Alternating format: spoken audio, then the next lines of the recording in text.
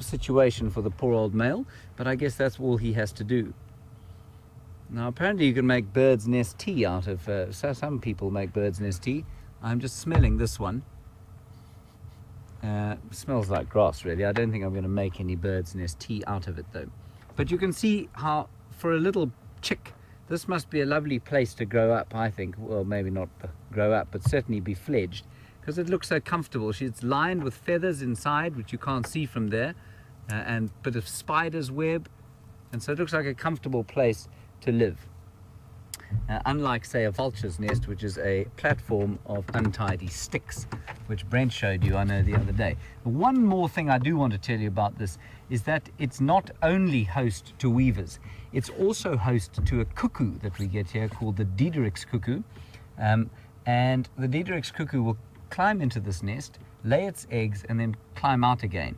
Sometimes they throw out the original weaver's nests, weaver's eggs, and sometimes the cuckoo chicks will toss out the weaver's eggs, and sometimes they just grow side by side together. I'm not exactly sure what the situation is here, but the Diederik's cuckoo will then play no further role in any kind of parenting, and that's a concept called brood parasitism, and it happens all over the world, but this one is a particular favorite of the Diederik's cuckoo.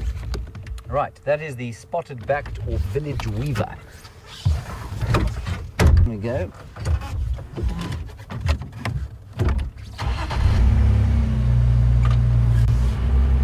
I'll show you a little picture as we drive along.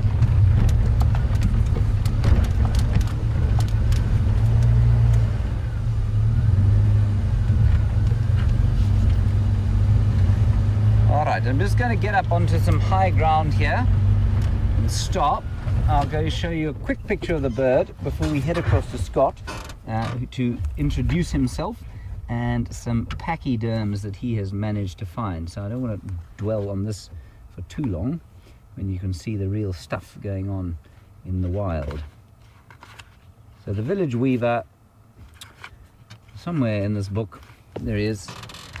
Village or spotted-backed weaver is number 3 over there. Okay, so that's what he'll look like when he starts to build his web, his nest. Okay, so we're going to head across to Scott, who's managed to find some pachyderms, and I will see you just a little bit later, perhaps with some good news of Sindile. See you just now.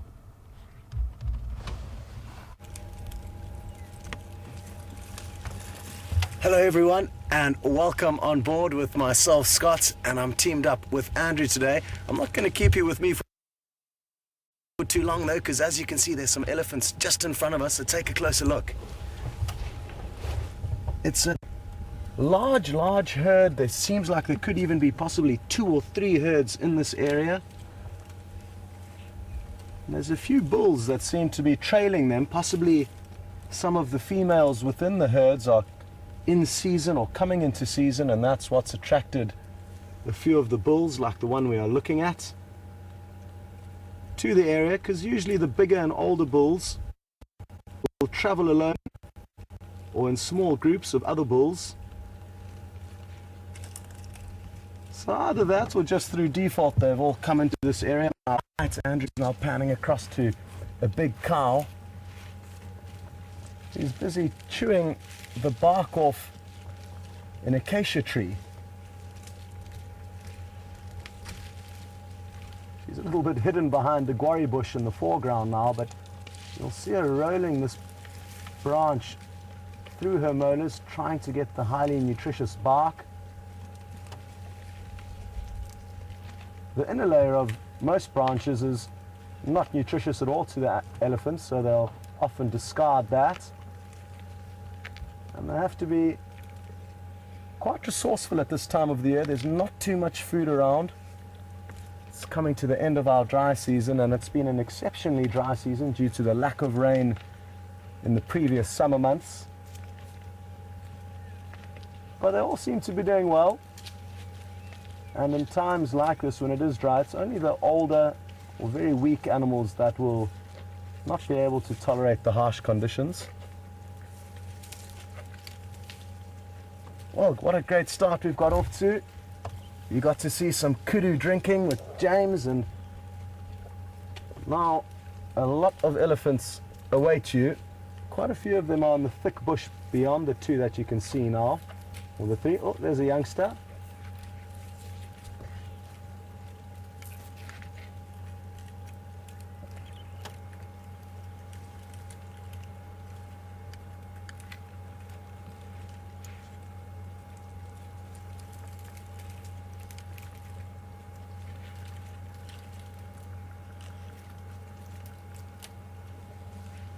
And we just got a comment through from John in Kentucky. Good to have you with us, John.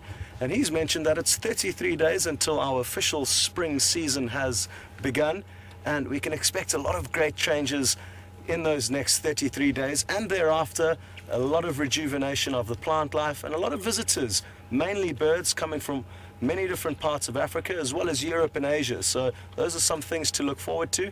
And like I say, a huge rejuvenation in the vegetation after we start getting our first rains.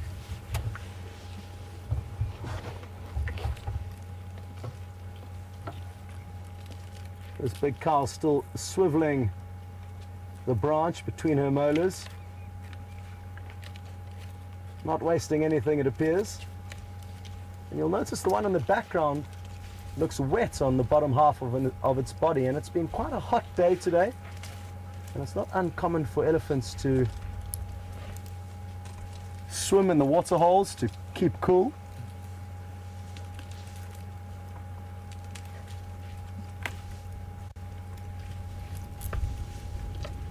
You'll also notice that it's quite windy this afternoon, and that's keeping us nice and cool for the time being. Interestingly enough, earlier on at midday it was completely overcast, and in just a couple of hours it's changed to completely sunny. So we certainly are experiencing a lot of different weather patterns at the moment, but what I can assure you is that it would be very unlikely to get rain within the next month, and only from October can we really expect to start seeing the first rainfall. So the elephants have still got some time chewing on these dry plants until the summer bounty arrives.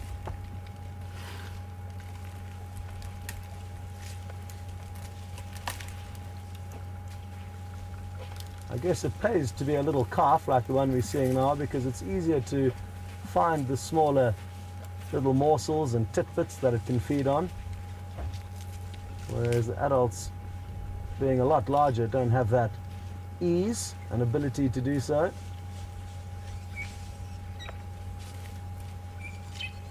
You can see its tiny little tusks protruding there. That will be, in all likelihood, well, almost definitely, its second set of tusks. The first set they have will fall out within the first 6 months of their life as a general rule, and they're often not able to be seen by us. And this will be the second pair. This elephant's probably closer to 2 years of age. And won't it be interesting to see how big those tusks become over the years. Their lifespan is quite long. It's about 60 years on average, so it's still got a long way to go, only being about roughly 2.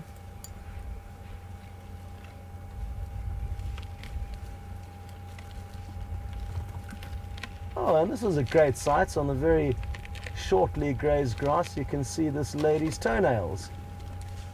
Doesn't look like she's been for a pedicure recently, but it is certainly a great view of those toenails.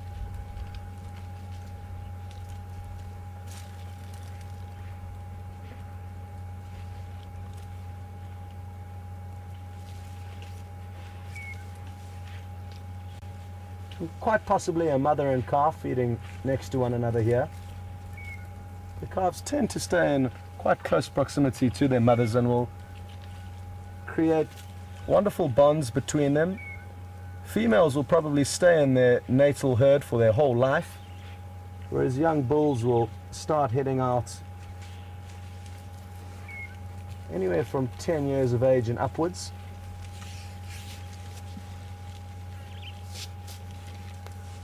Oh, you can see the little calf using its foot to try and help break off the small branch. Not having much joy, but it's going at it, and I'm sure it will succeed in the end. Oh!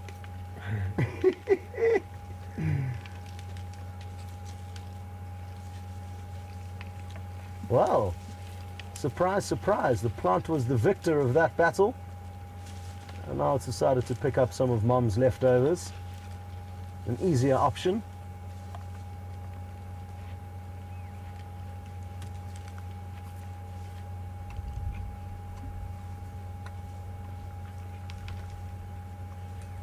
Well, it's going to battle because it's going to try and do the same thing that its mother's doing, to try and chew the bark layer off. Oh, you can see right into its mouth there. Little pink mouth. What a great angle. That's the view we don't often get to see.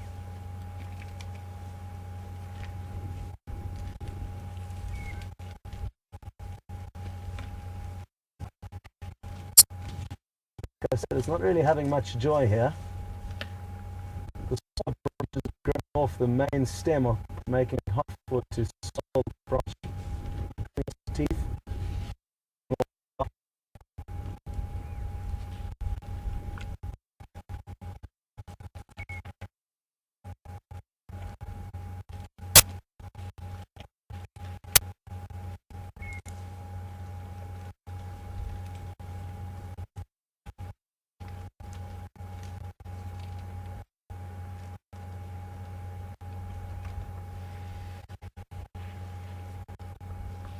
Sorry, we're in a bit of a low signal area here, so I'm told you possibly couldn't hear me earlier, so I'm just having one last test to see if it's rectified itself.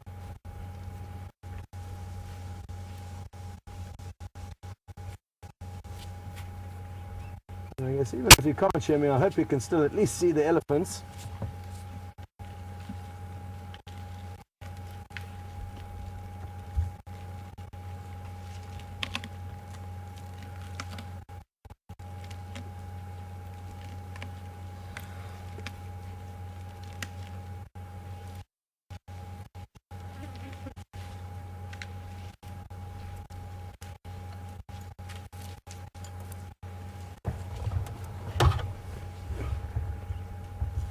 Okay, well, because I'm told, we're going to try and reposition it ever so slightly. We're going to leave these elephants, but we'll stay in the meantime and call you once we've got some better signal. We'll see you a bit later. Hello everybody, welcome back to Jigger. Sorry about the signal on old Wendy there. It's not Wendy's fault this time, more normally it is, but she is up near the very northern section of the reserve where the signal is notoriously bad. Not really sure why. Quite close to that huge dam called Sydney's Waterhole. Anyway, that's where Wendy is, and as soon as signal can be re-established, I'm sure we'll go back to Scott and the elephants. There are lots of elephants around at the moment, so if those are the only ones we see this afternoon, I will be quite surprised.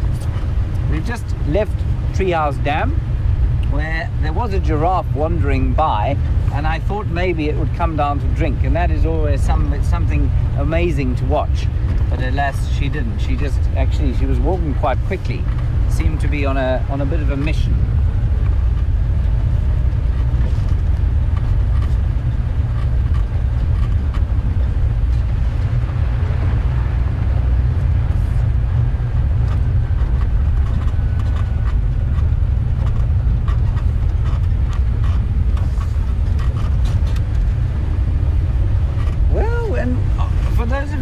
Perhaps just joined us, or we were looking at some kudu at the start of the drive.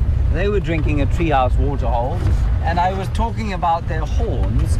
And Eric from New Jersey, very interesting question. You want to know, or you say you've read that when they put their heads back, they can see through the spirals of the horn. I'm just going to stop here. There's quite an interesting bird. Wium, can you see it there? Oh. Hoopoe. So Wium's just going to find you this hoopoe on the camera. Also an onomatopoeic name for the bird. Eric, I haven't read that they can do that, you know. I seriously doubt that it's possible, I must say. So Eric, I'm going to say that what I'd like to know the source of that information, that a kudu can tip its head back and look straight through its spirals. I'm really not sure what the point of that would be, A, and B, having looked at it and looked at a kudu's kind of its eyelashes and the eye sockets which seem to face forward, I really don't know that it would be able to look through the spirals of its horn. But interesting thought. Thank you, Eric. So that is a hoopoe you're looking at, the African hoopoe. You get them in Europe as well. I think I saw one in Greece actually a little while back, and certainly you get them in Britain. And in fact, I also saw one in Russia, you know that. I saw one when I was recently in the far east of Russia. I saw a hoopoe. And they're called hoopoes. Why, Wium? Because they go whoop whoop, whoop whoop. Beautiful birds.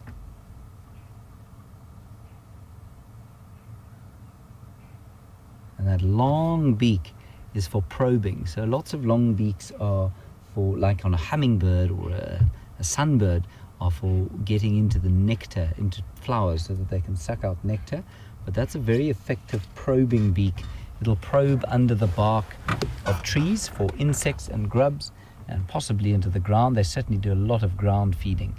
So it's mainly for probing for insects and that sort of thing. And that's why a hoopoe has got that long dark beak.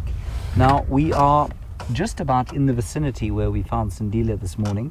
I suspect he does move around a little bit during the day. So we're going to go in here and have a look. And while we're doing that, I'm going to send you back to Scott, who seems to have stabilized his signal. And I will see you hopefully a little bit later.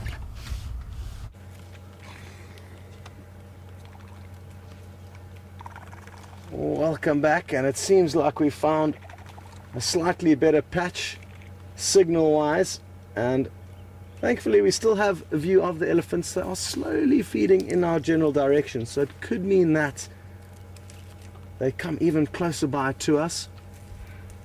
Quite a useful technique to approach when viewing elephants is to loop quite far ahead of them and let them make the decision as to how close they would like to come to you, rather than you encroaching on their space.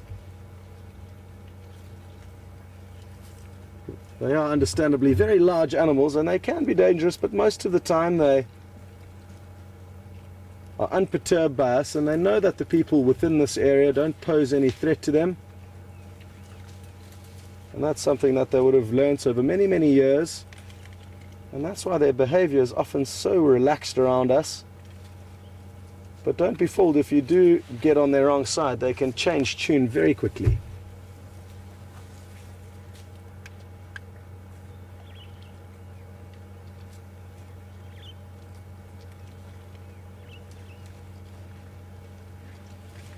Well, I was chatting a little bit earlier about the elephants having to be resourceful during these drier months, but they can look forward to a summer bounty.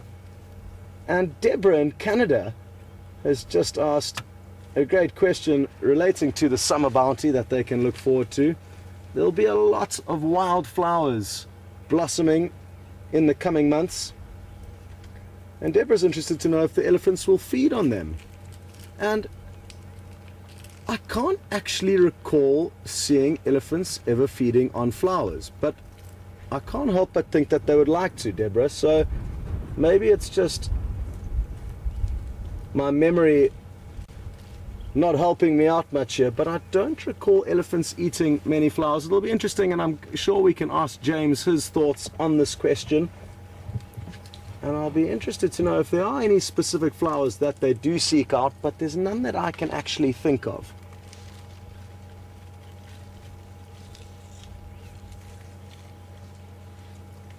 Things that they will be looking forward to, though, are the marula fruits. That is one of their summer favorites. It's going to be towards the end of summer, though, that they get to feed on those.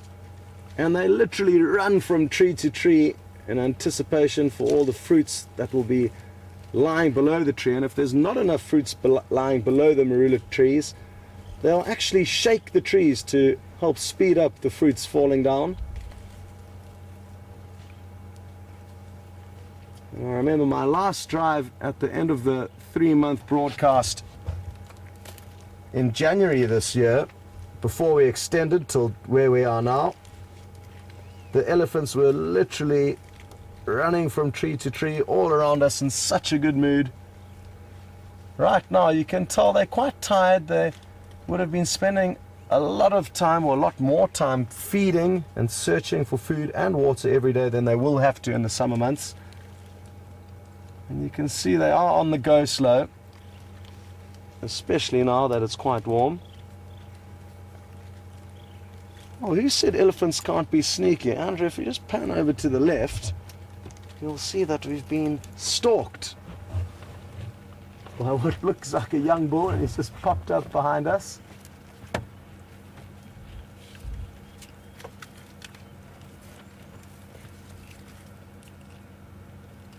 A lot of you must be wondering why they're only feeding on the dry, dead branches when there's quite a few green leaves around that they could feed on here. These are magic guarri bushes whose leaves are not really eaten by any of the animals.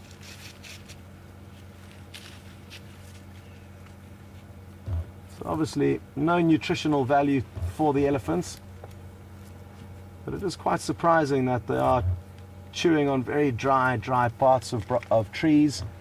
But what must be understood is that certain plants will store minerals and nutrients within their roots and within their bark during the winter months, almost like us putting our money away in a bank. And the elephants tap into these mineral and nutrient banks wherever the plants are hiding them, waiting for the rains.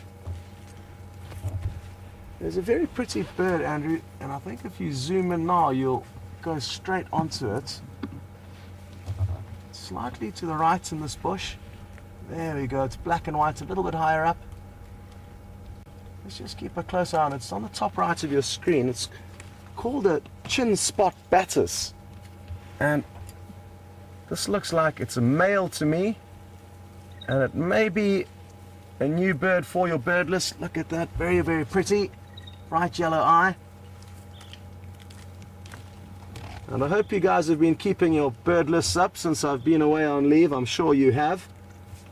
And for those of you who may be joining for the first time, it is a great way to learn and keep track of all the little different birds out here. And a lot of the time there aren't elephants around like there are now, and it's the birds that we rely on for entertainment.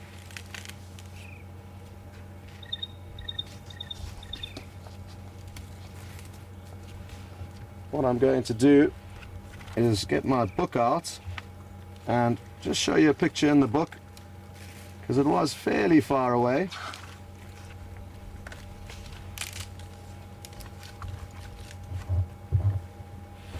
Is it still in there, Andrew? Yeah. Oh yeah, there it is. I just had my head down paging through my book and didn't see it hiding behind the branch there. Something to look at though, just before Andrew zooms out. Sorry, Andrew. Okay. Look closely at its chin. There's no brown mark beneath that black bow tie that he's wearing. It's quite a big black bow tie. But that's the distinguishing feature that helps you distinguish between the male and the female of the chin spot batis. You can clearly see that bright yellow eye.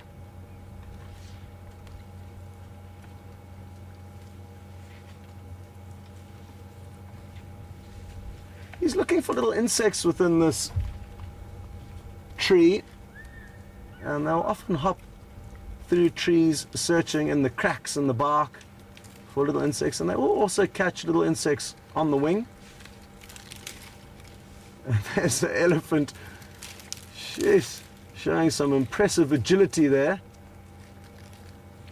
and how it can really move those big legs around in order to help feeding. There we go.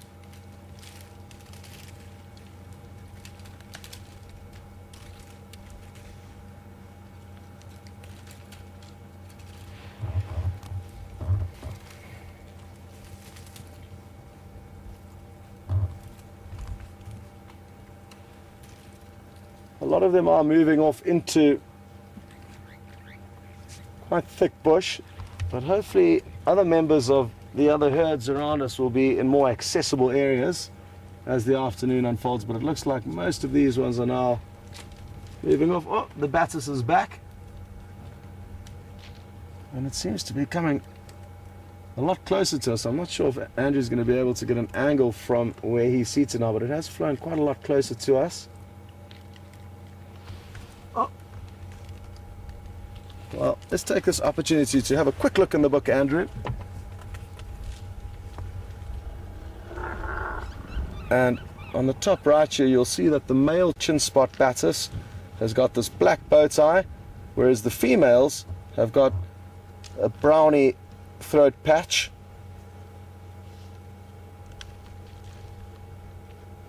Very good. You may have heard one of the elephants letting off a little bit of a rumble up ahead there. I'm not sure what that was all about, but possibly just some calm communications between them. They will communicate in a variety of different tones and noises, some of which are actually inaudible to the human ear, infrasonic vibrations which travel through the earth. And I'm told that elephants can pick up these infrasonic vibrations from many, many kilometers away, up to 30 kilometers away if the conditions are right. So it's incredible how they can communicate with other elephants from that distance. But then they also do let out loud trumpets if they get excited or agitated, or deep rumbling murmurs, which is typically associated with calmer behavior.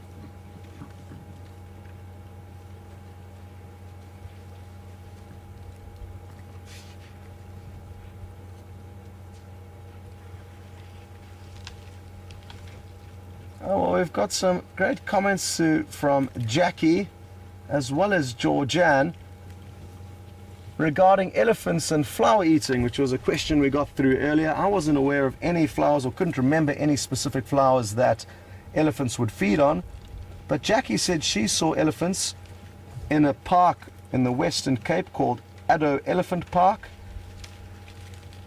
which has some purple flowers that were growing as ground cover, and the elephants were feeding on those. And Georgianne has mentioned that she's actually seen on Safari Live elephants feeding on some flowers called star zinnias. So thank you very much for sending through those updates. And isn't it wonderful how we can interact if this is your first live safari? Very, very warm welcome from myself and the rest of the crew. But it is also important to know that you can send us through your questions or simply let us know how you're feeling. We really also love to know where you're from, so please let us know where in the world you are sending your messages from. It's really interesting for us, especially considering that a lot of you will be watching many, many thousands of miles away and in very different time zones and climates. And it's always nice to know exactly the situation you guys are in. So feel free to share that with us.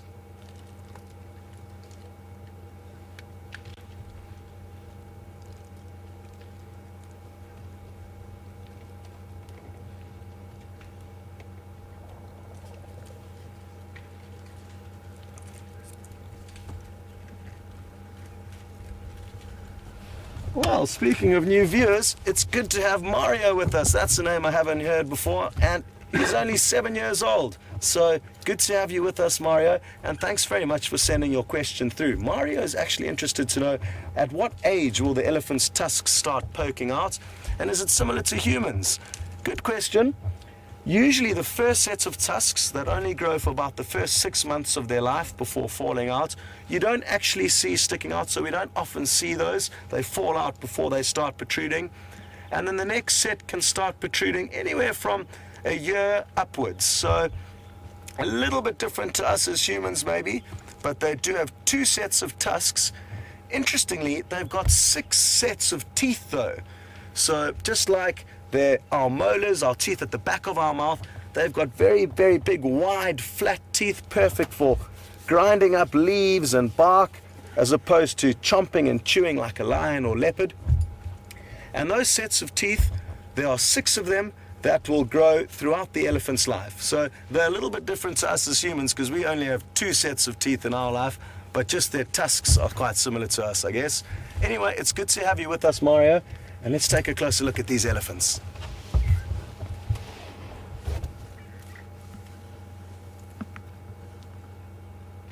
Well, thankfully, the one that is right in front of us hasn't moved too far, otherwise we wouldn't be left with many options. Although, having said that, I'm just looking over my right shoulder and I can see quite a lot more elephants approaching us. So we're still in a good spot for now. Like I said, though, the elephants really are on the go slow. Probably a combination of being tired, of searching tirelessly for food, and also the temperature that we're experiencing now is quite warm.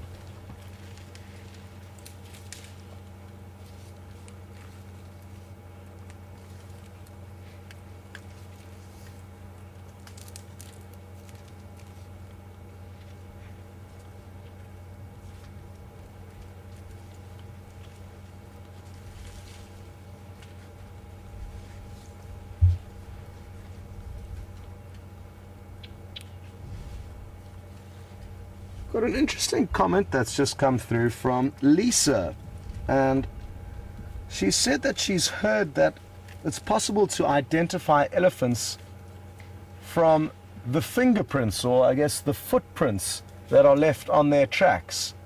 And basically, when you look at an elephant's track, there's a network of little lines and patches, and I'm sure all of them are different and therefore could be used to identify different individuals, but you would need an incredible memory or some serious equipment to help you do that.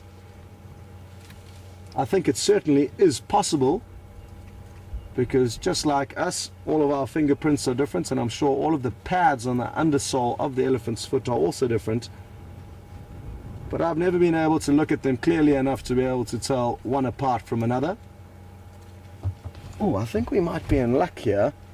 I've seen a few more batis arrive in the tree, and I'm hoping there may be a female that we can show you.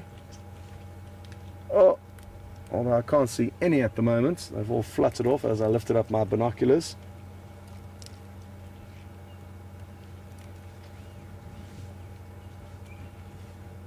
I'm going to keep an eye on those little birds and hopefully be able to show you a female, but for now they've done a runner. One's back. Yeah, Andrew's just spotted one, but it looks like it's either the same male or another one.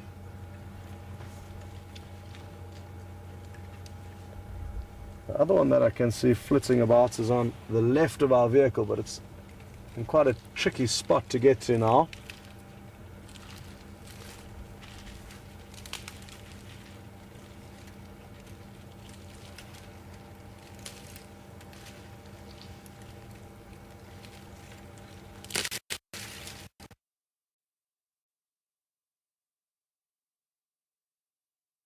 So breaking, not very big. A lot of the woods out here are very hard woods.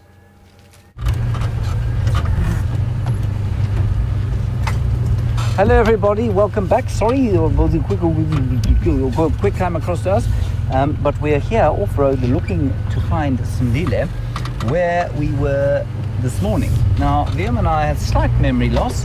Couldn't exactly remember where we were, but we think that we have come into the correct vicinity now. Stump under the left wheel,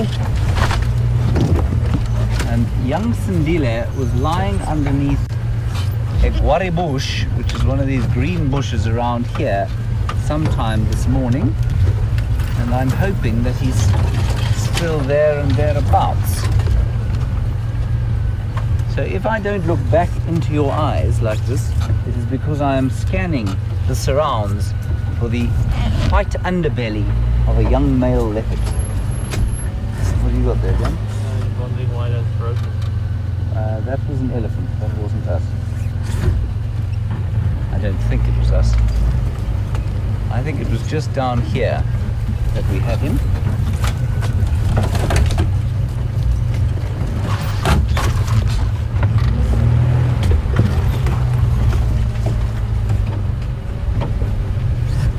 There he is. You haven't moved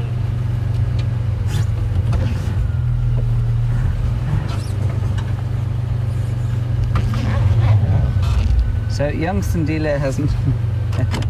I'm just going to stop here. He has not moved at all.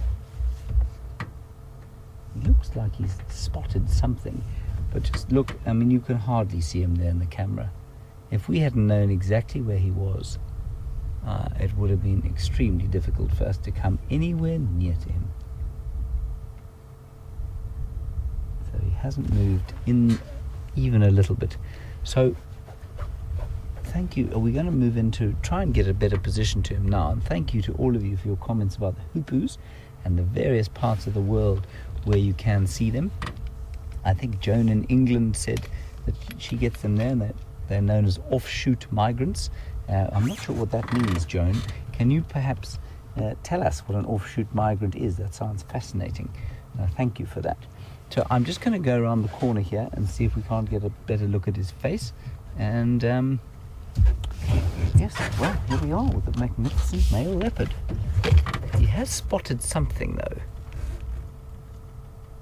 You know what, I'm actually just going to wait here for a second.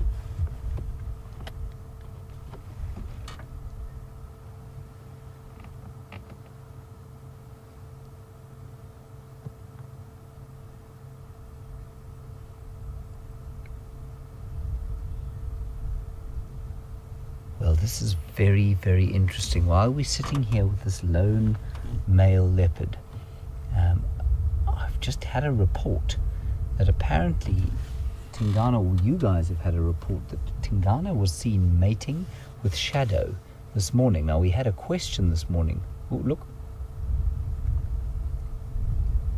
I'm just going to wait here. We had a question this morning about whether or not Shadow would mate at this stage, and I said I really didn't think so. I'd be fascinated to know. We're going to find out from Arethusa exactly what happened there.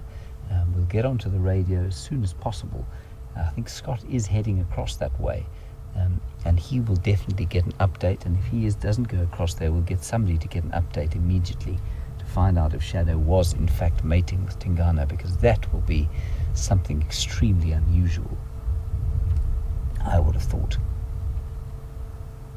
Anyway, young Sindile has just stood up. He seems to have seen something that he might like to snack upon. And as I noted this morning and previously, he never looks hungry.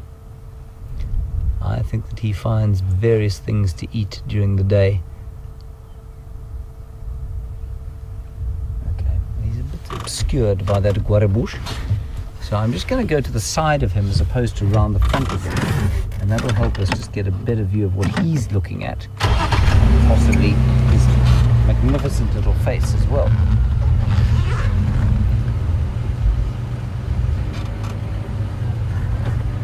The inimitable Brent Leo Smith was also around this afternoon, driving about, I think. So he might be able to get some updates for us from Arethusa. He's the one thing about old Brent is that he is supremely connected. He knows all the other rangers in the area, and he's always got the lowdown on what's going on.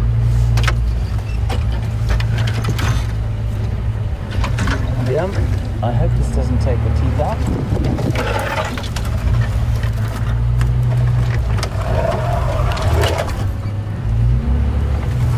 Horrid noise. I promise you it sounds much worse than it is.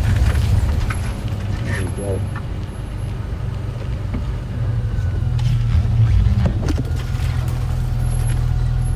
Okay.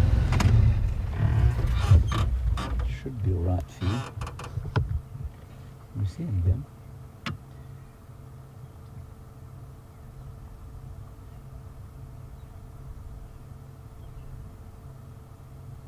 There we go.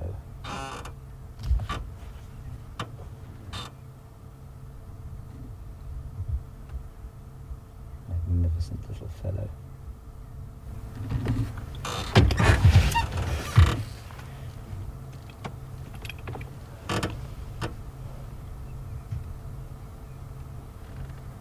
Now, as Scott pointed out to me yesterday, he said, look at Sindile. Sindile to him looks paler than his mum, Shadow. And I have to agree, I think Scott's right. I think he is quite a pale, sort of honey-coloured versus golden leopard. And as I was postulating this morning, there was a whole lot of questions about, and some postulations about how before he was born, his mum was seen mating with Tingana and the Anderson male. Now, the Anderson male, for those of you who don't know, lives sort of to the west of Arethusa, and for simplicity's sake, we'll say that Tingana's territory is basically Arethusa and a little bit of Juma, and then Mvula off to the east, and sort of so his territory focuses on this part, or Juma. So for simplicity, it's not quite that simple, but that's basically how it functions. And we were just postulating that while we think Tingana is his father, it is possible that it's the Anderson male. It's also possible that his mum mated with Mvula, and that's where he gets this pale coloration from. Now that is purely a guess, and only a DNA test would be able to tell the difference.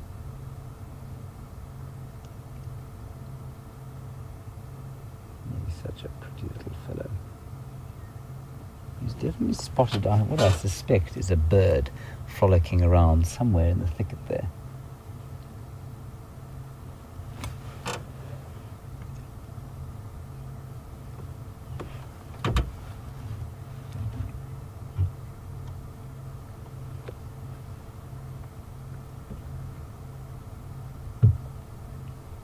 Exhausted little fellow after his day alone in the sun.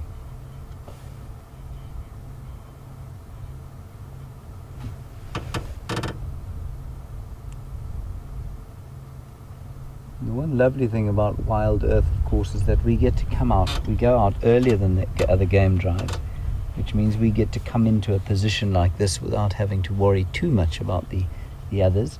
But we may be disturbed during the course of the afternoon, because we will have to report his presence, obviously, and that is reciprocal. We do get to go and look at lots of the other animals that the other game drives find.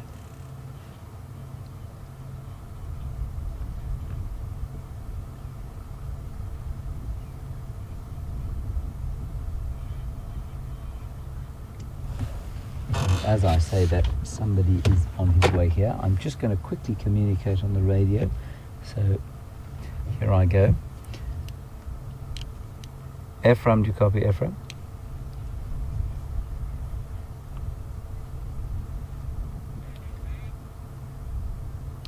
Ephraim, animal is static.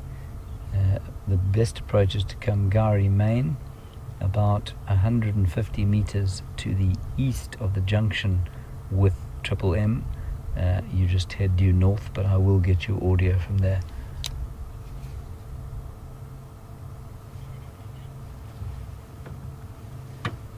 So everybody, I don't know how busy the sighting's going to get, but just be aware that I might have to excuse myself from time to time and go onto the Game Drive radio.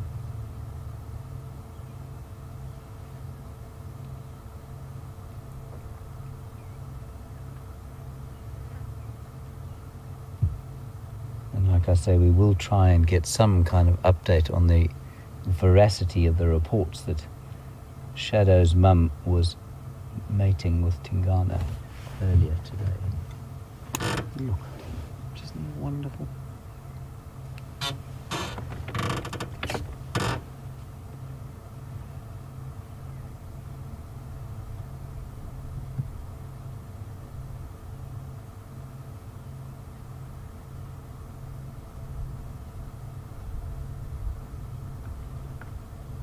So, Penny, you think it was a report from a chap called Gareth in Arethusa that Shadow was mating with Tingana? Well, we will definitely follow up on that. I think it's fascinating. You just never can say. When I started guiding, I would make very definite statements about what animals were and were not going to do, and I have ended up with so much scrambled egg on my face that I now don't think that anything is impossible. He is now stalking something. I wonder what it is. He spotted something. Just like a house cat. If you've ever had a house cat and seen it stalk, that's what he's doing. Making as little sound as he can.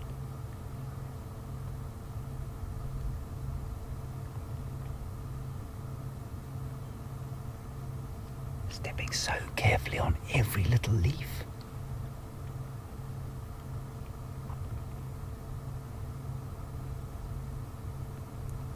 Or just having us on.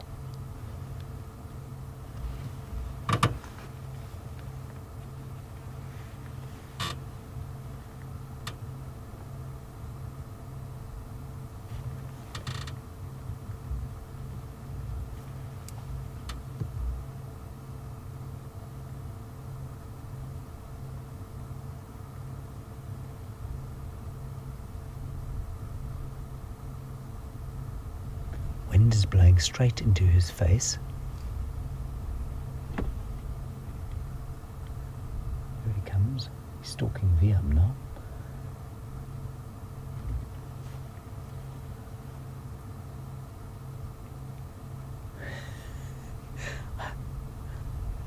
I don't know what he's doing.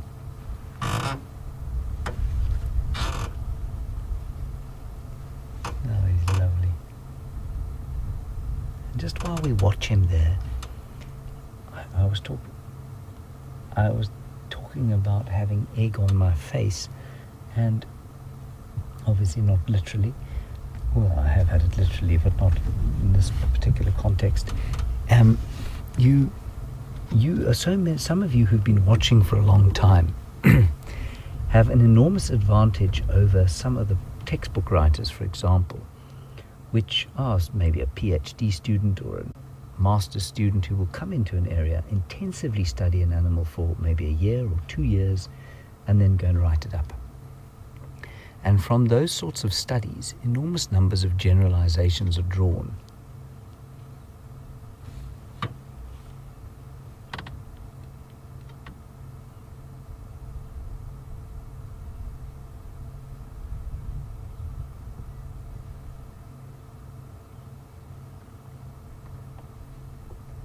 Okay, very interesting goings on here. I'm just going to quickly tell you what I was going to say, and that's that you chaps who've been watching a long time have a huge advantage because you've seen these animals over consecutive years, and often some of the things you see are just not recorded in books or theses or whatever it is from researchers. Just had a report from Scott that Tingana and Shadow are heading this way. So it would seem that perhaps they were mating this morning. I mean, I don't even know how to begin to explain it to you or why it would happen. Who knows? But it would be really spectacular to see them in the same sighting. And mostly for me, and I'm sure for many of you, we have lots of questions about fatherhood and the effectiveness of mammals as fathers. I can't wait to see Tingana with this young leopard, and if they will tolerate each other or if he will just disappear. So we'll try and get some kind of update as to exactly what's going on, but this young fellow is definitely doing quite a lot of stalking.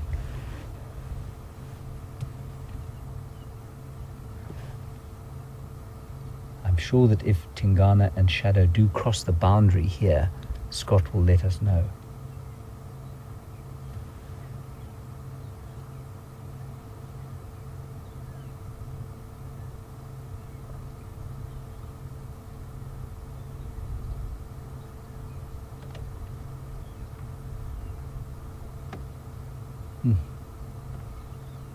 He's quite pale, Wium, don't you think?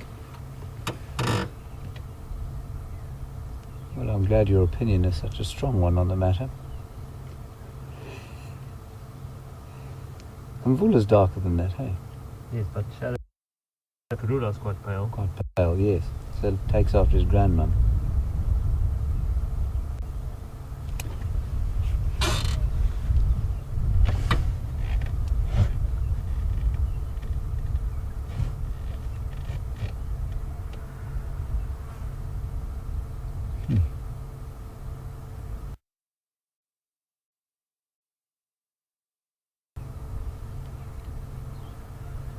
I'd be fascinated to know what he's seen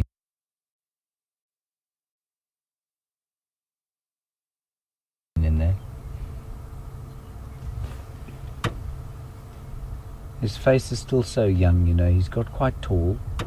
He's getting a little bit stocky, but his face is still that of a young leopard.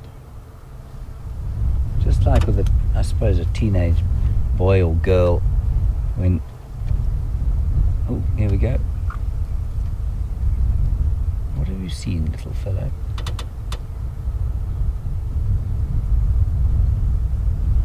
He's picking something up on the wind, you know. I think it's every time there's a little bit of a breeze, he gets up and moves.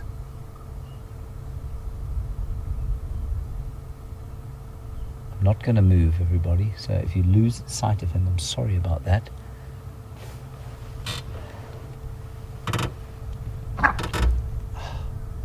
Listen. What was that? Something spotted him. It's a bushbuck.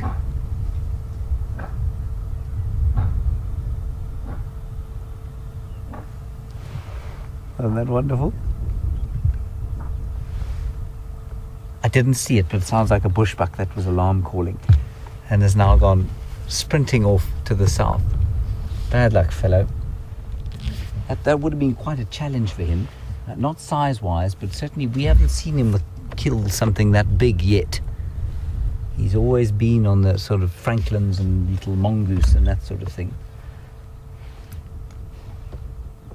Oh, that was lovely. Okay, I'm just going to sit for 2 minutes and see if he doesn't come back to this position, and if he doesn't, then I'll move.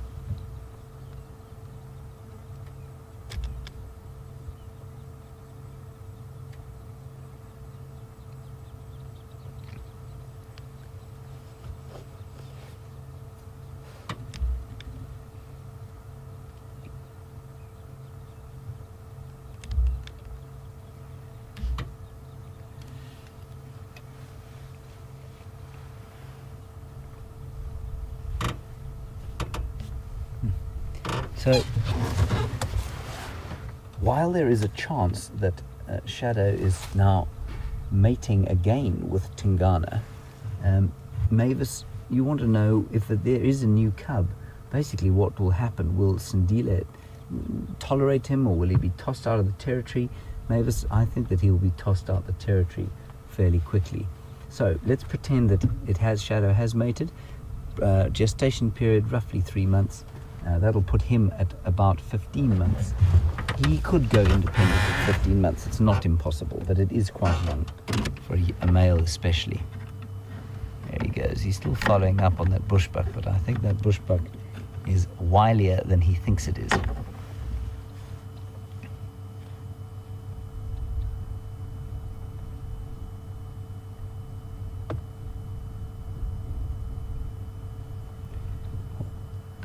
All right, we're going to nip across to Scott, everybody. I'll try and keep up with this leopard, but Scott's got something even more cool than we've been looking at here. Enjoy it immensely, and I'll see you just now. Look at this! Can you believe it? Shadow's trying to seduce Tingana into mating with her. Watch closely.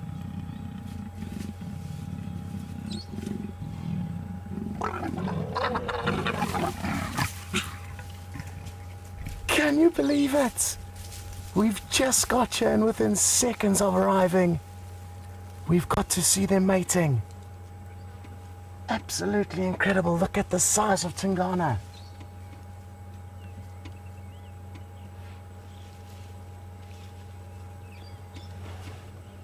Wow.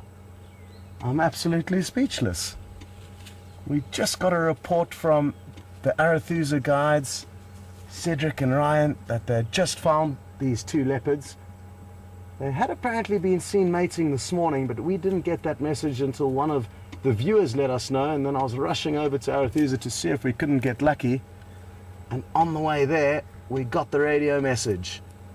And we're in the perfect place to find them crossing over from Arethusa into Vuyatela or Juma. You can hear a dwarf mongoose now alarm calling.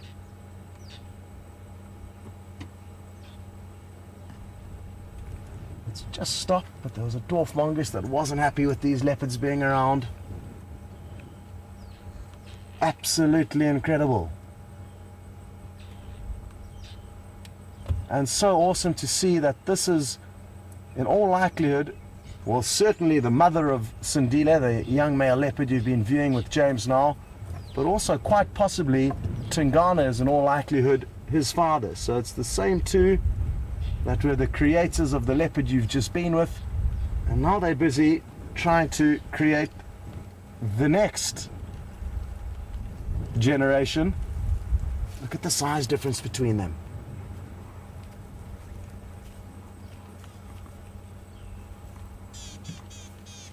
He's probably double her size and weight. How beautiful is this? It's not a sight we get to see very often, and it's actually the first time that I've managed to be able to share with you the incredible sights of leopards mating. Now, in all of this excitement, I haven't had time to inform any of the guides of the sighting, so I'm just going to get onto the radio quickly. This is obviously a very, very special sighting, and I want to let the guys know as soon as possible. How awesome is this? What an absolute luck.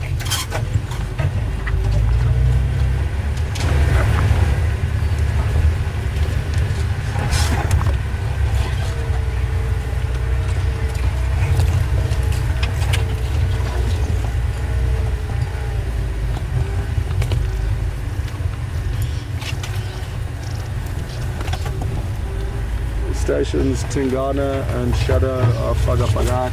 They are currently mobile north towards the power line road that runs between Impala Plains and Wium.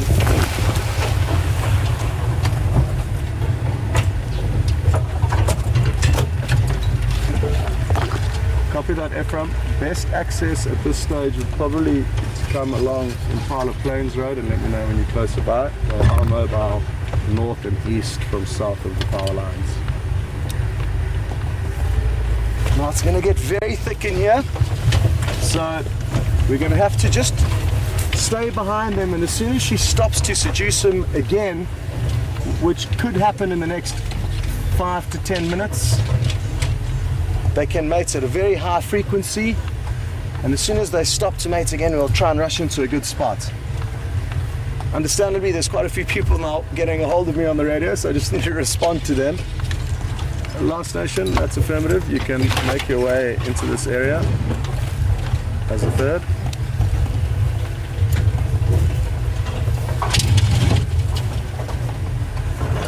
So we've got 2 other vehicles already coming to join us, so that's great news that we can share this incredible sighting with them. And as I was saying though, before I got onto the radio, this mating can continue for anywhere from 3 to 5 days, and every 20 minutes, or even at a higher succession than that. So many copulations. And considering the last time we saw her was at about 6 o'clock last night, we can assume that it was certainly last night at the earliest that they would have actually started mating. So they're still very early on in the mating. What's also interesting is that she shouldn't technically be mating now. It's a little bit too early, because that means she's going to have her next litter in 90 days to 100 days from now, and her young cub Sindile will only be about 15 months old then. So it's going to make for an interesting scenario, because female leopards will usually only kick out their sons or daughters, any of their youngsters, anywhere from 18 months as the general rule. Okay, this is great news. We're going to be able to link ahead of them and wait for them to walk past us. This little road that we've got onto now has allowed us to scoot ahead of them. I'm just going to try and decide where the next best spot will be, which I think is here. Let's just turn around. Looks like she's seducing him. Oh, just trying to seduce him again. Hold on, everyone. We need to get into a gap quickly. Doesn't look like he's falling for her dance moves this time, though. Oh, no, he is.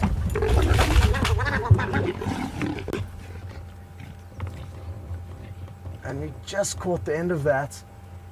And it's still quite a violent and aggressive procedure. And that's because they've only started mating recently. As time goes by, they will become less aggravated during the process, and we'll be able to discuss why they are growling and snarling at one another. It is a painful process. And here comes Tingana just a few meters past the back of the vehicle.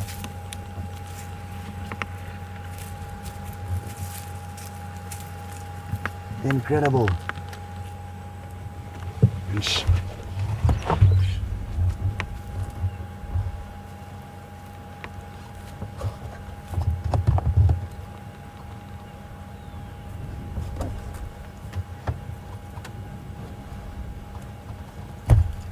Just going to get on the radio and give the two vehicles who are on their way here a quick update so that they know where the animals now are.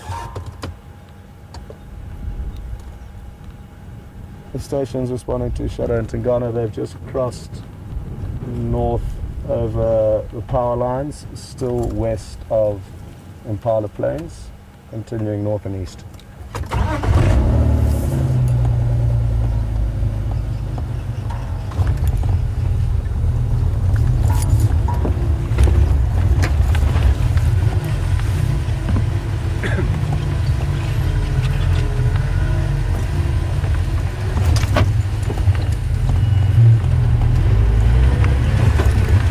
Okay, so we are a little bit off timing there and missed a bit of the action, so sorry for that. Difficult to predict what these animals are going to do. And let's just loop ahead one more time and see what happens.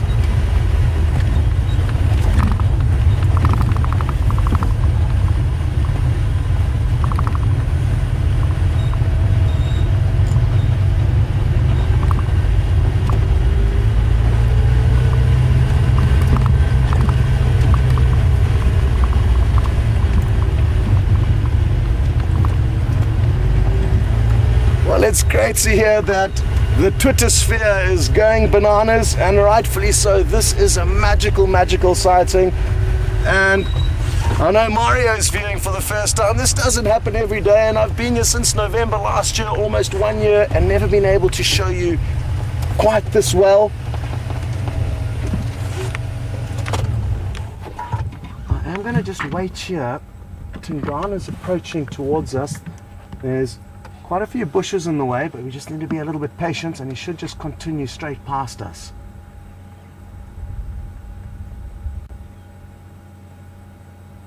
He's directly behind that dark green bush. There he comes.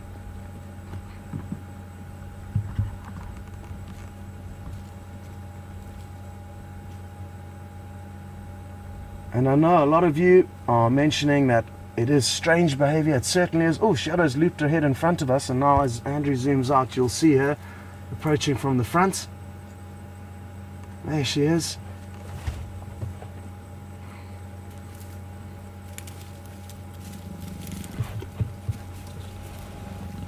I think she's going to seduce him again right here in front of us. Watch this. She's starting up, you can hear her.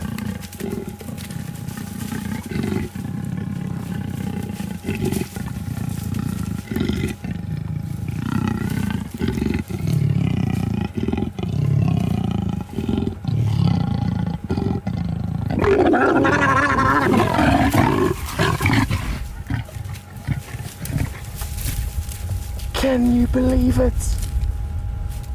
They're probably only 3 meters away from us. It's quite interesting. Leopard and lioness will act the same way now. They roll over on their back for a few moments.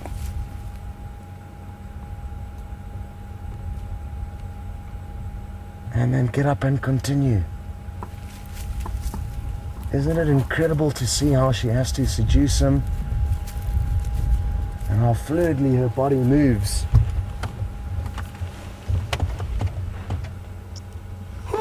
Well, I don't know what to say. I cannot believe how close they were. I think that is the closest I've ever been to mating leopards, and I've seen it a number of times, but that was spectacular. Anyway, it's going to happen a lot more times. That's the good news.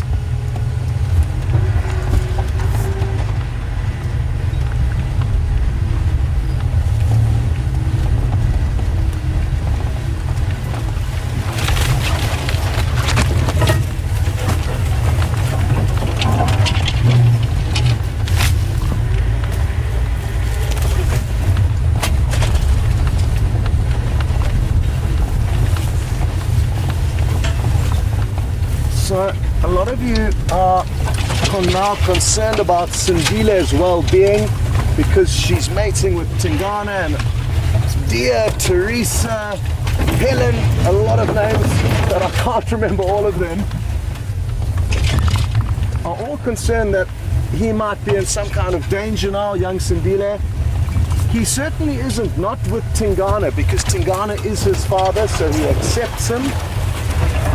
And I don't think there's anything to worry about, even if she does give birth in the next 3 months, which is likely if they continue behaving like this, then it'll just mean she'll have to accept both her new cubs and her slightly young but still old cub within her territory.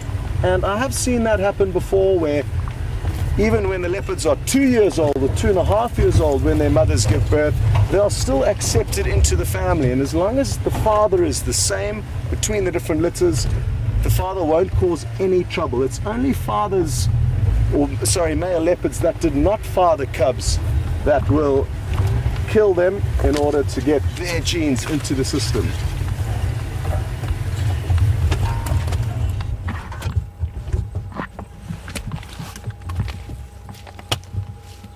I get my camera out quickly, so I'm ready to hopefully fire off a few shots if they do that again.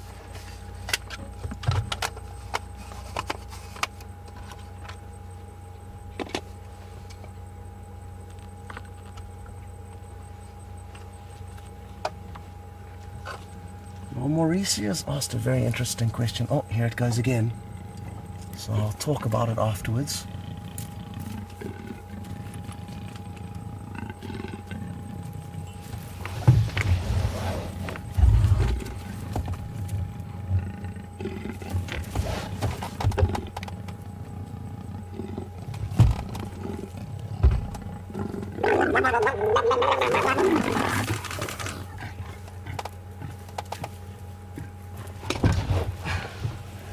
Wow, the action continues. Sorry, Mauricia. I will get back to your question now. Mauricia is asking if this is potentially a false estrus. And I don't think so. I don't see why she would want to lead Tingana into believing that he is going to be the father of her cubs, because I think he's already confident that he is. If it was with the Anderson male after she had given birth, or had it been after she's been seen mating with this leopard with other males that may be less dominant or on the periphery of her territory, then yes, certainly that may add up. But for me, I think this could just be her instinct kicking in and telling her to start producing the next litter. There's so many different variables into it. I mean, she could be confident in young Sindile's abilities to hunt and feel that he's already coming of age and he's old enough to deal with his solitary lifestyle. And the textbooks are only accurate so far, and just like with us as humans, oh, the guinea fowl are starting to alarm call now at the leopards. Let's continue. They're getting a bit far away and I don't want to lose them in this thick bush. So Mauricia is certainly a very good and plausible theory, but I personally don't feel it is a false estrus.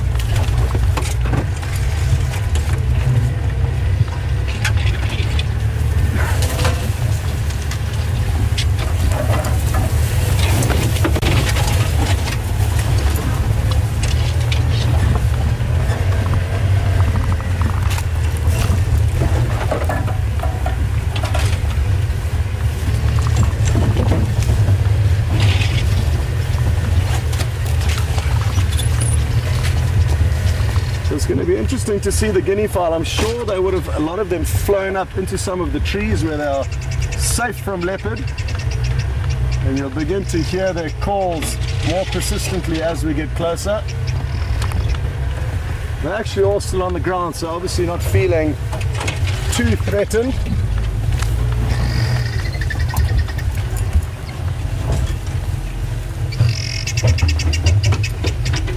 Stations Shadow and Tingana have moved northeast from Impala Plains power lines in the block.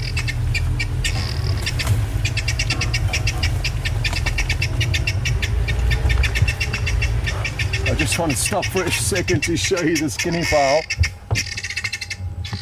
Not very impressed.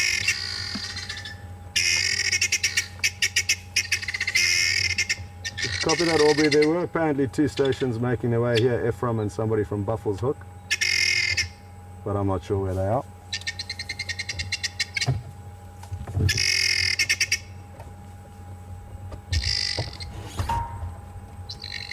So that's the helmeted guinea fowl that you can hear alarm calling very insistently at the leopards, and a good example of how different animals can help us to locate predators when they are on the move.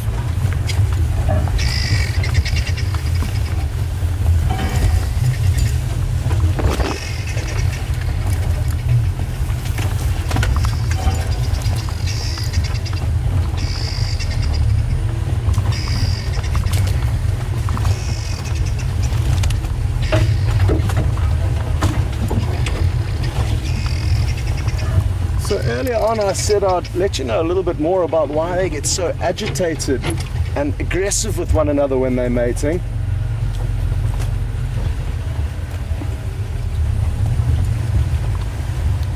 The station's best access will be via tele-access. We are not far from there now.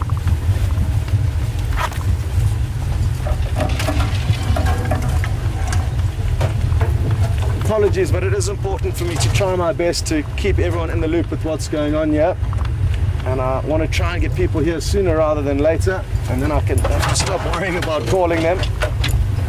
Anyway, as I was saying, it's painful because the penis of the cats, or all the cats, lion, leopard, cheetah, are barbed, and naturally, when they extract after they've copulated, it's very painful not only for the female but also for the male. And I'm told that this barbed penis is what helps induce ovulation, and it's a necessary requirement for cats when mating. But that is why we see this aggressive nature towards one another.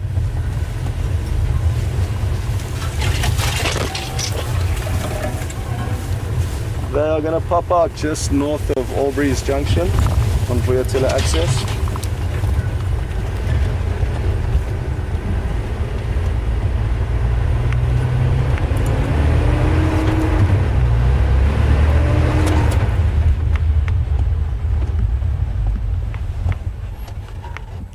Here they come.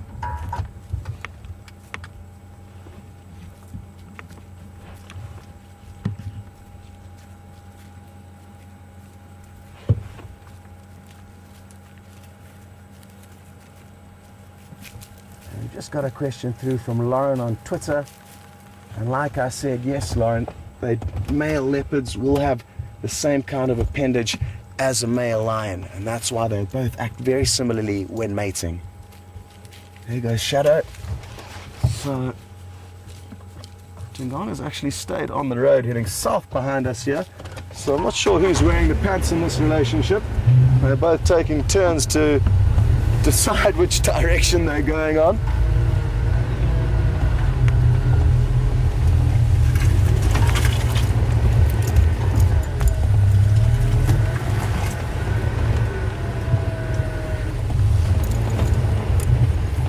Just to let you know, Sindile and James are probably about 1.5 miles away from us as the crow flies, and has been a similar distance the whole time. These two animals are quite a lot further north into the Sabi Sands than where Sindile is currently situated.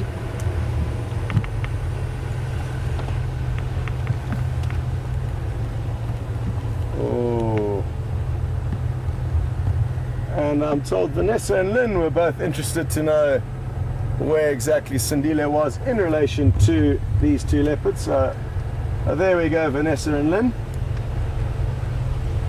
And a good question that I should have answered a little bit earlier, but I guess it was only a few moments away from the final control room sending your question through to us.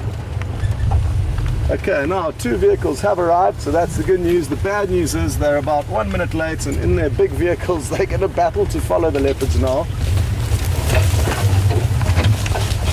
But at least they've got a chance. We are a lot lucky, or we're very fortunate in this little vehicle, because it's very maneuverable and it allows us to snake through the vegetation quite easily.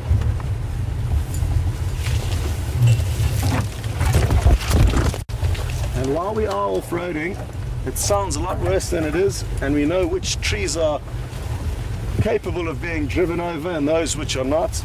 And a lot of the trees are flexible and will just pop back up. The harder, slow-growing trees that would snap, we avoid driving over. So, causing very little damage to the environment here. And it is, of course, a necessity in order to be able to follow the lives of these animals.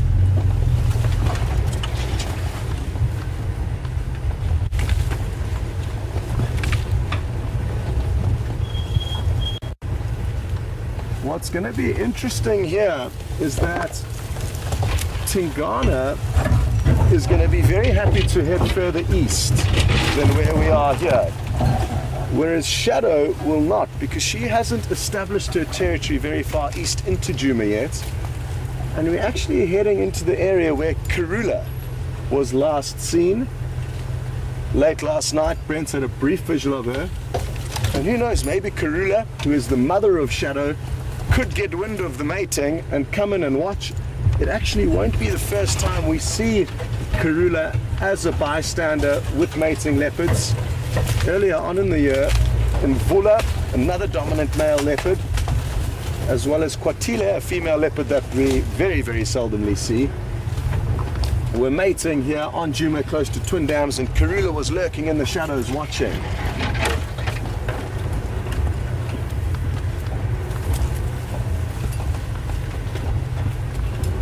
I'm sure she's going to get ready to mate again, because it's been quite a few minutes now. So that's something for us to all look forward to. And if you have just joined, these are 2 mating leopards that we're following. And here she goes. I can see she's getting ready to do it again.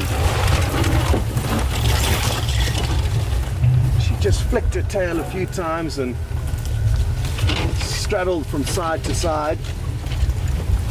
Well, tight squeeze there, but we made it through. I think she's going to mate in the next few moments though, so don't go anywhere and get ready to take some screenshots. Andrew, have you ever seen leopards mating? Negative. Okay, so this is a first for Andrew. He's got a massive smile on his face. And we were like 2 little kids when we were racing over to the sighting when we heard the good news.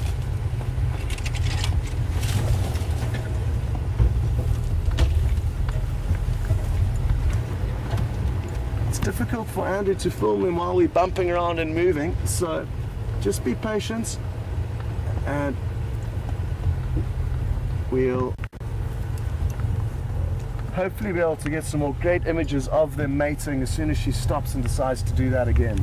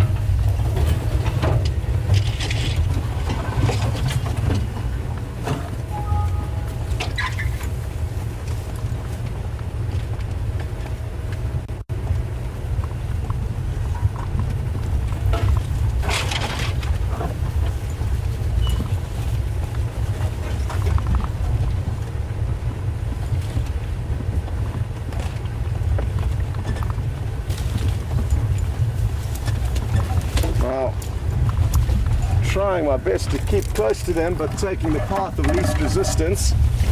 So we've just strayed a little bit further away from them, but now we are getting a little bit closer by.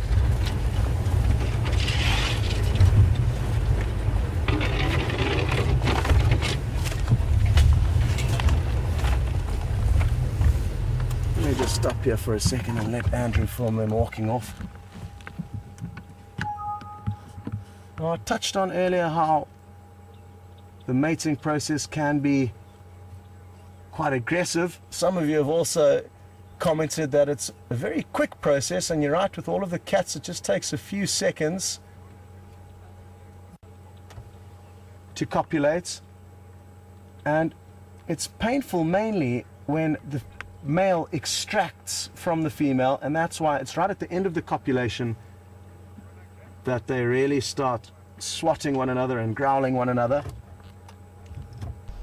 And just like with lions, it takes 3 to 5 days, like I said earlier, of very intense mating every 15 to 20 minutes, sometimes even at a higher repetition than that, for a successful mating to occur, or for the female to conceive rather. And that's why I said we can expect to see them mating a lot more times this afternoon. That is, of course, if we manage to stay with them. They're heading into some very thick bush, but I'm confident in this little vehicle we'll be able to go just about anywhere. So hold thumbs that they don't go into any areas that are too sticky for us.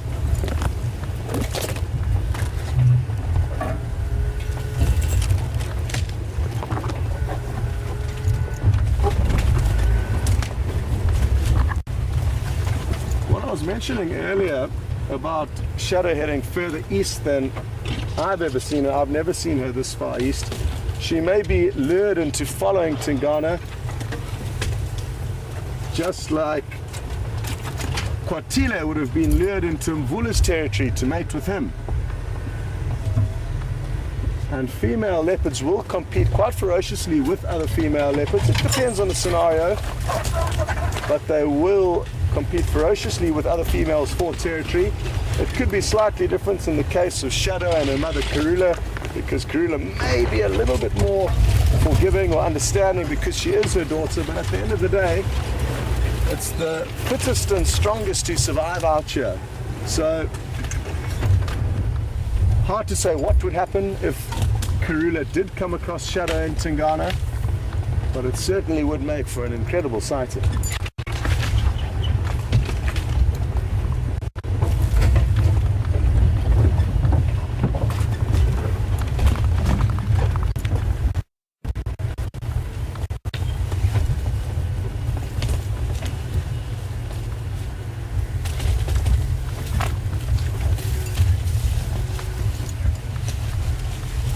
I think Tingana is the one wearing the pants in this relationship, as now Shadow's heading off in the direction that I last saw him moving in. And you would notice this behavior, quite typical of male leopards, is that they require a little bit of convincing to mate, which isn't always the case in the animal kingdom. Ooh. It is very thick here, but thankfully we're about to get onto a road called Gallagher Shortcuts, and you'll see what they do thereafter.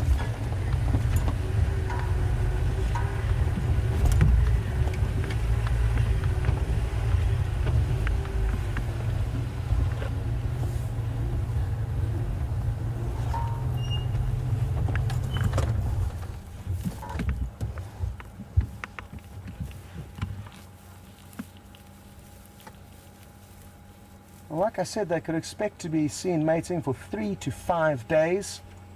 And Ruth in Costa Rica asks a great question regarding this, because that's quite a long time, and Ruth's interested to know whether they will hunt during the mating.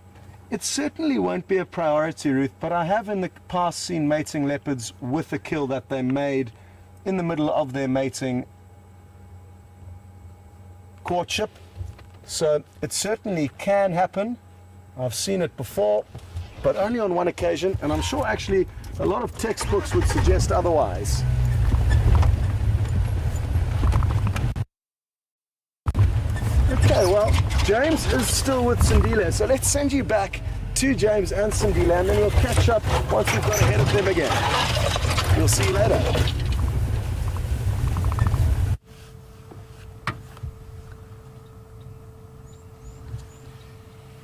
Well, everybody, it's not often that a sighting of this magnificent little male leopard is topped, but I suppose his parents, currently engaged as they are in making him a sibling, would be one such case where that would be necessary.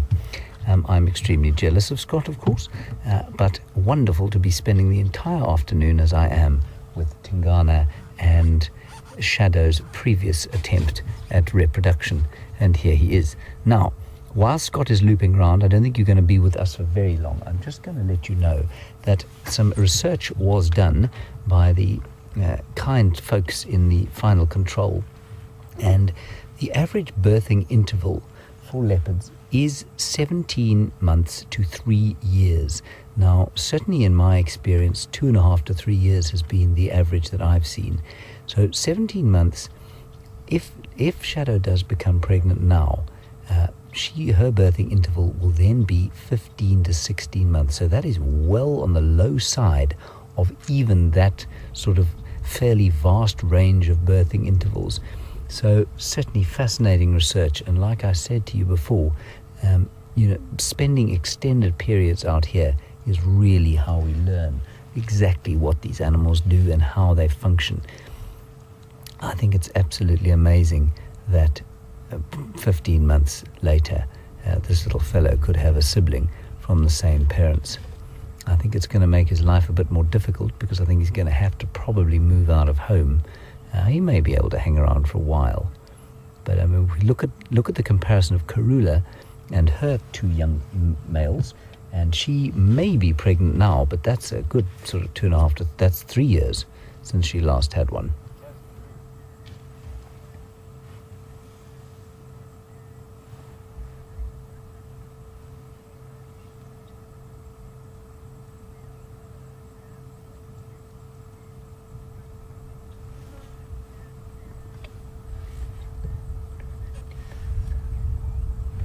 Joyce, Anita, Martha, Sarah, David, and a few others have asked very pointedly what will happen to Sindile, first of all, probably with Tingana tailing his mum.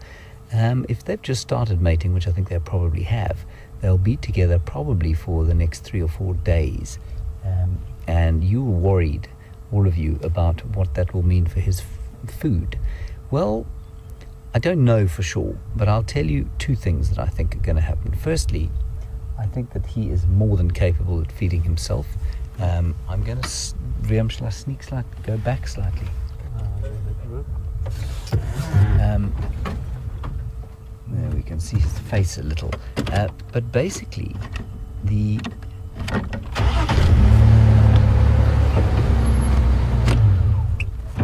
we're not going to get into a great position, everybody, but that's about as good as it's going to get for now. I think he's killing quite a lot on his own. I think he is eating birds on his own. Like I say, I've never seen him thin. He's probably not killing bushbuck and steenbok just yet, but I think that he will teach himself to do that. Yes, there is certainly evidence that the mothers do teach their youngsters, especially as they get to around about his age now, 15 months, they're supposed to start sort of accompanying their mothers on the hunt. Well, if she's got new cubs, that's probably not going to happen. So I don't think he's in danger food-wise from Tingana. From the young cubs, he might be. He's so sweet.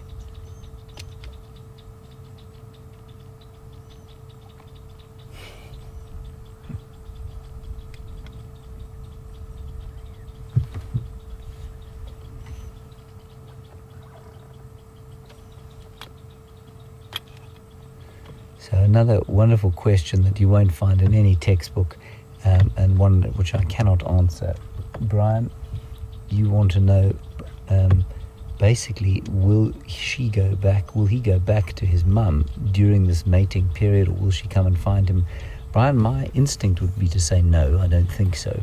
I think she'll probably try and keep him away from Tingana.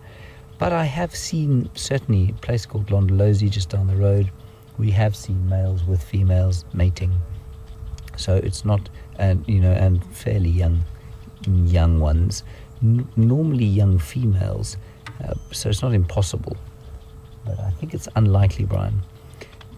And while I'm just on that subject, Brian, you've asked a wonderful question on Twitter, but we do love to hear from you, and we do love to know where you're from. So please tell us where you're from.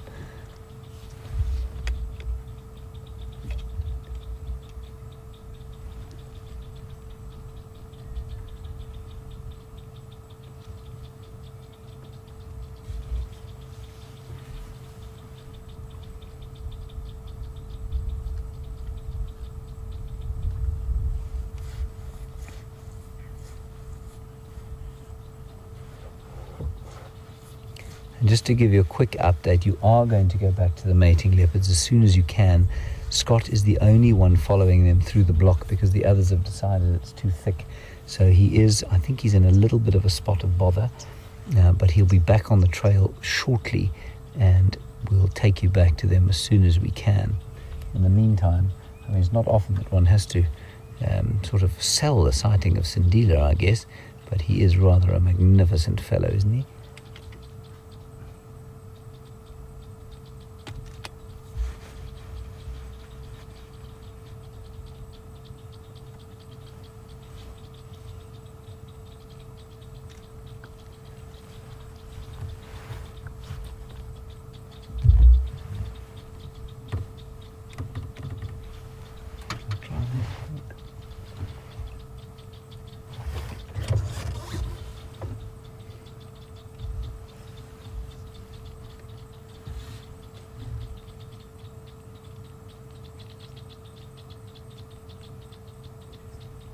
You can hear all the birds shouting at her. See the bird? Can you hear the birds? They're shouting at young Sindile here. Blip, blip, blip, blip, blip, blip, blip, blip. A couple of Battises. We'll try. I'm just going to sneak a bit forward. While I do it, some very interesting discussions obviously going around regarding why it is that Shadow is mating so early. Maurizia, you make an interesting postulation that perhaps it's because she hasn't raised a cub to this age yet. Perhaps she's going into estrus. Maurizia, that's possible. My instinct would be to say to you, however, that I think it's likely that perhaps the reason that she hasn't raised a cub successfully until now is that she does go into early estrus and perhaps therefore gets pregnant again and has cubs too soon and therefore has struggled to raise her previous litters. Is that possible? I don't know. Those of you who've been watching him or watching Shadow for a while might think about that as a possible reason as to why she's lost so many cubs before. And for those of you who don't know, she is 9 years old and has yet to raise a cub to independence. This is the closest she's got. And here she is mating again, certainly earlier than any of the books will tell you that it would happen. But as I've said on this drive, the books are not always beyond reproach or contestation.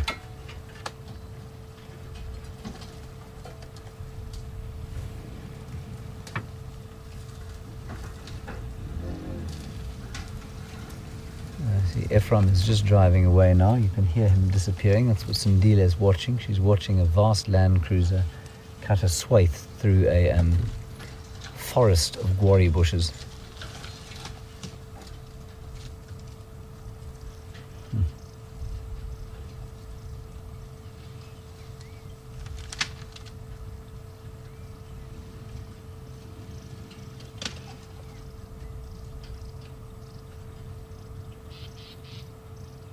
There you can just hear the odd, every time a bird flies over here it starts to shout at him. So there's a southern black tit shouting at him, there are a couple of Battises yelling at him, there's some Krombecks. Krombecks are the ones going.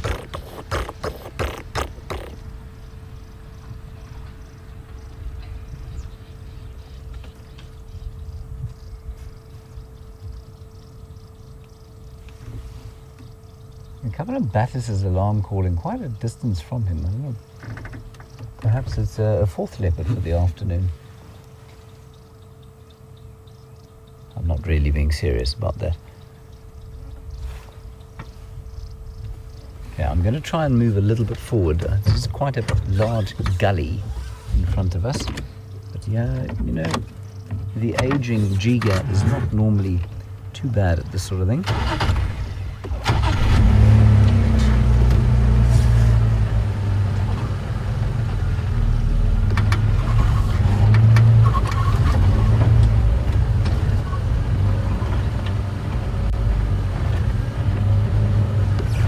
So often wonder what this leopard must think with these vehicles driving around him, in and out, roundabout. He must think, what on earth is this crazy species doing? Is that right for you, Wium? Or you want to go around there?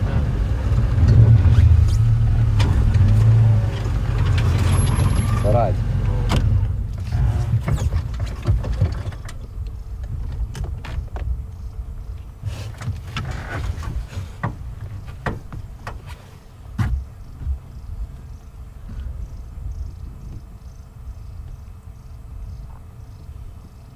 As we look at this little cub, and we've had lots of questions about whether or not his mother will come back and fetch him, and whether she'll feed him still. Gail, you want to know, will he ever look for her? Will he ever call for her? Yes, I think he would. If he thought she was around, certainly. He certainly wouldn't lie here and start calling for her, though, because the first thing that would do is attract the attentions of other predators. So most of the lions and leopards certainly, as soon as they're left alone by their mothers, they'll go totally silent in an attempt to avoid the attentions of any other possible predators. So I don't think he will call for his mother. And like I say, I think he might actually be able to survive without her from now. But it's going to be a close thing, I tell you. It's going to be very interesting to see, especially if she falls pregnant now.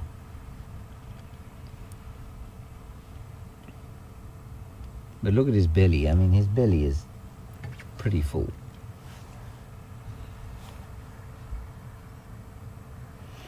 So yesterday, Scott, of course, was watching Sindile and Shadow, and she was doing some strange things. She was hissing at him and growling at him, and I wonder if that doesn't have something to do with the fact that she's come into estrus.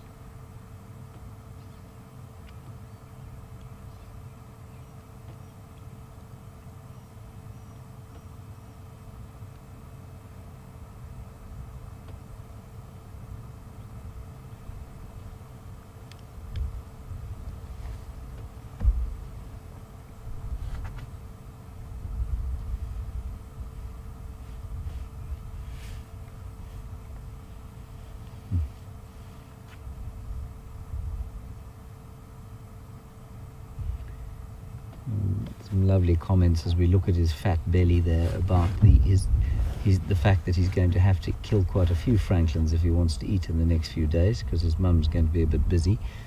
Yes, absolutely. John and Donna, that and a few others, that's absolutely correct. He's going to have to keep himself very busy knocking about here, killing francolins, and perhaps necessity will make him kill something a bit bigger, like a steenbok, for example.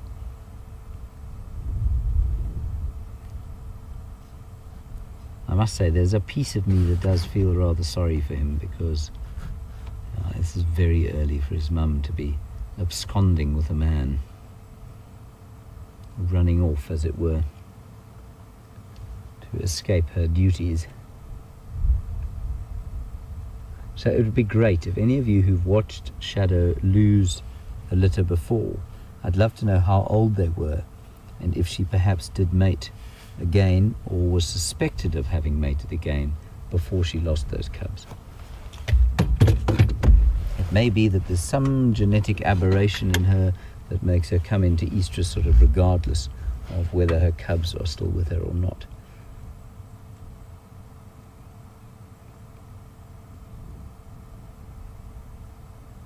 But as for now, he's entirely content, as you can see.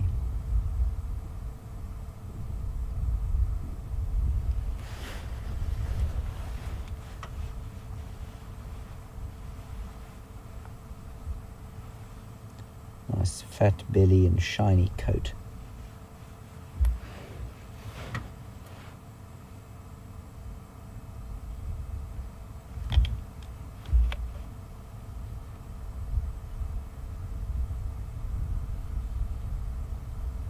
All right, so the deal with Scott is that he's got out of the mire where he was. I think we're going to nip across to him to get an update. We're going to stand by right here, and I think he is in a very tricky area, so he'll just tell you what's going on, and then you'll come back here if you don't see the two mating leopards, which was profoundly entertaining. All right, we'll see you just now. Well, I've got a little bit of bad news, everyone. We got stuck on a fallen down tree, and it took us some time to get out of that situation. We had to jack the car up, pile some branches under the tire, and then reverse out. And in that time, Shadow and Tingana have moved quite far, I'm guessing, into a very, very thick block. Now, they are kind of heading in the general direction of Mvubu Road, but it's quite far from here. They could also pop out at Vuyatela Dam for all we know. So we're going to just continue and try and loop ahead of the general direction they were going in, and then stop and listen. As you would have known from the times we got to see them mating, it's quite a vocal affair, and we might be able to hear them mating again, and that way we could be led back into a sighting with them. So I'm still confident, but for now we do have our work cut out for us. But what a bonus, because we've got James and Sindile, so we've got leopards to fall back on, which is not always the case. And like I said earlier, isn't it remarkable that it's actually the mother and the father of that young leopard that you've been spending time with James? It's absolutely incredible. Well, sadly, the two other vehicles that did join the sighting tried to loop around onto this road in the faith that we would be able to follow them through, but there was a hidden stump that caught us out.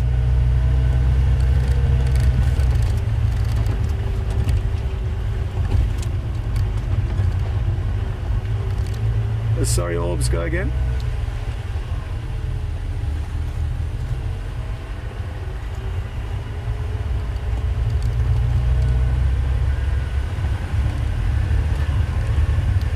Okay, copy. I think they're going to pop out somewhere on Mvubu Road if they continue on that same path.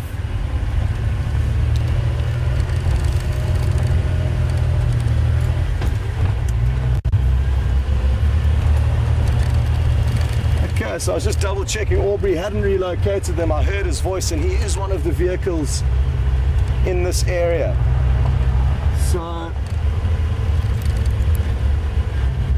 let's see what happens. I'm hoping water may play a part in Tingana's plans, and I think it's kind of fair to say that Shadow was following Tingana, not the other way around. And maybe his desire to quench his thirst will lead them to a waterhole, which will make our life in finding them a little bit easier. It looks like we've bumped into Stefan and Brian and Peter Brat. They're busy testing out the walking equipment. And isn't that exciting prospects that it won't be long until we have the walks back up and running. Scott. How's it, Stef? How are you doing? Good, and you? Yeah, good, thanks. Good. Hello, everybody. Good to see everyone again. Sure, we've been having some fun. Yeah, I can imagine. We got very lucky, and who knows, maybe Stef will be able to aid in relocating them, because he is in this area nearby, and maybe we can send him and Brian in there on foot, and that way they can listen and hopefully get us a bit closer to these mating leopards again. We did just actually hear them. It's one of the reasons why I walked out here for you. They're just other side that dead tree there. Okay. So literally 20 meters on the other side of that tree. First one was here, second one was at the tree, so it seems like they're going. Okay, perfect. Yeah. Well, good news. So thankfully Stef and the other crew were here for that update. Good luck with the testing, and we'll see you a bit later.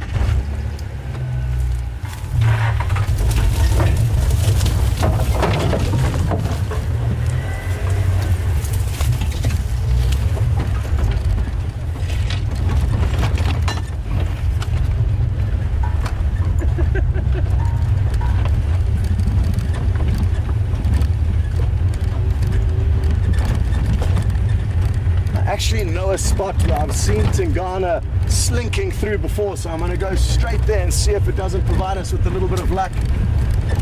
After having those little updates from Stef where he heard them mating, it's made me that much more confident that we are going to get lucky again.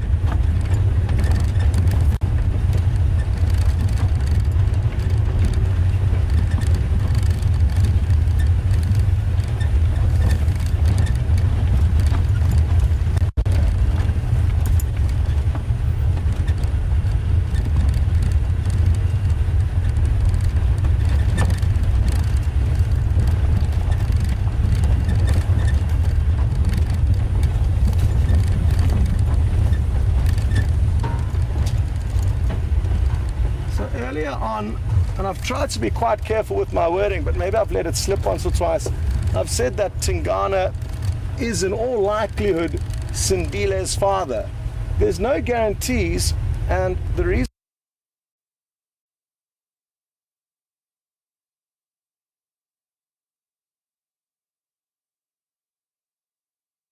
Des will sometimes mate with several males, giving them the false sense of fathership. And the reason they would do that is so that all these males don't kill cubs that are actually not theirs.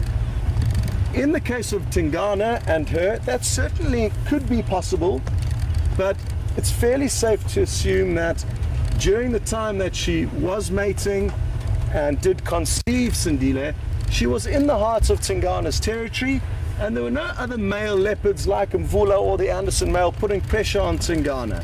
So it was a fairly stable environment, and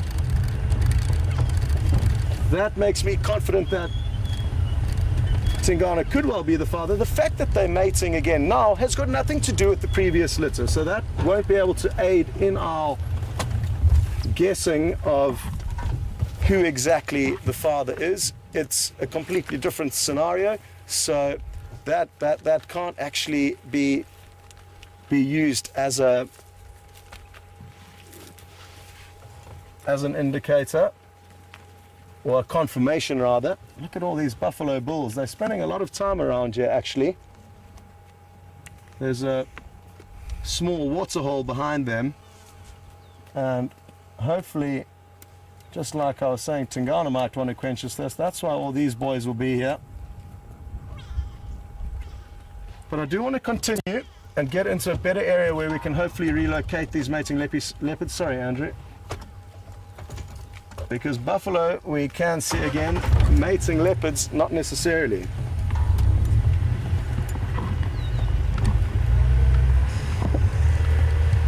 On all the haste, our volume controls for the different radios have fallen down, so I'm battling to work out which volume controls which radio. So that's why I'm battling to string my sentences together. There's a lot of things going through my mind at the moment. Anyway, we will get there.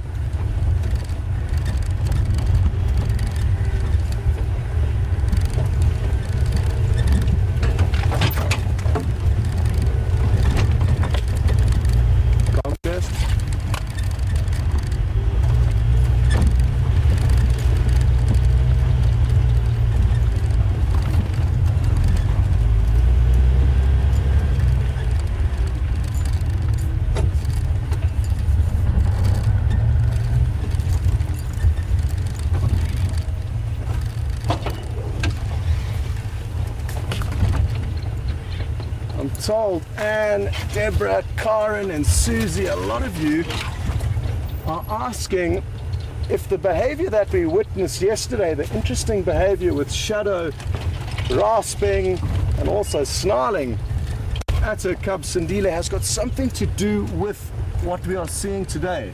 And I think you're entirely correct. I did think about it earlier but didn't touch on it yet. But I even thought to myself yesterday, I didn't say anything, but I thought, I wonder if she's planning on coming into season again. And lo and behold, within 24 hours, she's been seen mating. So I completely agree with you guys, and thanks for sending through those comments. I'm sure there's one or two names that I may have missed, and apologies if I did. But I think that certainly is a very, very plausible theory as to her behavior that we saw yesterday towards Sindile. Now, what I'm planning on doing is sitting here. There's a chance that these leopards could keep coming in this general direction, but what I'm probably going to ask for is that we send you back to James. That way I can unplug my earpiece, cup my hands behind my ears and listen very intently to where their next mating could occur, and that could help us pinpoint where these animals are. I have seen Tingana moving through this area before. It's quite a trick area to negotiate because it's very thick and there's lots of little riverbeds which are unpassable, but there is a chance that by sitting here patiently we could get notified as to where they are. So without any further ado, let me start focusing on the listening, and we'll see you back here in hopefully a little while with some leopards.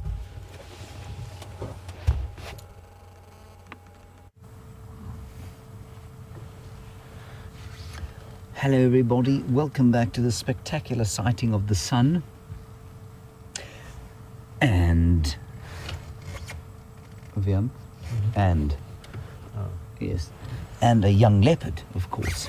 Sindile is in sweet repose as the sun turns gold and then orange, sinking below the smoky horizon beyond the Drakensberg mountains. We're sitting here, we've been sat here now for probably about an hour, while his mother and father try and make him a sibling just north of us with Scott.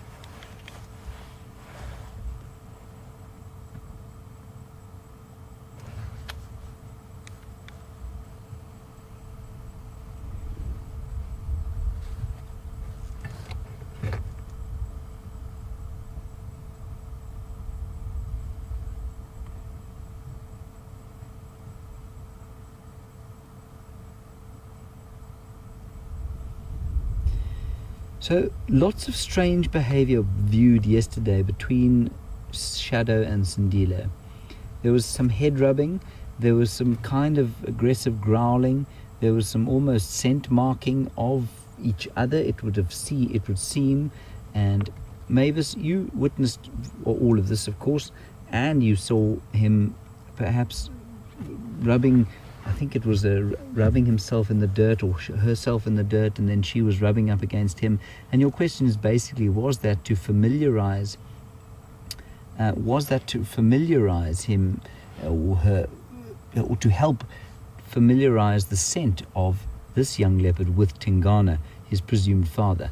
Mavis, I don't think it goes that deep. It's certainly not impossible that's the case. I don't think so. What I think is going on there is that she was coming into estrus or into heat, and obviously, I mean, there is definitely kin recognition between leopards, but inbreeding is certainly not an impossibility, and he probably, being a young leopard just about to hit puberty, was starting to pick up on the pheromones of estrus.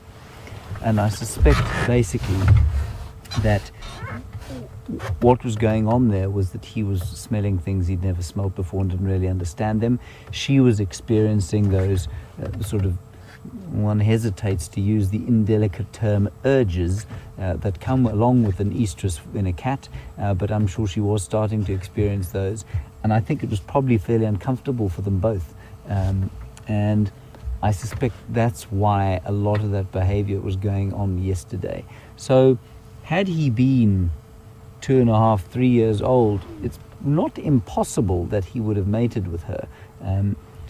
Look, it's not really nice to think about, and it's far less likely with leopards than it is with lions, but it does happen with the cats. But I think that's why, Mavis, we were seeing all of that very strange behavior yesterday. I'm sure it was because she was coming into estrus, and neither of them really knew how to deal with that situation. So I hope that makes sense to you.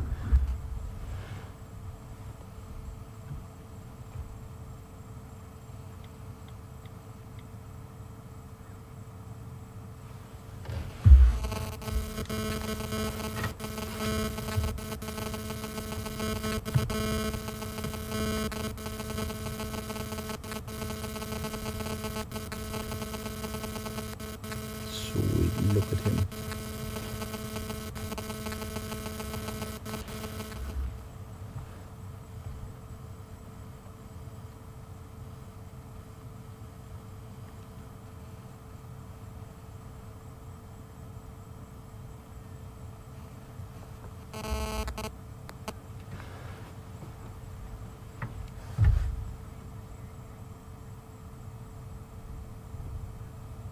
So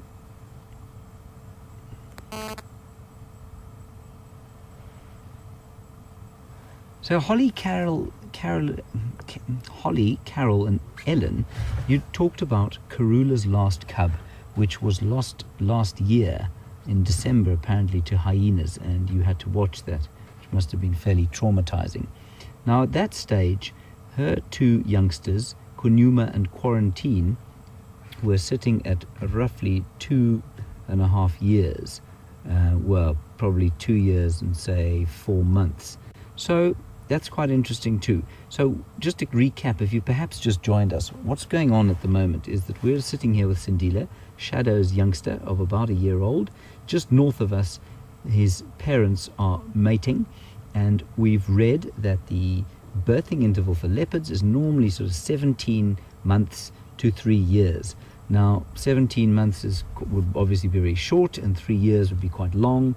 So Karula, to have produced a cub when she did, that was unfortunately killed, would have been sort of within the normal range. So her birthing interval between Kunuma and Karula, at least Kunuma and Quarantine, would have been roughly, let's say, 20 months. So almost 2 years.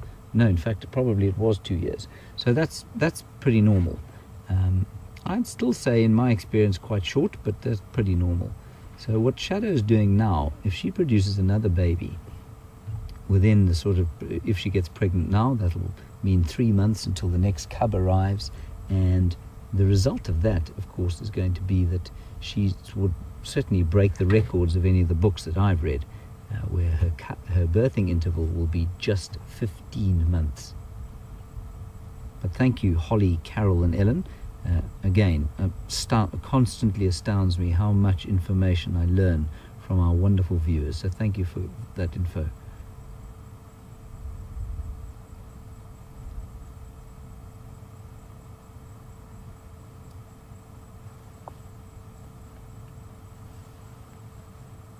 He's just lurking about here, and it is, I mean, it does give one cause to wonder, A, how he's going to cope, and B, what is he thinking? Is he thinking that his mum's coming back now to feed him? Is he thinking that he's going to have to hunt himself? Or is he, as I suspect, not thinking a great deal at all?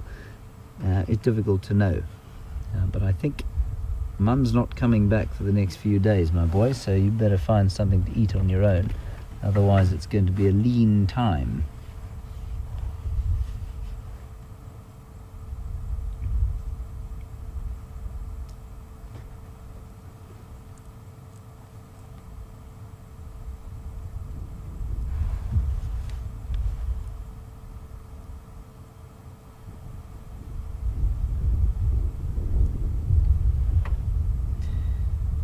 While we watch him here, I think Scott and Tingana and Shadow are probably, as the crow flies, about 1 kilometer, maybe less, 900 meters to 1 kilometer to the north of us. So you can see the sun there. Wium was going to show you the sun, aren't you, Wium?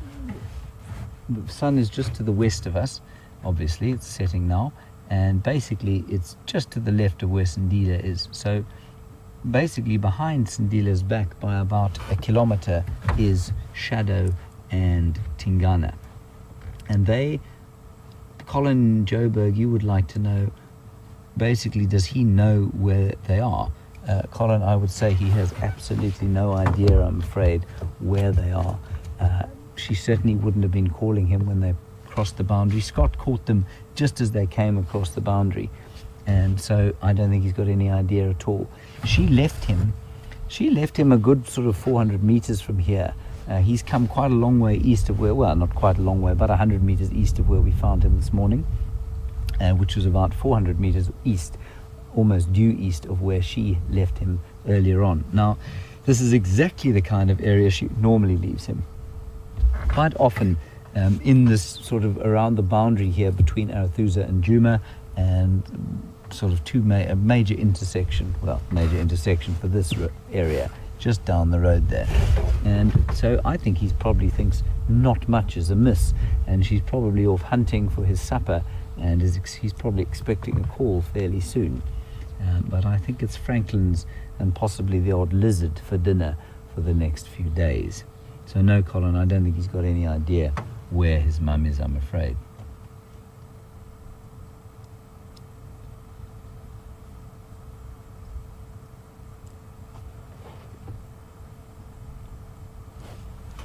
Sorry everybody, will you just excuse me 1 second? I think somebody is trying to get into this sighting.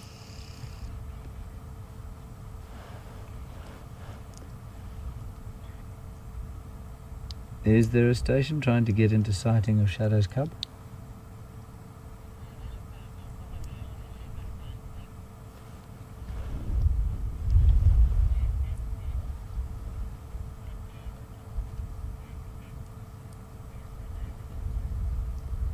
Copy, Orbs.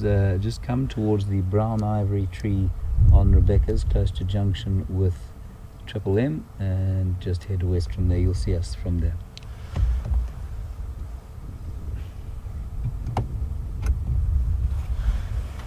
So like I say, normally this sighting would have been inundated with people, but because of the, shall we say, romance going on to the north of us, we've been left alone with this very special little fellow.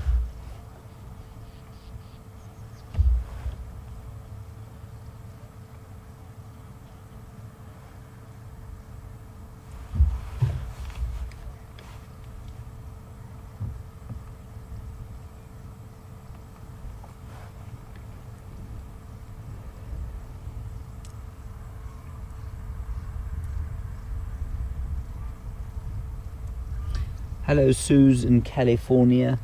Just before we go back to Scott, who's brilliantly managed to keep up and re-find Tingana and Shadow, you want to know basically, will he be allowed to stay with his mum once she's finished mating? I think for the meanwhile, yes, but I think that she will eventually, when she gives birth, I think it's highly unusual that he'd be allowed to stay with her. So no, I don't think that once she gives birth he will stay with her. Thanks for that, Suze. Right, we're going to go back across to Scott. He's managed to find Tingana and Shadow again, so enjoy them very much, and I'm going to stay right here for the next little while. See you later.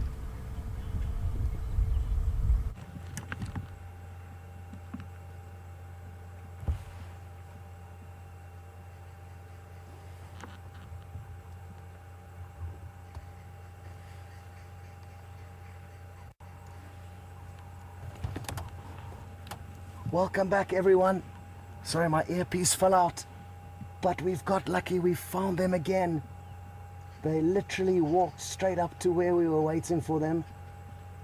So a little bit of past history with Tingana certainly helped, and he's actually turning around now and heading back down into the area where we were waiting. I'm just going to wait a moment or two though. No, let's go. Sorry, Andrew. Okay.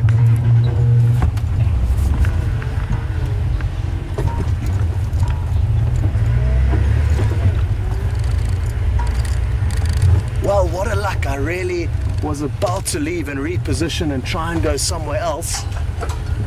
And they popped up right in front of us. Andrew spotted them. Shortly afterwards, they mated behind a few bushes.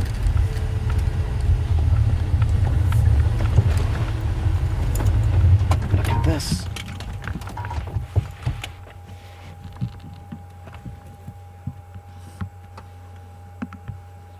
I think sadly Tingana's plans to have a drink were ruined by all those buffalo waiting at the pond.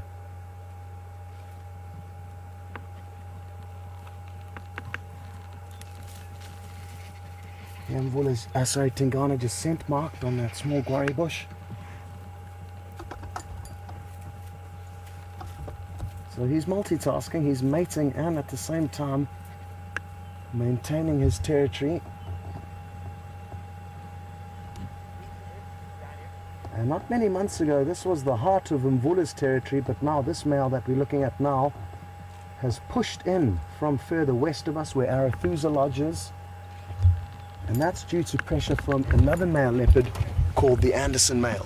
So some interesting dynamics with the different male leopards, but let me just reposition quickly and we can keep chatting hopefully with the leopards in sight.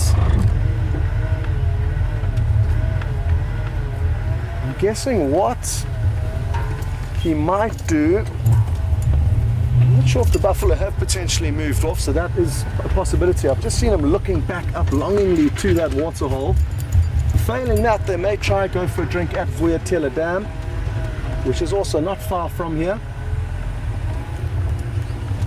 But if he does go that route, I fear we may lose them again, at least temporarily, because they are... Ephraim's just offering very kindly for us to go ahead of him. Thanks, F. I'm not sure what to do actually, because like I said, Tingana wants to go for a drink. Oh, I can see the buffalo. There's still a few drinking, but most of them have moved off. So whether he's going to wait here for a drink or continue on to the dam, only time will tell. But maybe while he's waiting to quench his thirst, Shadow may decide to seduce him once more, and we'll maybe get to see their mates again. If you have just joined and haven't got to see them mating earlier, I really hope we do get lucky again, because it's an incredible, incredible thing to witness.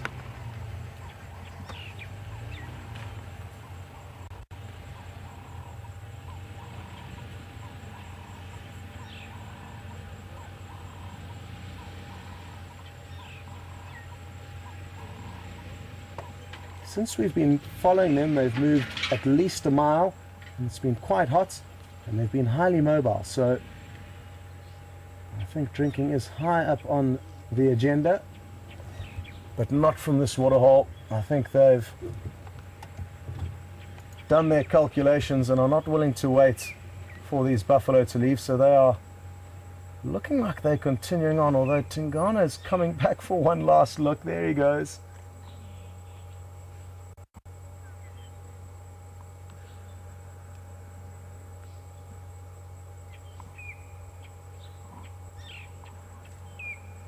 Now where they're heading into, like I said a few moments ago, is extremely thick and impossible to maneuver a vehicle through there.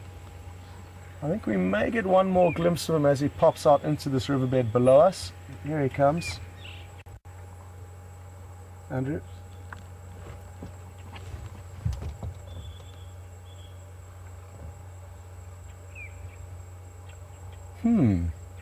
This is interesting.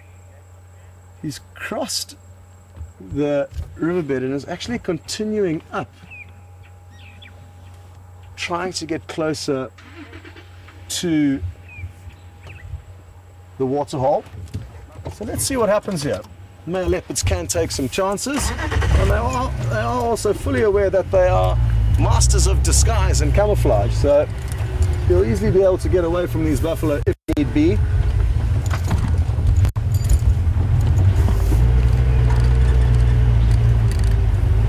Most of them are moving off, so I think his decision is a good one. Oh, my earpiece has fallen out again, so I haven't had comms with the outside world. Okay, I'm back in.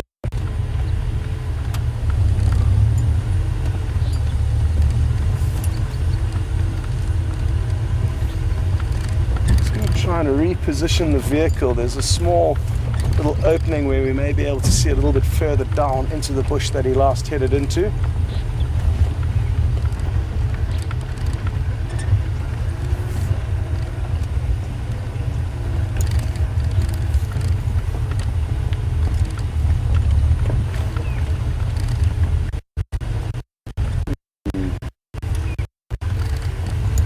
We're very, very close to the one camp which is called Galago Camp.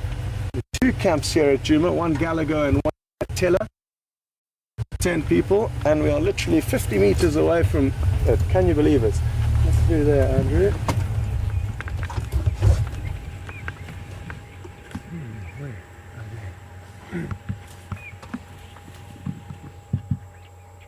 So we do have a visual of a leopard. It does look, oh look, its shadow's coming to seduce him again maybe. No, false alarm. Sorry about that. But that was Shadow that walked past him. Look at her twitching her tail like that. I think we might get lucky. It's going to be a long distance view, but she's warming up again.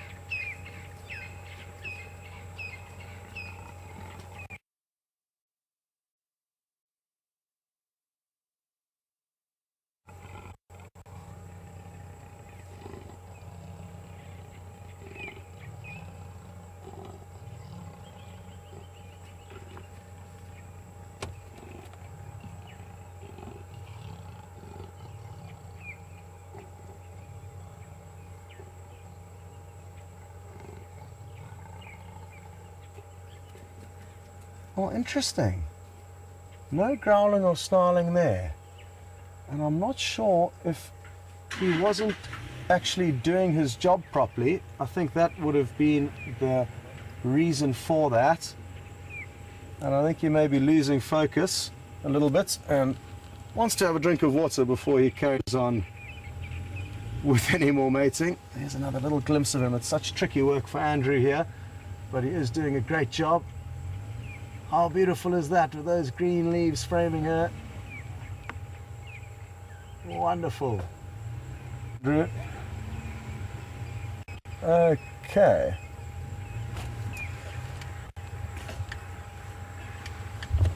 So I think what we're going to do now is something, and that is send you over to Stef on the bushwalk. They've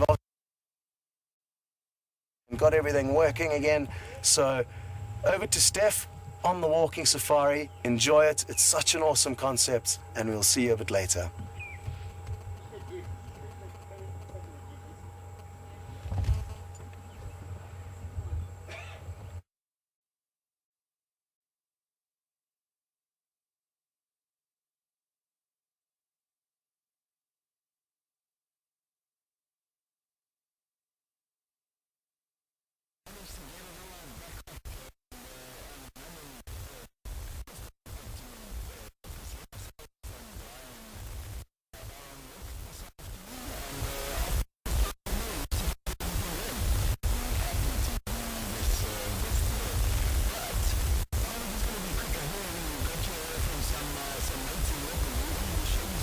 My shoulder over here. Have a look at how cool this little bird is.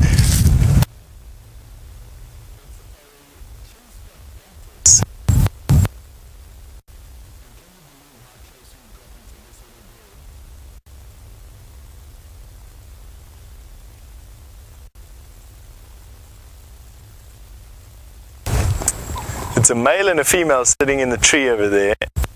They are probably going to be there for the rest of the evening. They flew into this roosting spot as bring you in the middle. Welcome back, everyone, and Andrew's doing his utmost to try and show you a last glimpse of these two leopards. It appears that the bushwalk wasn't entirely ready for you, so apologies. I think that I sprung that on them, and I'm told the audio wasn't working, but at least you got to see Stef on foot, and hopefully next time you'll be able to hear him as well. So the plan is to now probably loop around to another little gap where they could pop out, and hopefully we'll get lucky there. So let's continue. I think they've given up on this drinking option, although it would be perfect for them to come now because all the buffalo have moved off.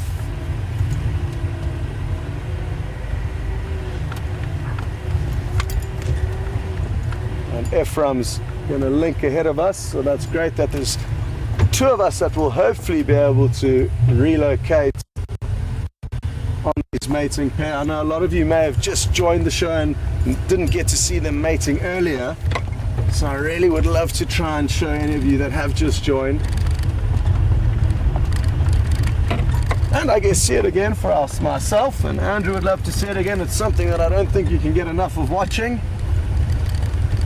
I find it remarkable the way the leopardess has to really work her way around the male to seduce him.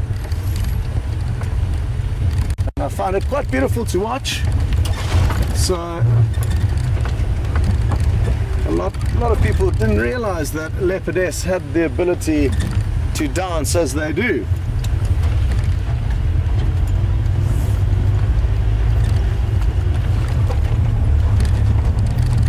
Okay, well, it's going to be a moment or two before I think these two leopards pop out again. So we're going to send you back to James and get an update on how he's been. See you later.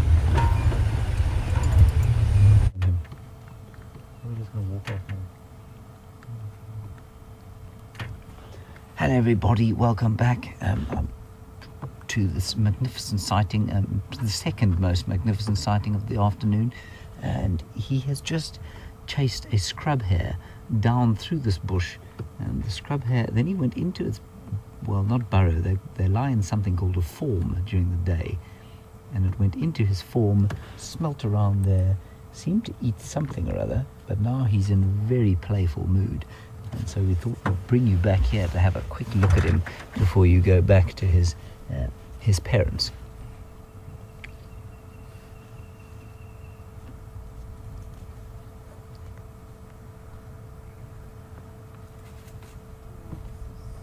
What he's chasing? I think he's just playing at the moment.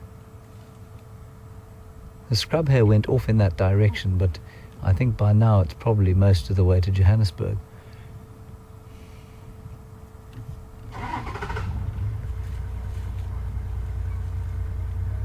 Looks like he wants to climb, he wants to chew, he wants to just basically be active. That's why it's so nice, I guess, just like with people, it's so nice if they do have siblings that they can romp about with.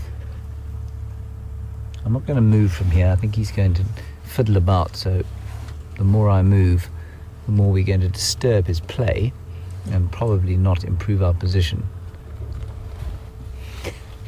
Well done, Sindile, you caught that log. Exceptional job.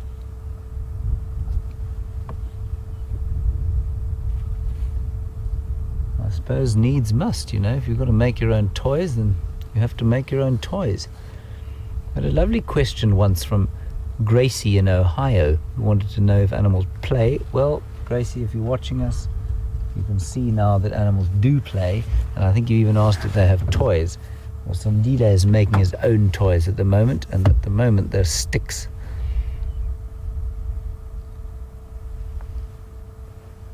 I'll move a little bit now. Oh. Let's just wait here, see what he does. He's just chased a bird.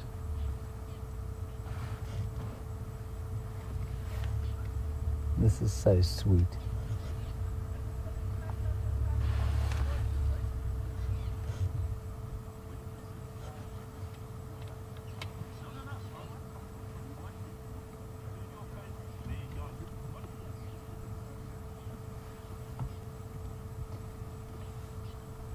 Well, Shadow is, at least Sindile is playing basically with himself. He's finding different things to play with, the odd bird, the odd stick, the odd scrub hare.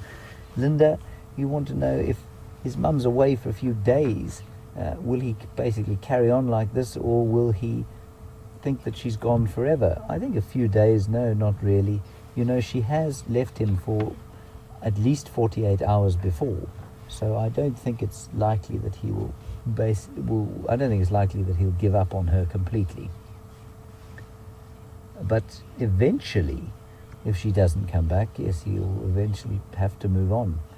But it's going to be very difficult for him to survive at this age without some kind of parental guidance.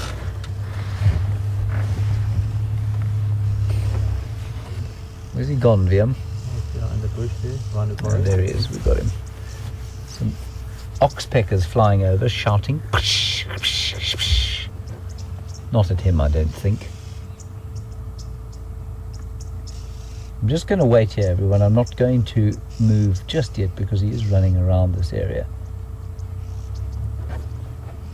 There he is.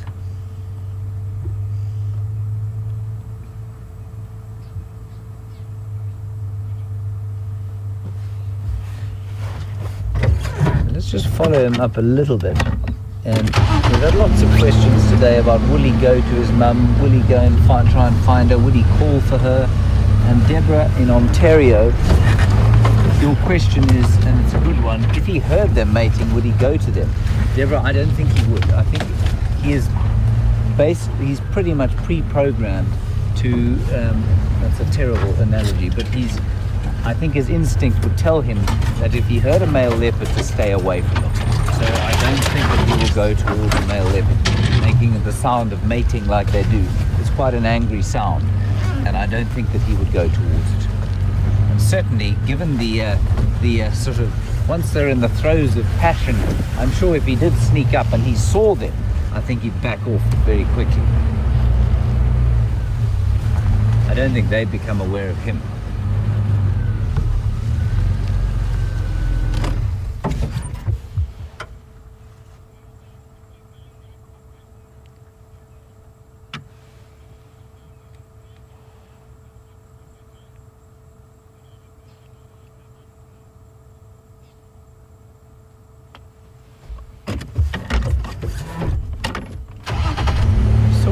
The other day, actually. This is, remember when we found him on foot? This was just around here. He's now running through there, getting used to being on his own. And in Durban, you want to know, this is not a good idea for him to be on his own for a little while, so that he can get used to it.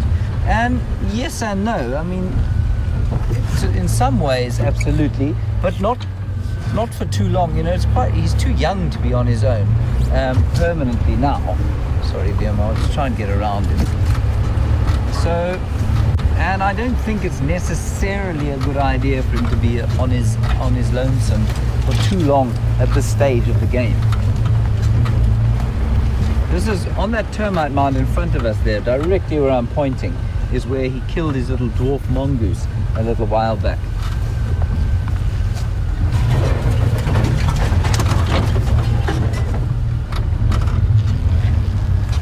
Please climb the tree, that'll make my day. Oh, look at that. Go on, boy. Try. It's beautiful with the light on him now. The sun is just about to dip below the Drakensberg.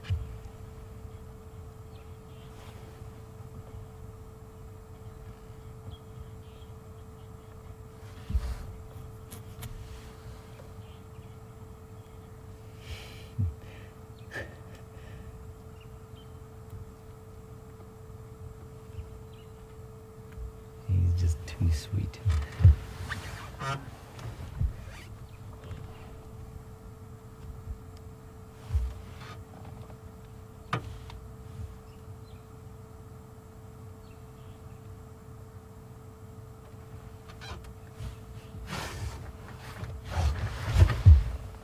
Now, we talked extensively about the threats that young Sindile faces, and we've discussed that his greatest threat is from male leopards. That is, the greatest killer of young leopards are other big male leopards. And Sue in Wisconsin, you want to know if Shadow would defend him against an attack from Tingana. And the answer is probably very similar to that with the lions and many other mothers. So we'd like to think of mothers as defending their offspring to the death. The answer, Sue, I think, is that she would make an attempt, but if Tingana pressed home an attack, or any other male leopard pressed home an attack, and her life became mortally in danger, then she'd leave. And the reason for that, the very good evolutionary reason for that, is that if she's dead, she can't ever have more cubs. And likewise, if she gets injured, he and she will die anyway. So they don't defend their cubs to the death. Or certainly very seldom, and especially as leopards are solitary. So unlike lions, they can't afford to take any risks for physical injury. It's a crucial thing to understand with a solitary animal. Once it becomes injured, seriously, the chances of it surviving are very small. Do you imagine little Sindile here trying to catch a francolin if he had a sore foot or a sore ankle or a sore knee. It would be almost impossible for him. So they have to look after their physical well-being above anything else, just about.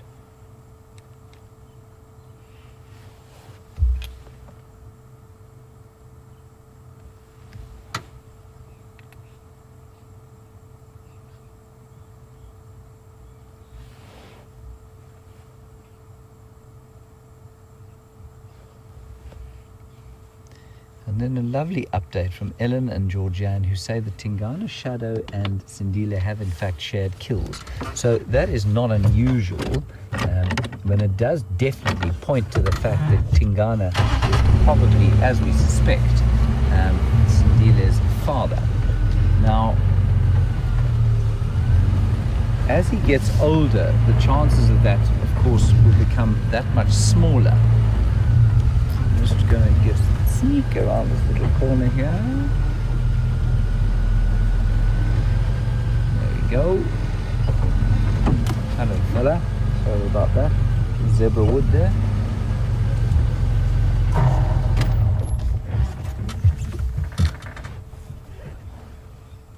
So I've definitely seen the same thing before, where a male leopard, territorial male leopard, and the territorial female will eat or share a kill, often not particularly friendlily, but sometimes share a kill in the same area. I mean, the biggest collection of leopards that I ever witnessed or was around was 9, a collection of 9 leopards in one place, which is an astonishing array. So it's not unusual that they should share a kill. But once the ante is raised, once he gets a bit older and he starts to hit puberty and he's no longer what we'd term a cub, then a male leopard who isn't his father would certainly be a threat. So the interesting thing about that great update from Ellen and Georgianne is that because he has shared a kill with Tingana, I think we can probably fairly safely say that Tingana is his father. Then again, and here the complications, this multi-paternity comes in. If it is possible, and I'm just throwing this out here as a conversation piece, it's possible that Shadow has conned Tingana into believing that this is his cub because she has mated with him. Not this time, I mean previously. So, wonderful update, thank you very much for that. I would really love to see 3 leopards eating a kill together. Haven't seen it for a long time.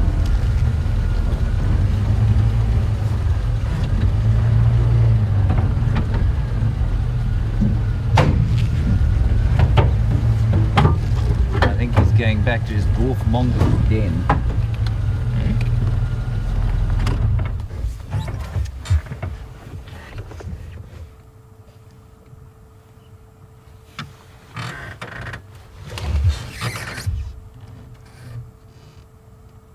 So we're just continuing the paternity question, and Sherry in Los Angeles, way on the west coast of the United States,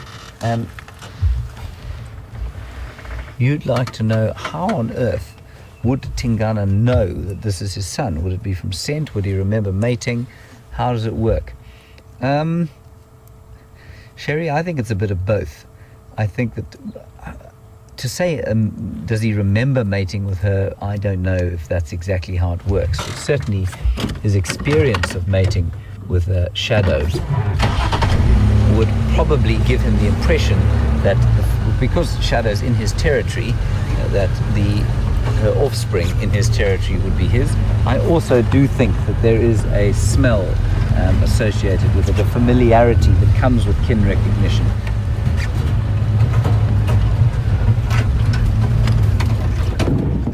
That car is doing about 700 kilometers an hour in the game reserve, which is not ideal. He's gone. He's ninja bombed. There he is. There's his tail. I'm going to wait right here. I think he's going to pop his head up. There we go.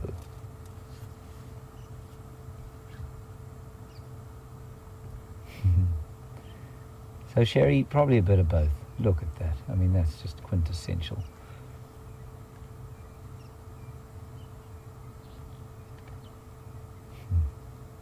Like I discussed this morning, one of the major strategies to avoid infanticide in some mammals, bonobos being the notable example, is for females to mate with more than one male so that the males do not know exactly who's daddy and who isn't.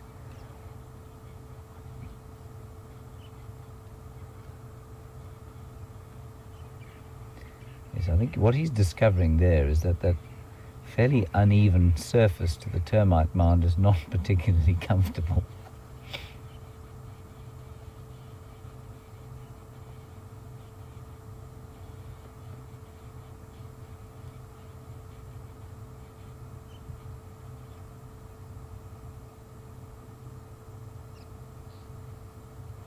Now let's just listen to the evening for a second. I'll tell you what I can hear while we watch the leopard.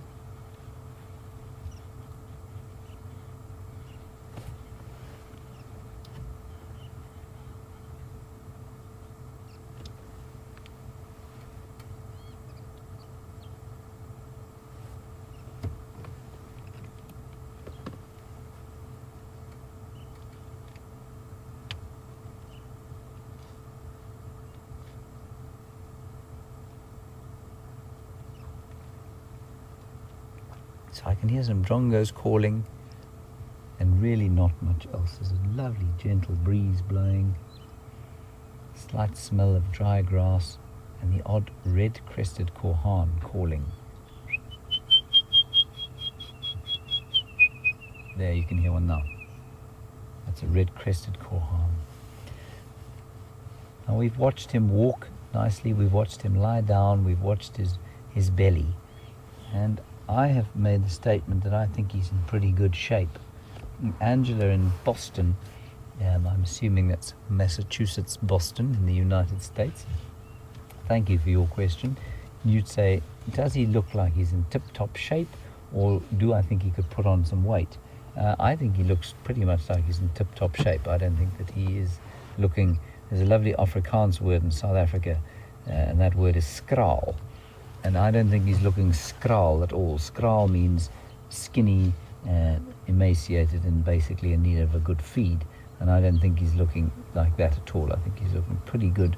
His belly looked full today. So I think he's a pretty average size for a 1-year-old leopard. And I think his belly's good, full. And he's probably eating quite a few flies, as you can see there.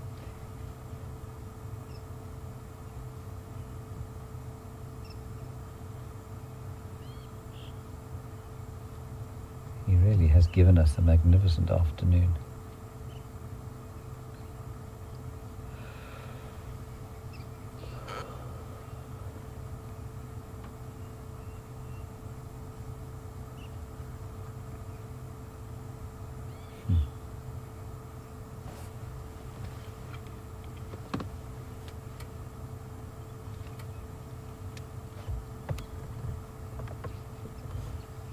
So just to give you a quick update before you go wild wondering what's happening with Tingana and Shadow and where they are and what they're doing. Well, I think we know what they're doing, but they are in some very thick bush still, and Scott is struggling to move the recalcitrant Wendy in there. If anyone can get in there, Scott and Wendy can, but I think they really are struggling at the moment. So he'll keep an eye on them, keep listening and keep trying, and we'll go across to them as if and when they become visible. In the meantime, we'll watch Sindile giving himself his evening clean. Just like I suspect some of your house cats are doing at this very moment.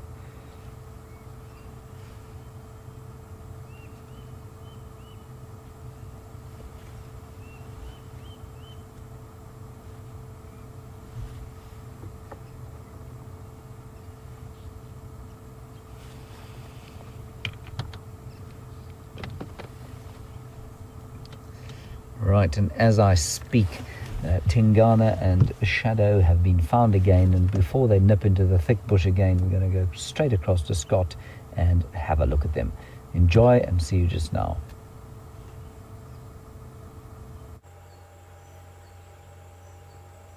Welcome back, and our luck continues, everyone.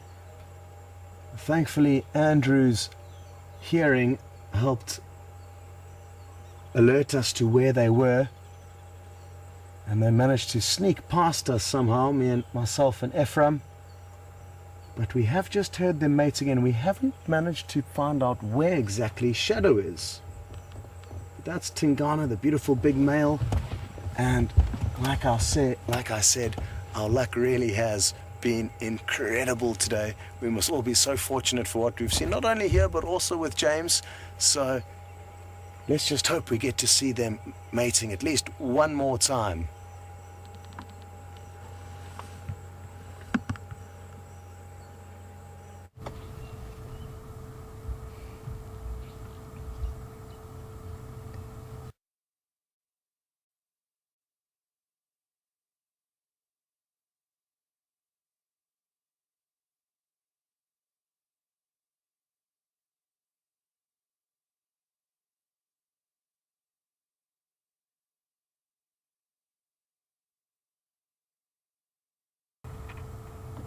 Bird, you don't know what's about to come your way.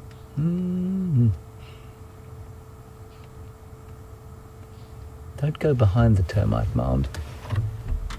I can't move, everybody. I can't move, or he's going to miss it. I can just see the bird's head.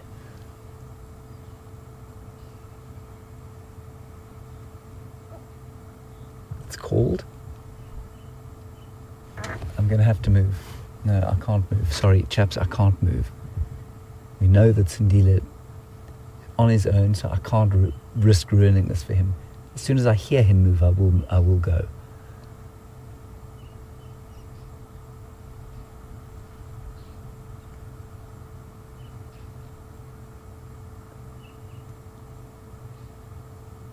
He must be virtually standing on top of the leopard.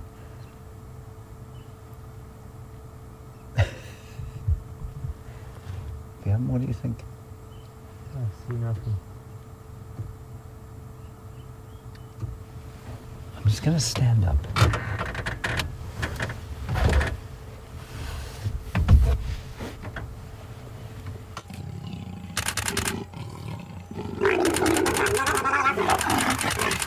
Welcome back, everyone. Just in time to catch the end of them mating again.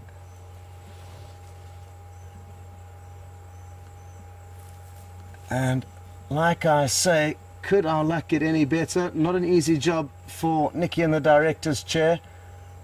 Leopards hunting on one camera and leopards mating on another. So I hope you didn't miss Sindile taking a final pounce for the Quran. And it looks like they are now on the move again. So the off-roading continues. But it's going to take me a while to loop ahead of them. I'm not going to be able to follow them directly, so maybe we can possibly just send you back to James and Sindile. Maybe there's still a chance that he may catch that Quran.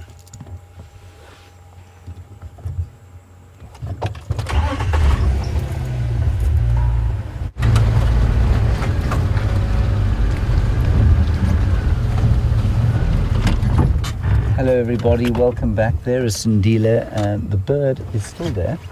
Hasn't moved. Well, it has moved, but it's just gently been walking around the mound.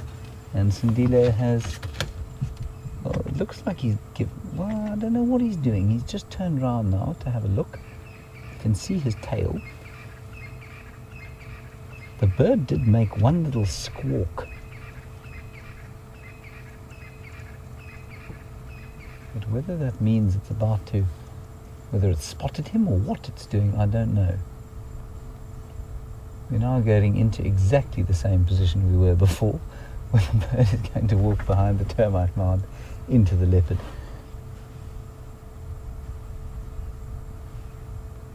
Come on, Sindile.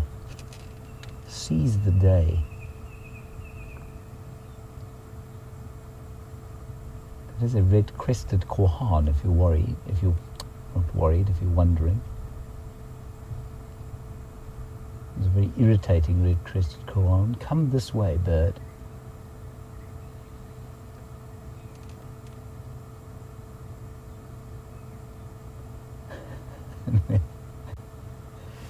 we find ourselves in the same situation. I can move a bit more freely in this position. So I tell you what, I'm going to go backwards, Wium.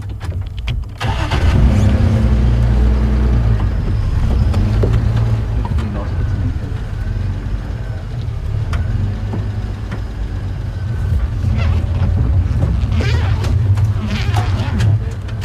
You got it? The bird, yeah. You've got the bird.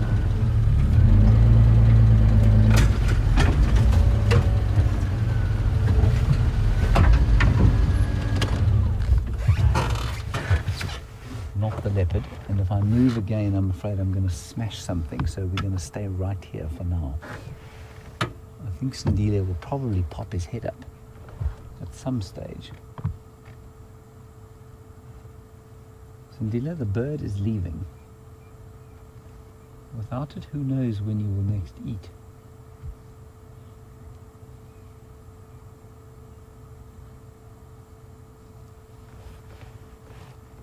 Of course, this situation is much easier for the leopard once it gets dark, of course.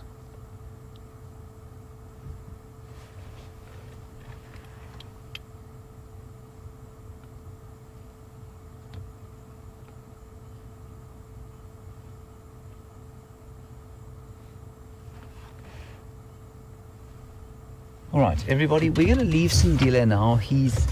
It's getting dark, and I don't want to pressure him. We know that he's probably going to be on his own for a while, and so I don't want to put any pressure on him. He's stalking that bird. Let's just leave him. What I'm going to do is race towards Vuurtela Dam, where the two mating leopards are. Scott has to do a few camera checks, so let's go there quickly, and I will take over that sighting so that we don't lose any of that. Right, here we go. Wonderful sighting. Thank you, Mr. Sindile, for a spectacular afternoon. And we will hopefully see him later with the Quran clip.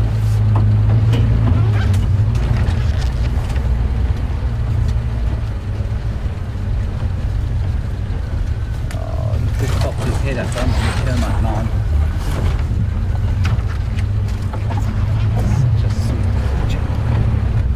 Okay, here we go.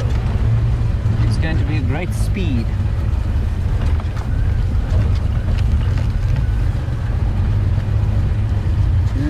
Best route, Wium, is probably this way.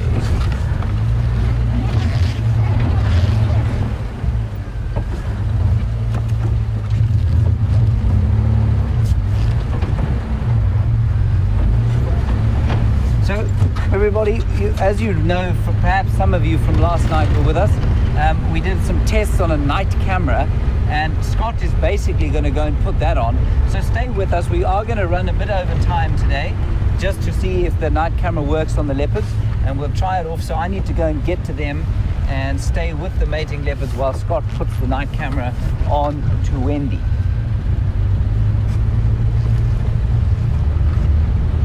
We're probably about 7 minutes away from there, depending on how fast I can get Jiga to go.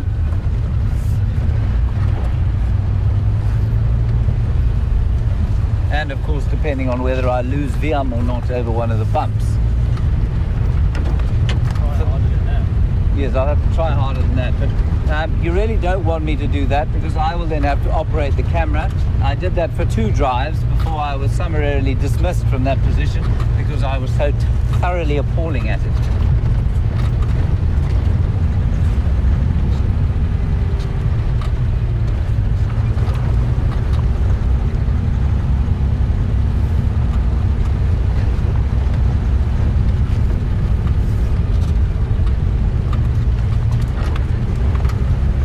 Chat a little bit while we drive along about the leopards and why we think that Shadow and Tingana are mating and that sort of thing.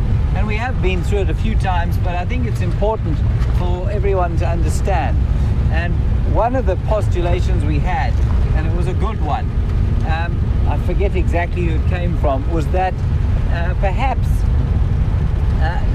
Shadow is mating with Tingana because she doesn't really, she doesn't know about raising cubs and how long she should wait, etc.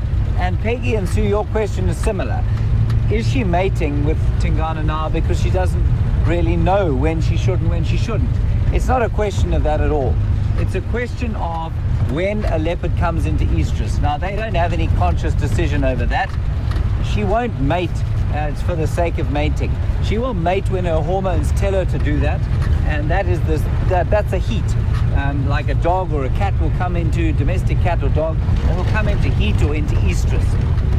And so one of the follow-ons from your question, Peggy and Sue, is that it's quite possible. Now, we know that Shadow has failed to raise any cubs before now, certainly to independence. It's quite possible that she has some kind of genetic aberration, if you like, that makes her come into estrus too soon after having cubs, and therefore perhaps she then neglects the current cubs that she has. So I suspect that Peggy and Sue, is a pretty good postulation for why she's lost cubs and what's going on here.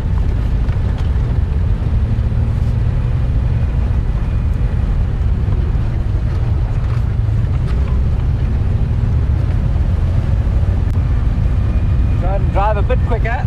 Sorry about that. If you are holding a drink, don't rest it on your lap, it'll come off.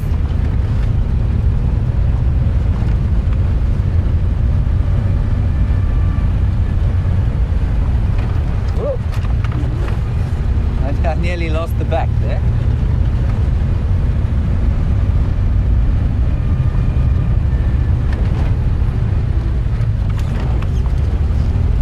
We're probably about 4 minutes out now.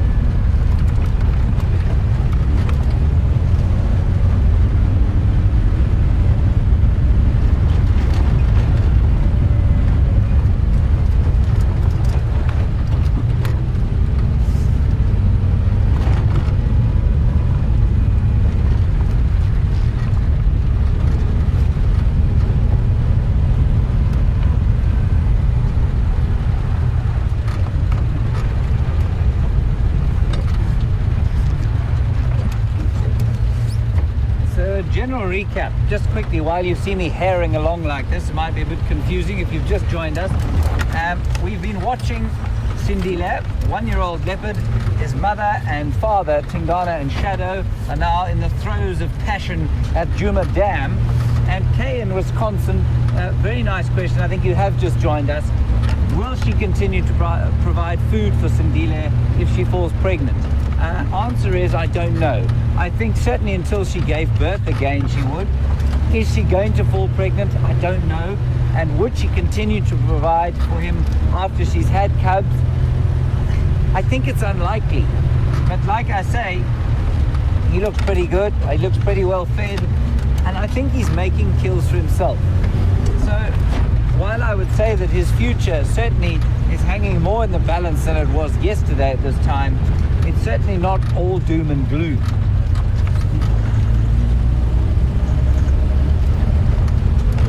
Nearly there.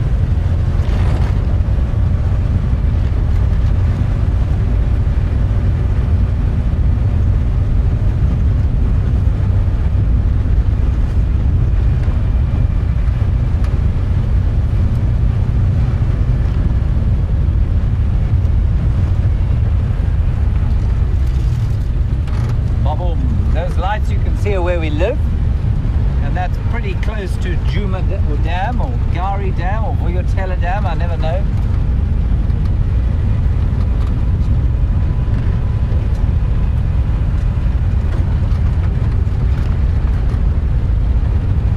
So all the way from Central America while we race through the reserve here. Ruth in Costa Rica, thank you and welcome back.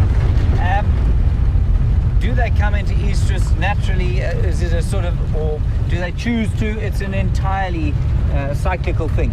I don't think there's any, just like a human being's sort of ovulation cycle is entirely unwillful, if you like. I think it's exactly the same for the leopards. It can be induced by things like losing a cub. So for lions, if they lose a cub, then absolutely the losing of a cub will induce some kind of mating. Now Scott has disappeared from here, so I'm just going to try and see if we can find exactly where those leopards were. I'm going to get my spotlight out. Try not to fall into the footwell of the car. Wium, get your eyes on, man.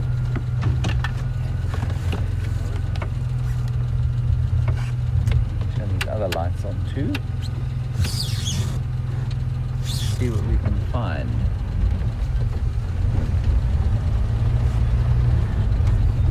So if any of you can let me know where at the waterhole these two leopards were.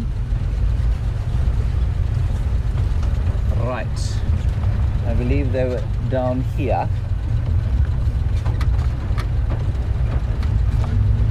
Coming towards the waterhole, possibly exhausted and in need of a drink after the afternoon's exertions. There's something down there. That looks like a leopard to me. There's a leopard.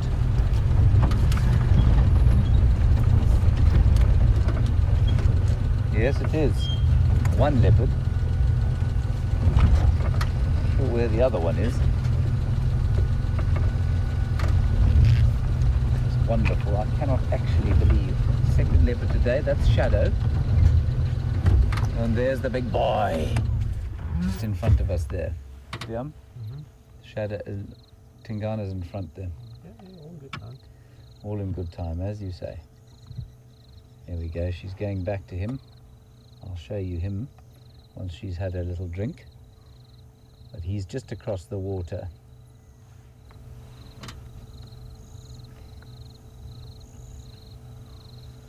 Just going to diffuse the lights slightly. Sorry, Wium.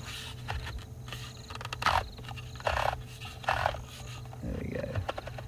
Just makes it less harsh on her.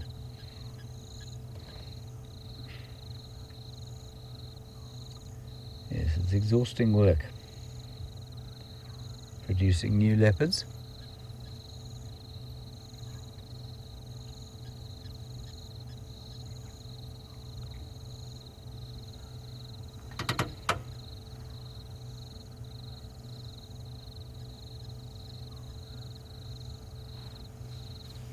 I can tell that the spring is on the way by the number of insecta that are starting to accost me on account of my spotlight.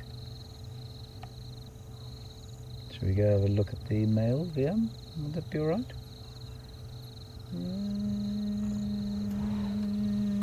There he is.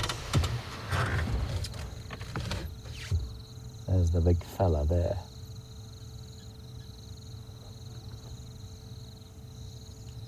So exciting.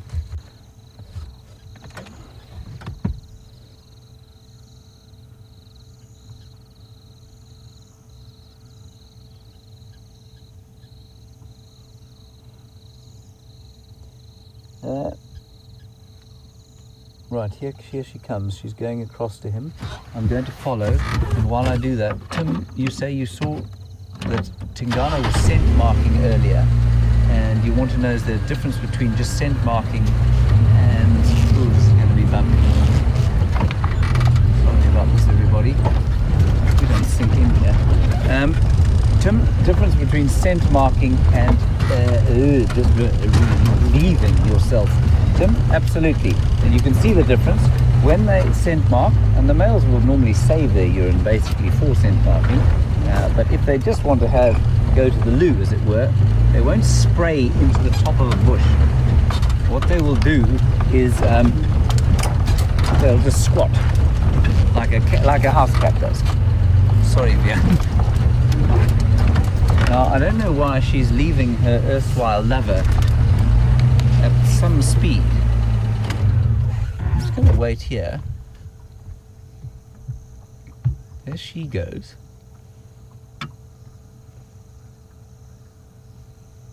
He is looking that direction, but she seems to be totally disinterested. Now, I'm very tempted to stay with him because I haven't seen this fellow for a long time. Also because I'd like to compare his size with that of his sons. And the other reason, of course, is that if she does come back, or if they are going to mate again, it'll probably be initiated by her.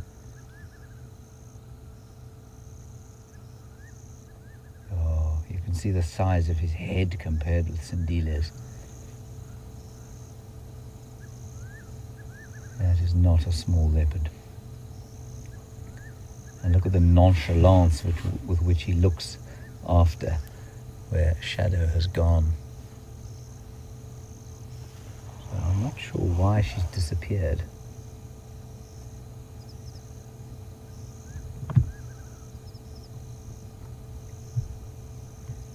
Oh, here we go. Now, I don't know if you're able to see on your screen there the difference in size, but I mean, it is at least two. She's about, I'd say, 2/3 his size. He's at least a third again.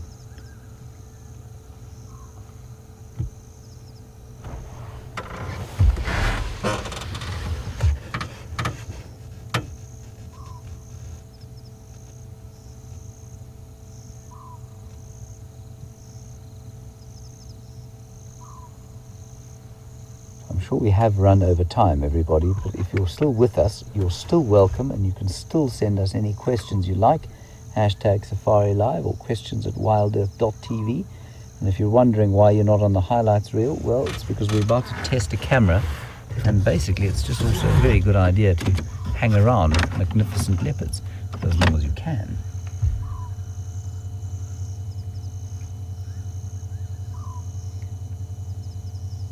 He is now doing what I've seen Mvula do. He's licking fresh buffalo dung. Now they do that apparently just to line the gut, probably with some bacteria, which helps in the digestive process, I think. And also if they're feeling, apparently if they're feeling a bit queasy. I don't know who's done research that can tell if they're feeling queasy or not. But this is not uncommon. I've seen Mvula do exactly the same thing.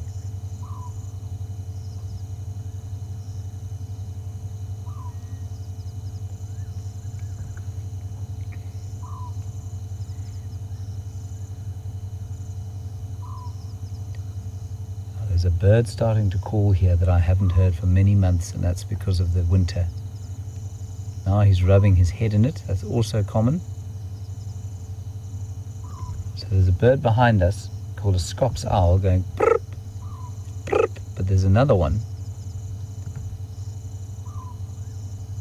there, the fiery-necked nightjar. Lovely sound of the African night. Apparently says, "Good Lord, deliver us."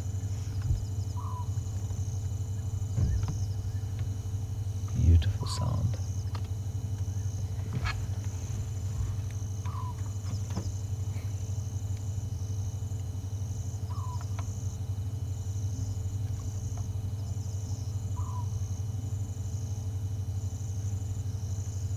Just to keep you updated, we're just going to keep watching this leopard, and it's hardly a trial.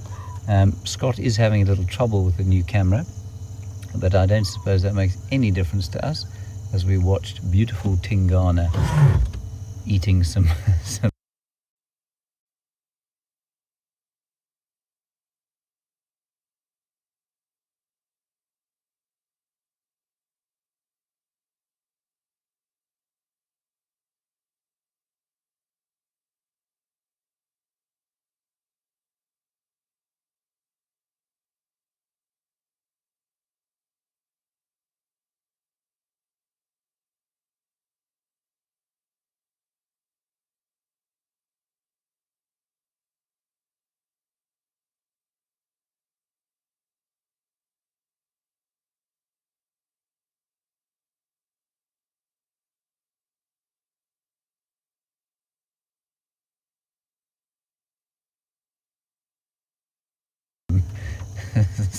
some dung.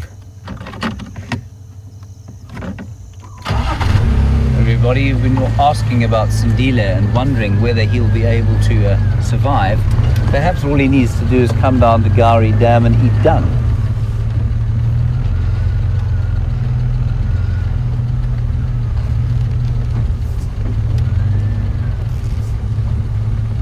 Hello, big fella.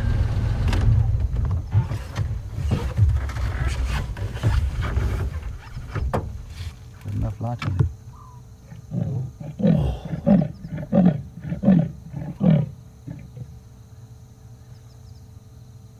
He's calling her, you know.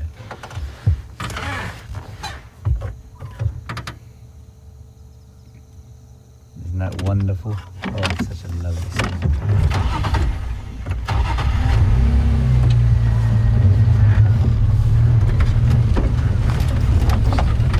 Beautiful. What an afternoon we have had.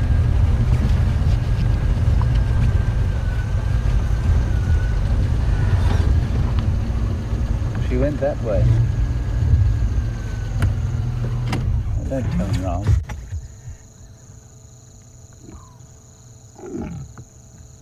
He's calling her now. He's definitely calling her.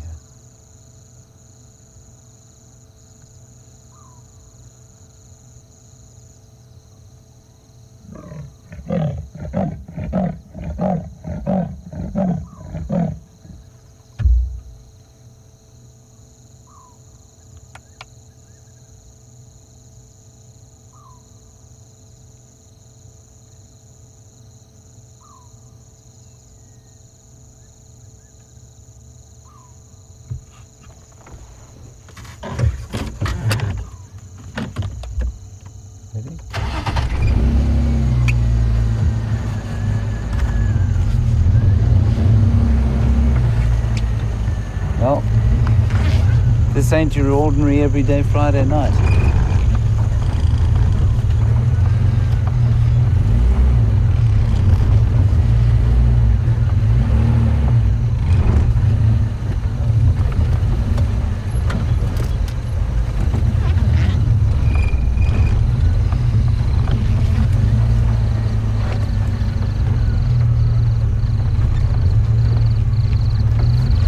Here comes Scott.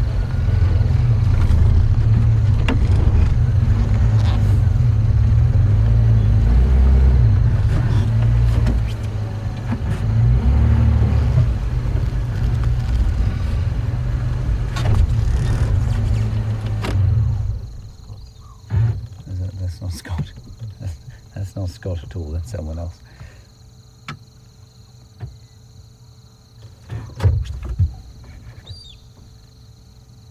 Here she comes. She's coming. She's coming from the left.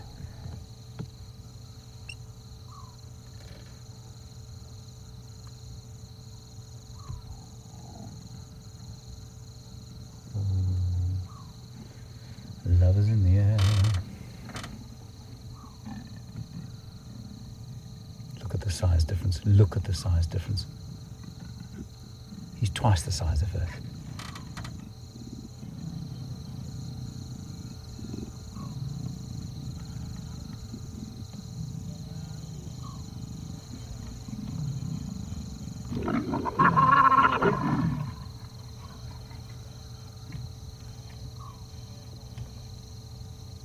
Isn't that unbelievable?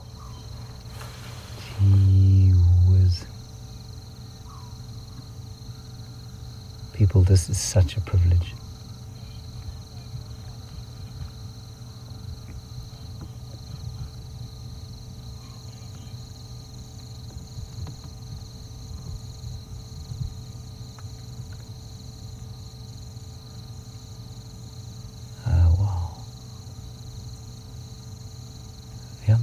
He's about twice her size, eh? Very much.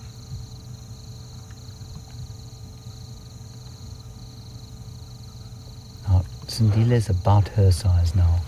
She's maybe a little bit bigger, but I mean, comparatively, there's just no question.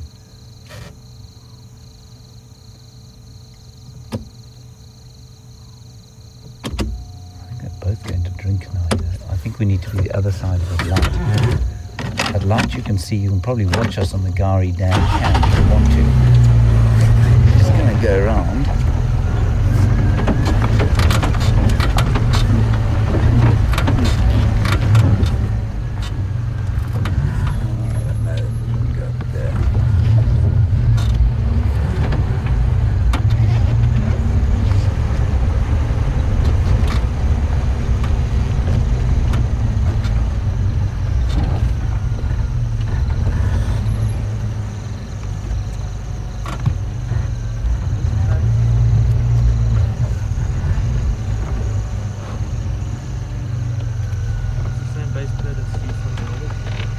Same base plate that's on the normal camera. So sorry everybody, I'm going to have to keep just communicating with Scott and their vehicle. Just to, they are missing some equipment.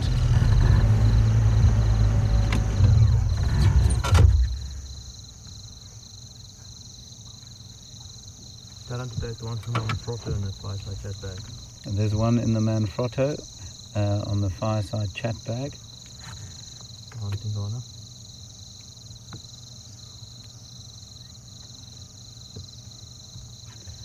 Sorry everybody, these are the trials of technology.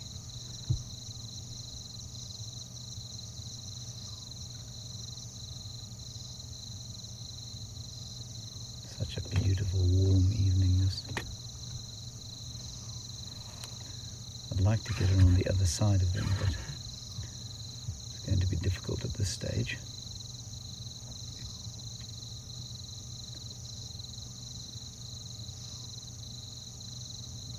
When was the last time you saw him, Wium?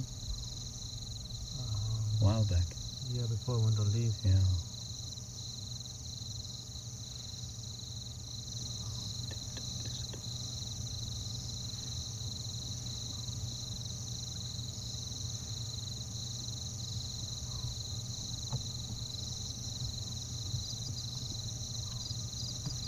I think we should try and get around there. Right, what I'm gonna do, everybody, is turn the spotlight off him and move around there, because I can't drive it and shine the spotlight and not get us stuck in the mud. So please be patient, quick.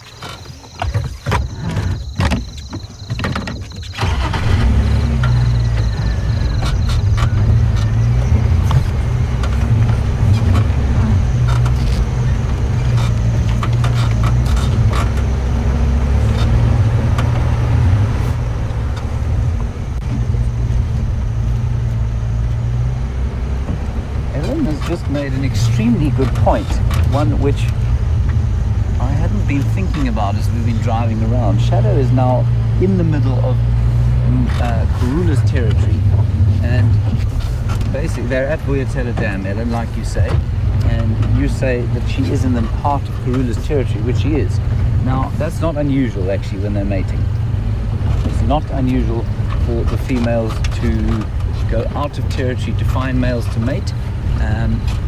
And especially when they're related to the current sort of owner of the territory, which of course she is. This is the daughter of Karula. I'm going to stop here then.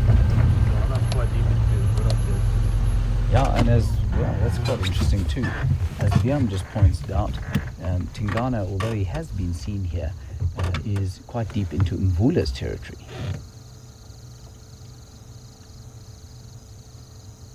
These leopards have confounded me all I can cope with today.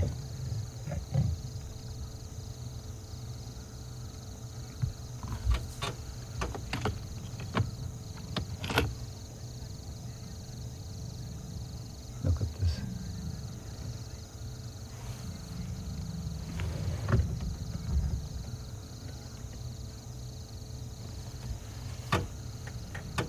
Right, Christine, watch this. Christine in North Carolina, your question's about to be answered. I'm not going to answer it for you right now. You're going to see it now, and I will tell everybody what it is. Just watch this carefully. Your question is about to be answered. He is not interested. There we go. Now watch Christine from North Carolina. There. You see that, Christine? Your question was, does he have a barbed penis like a lion? And the answer is absolutely he does. It's very painful for her when he withdraws. And that's why she flicks around like that and she's swatted at him. And that's even more aggressive than lion mating. She will probably come away with quite a few bites on the back of her neck as a result of this sort of copulatory affair. Nice question, Christine. Thank you for that. I'm glad I was able to just demonstrate it to you. Right, we're going to bump around a bit now to get through this mud.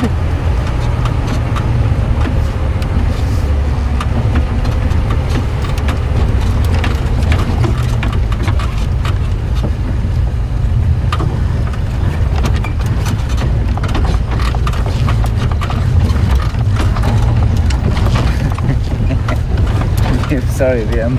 There's not much I can do about the road though. Exactly. What road? Grief, my clothes are going to rattle off my front. Okay, we're just going to go around the front, the top here.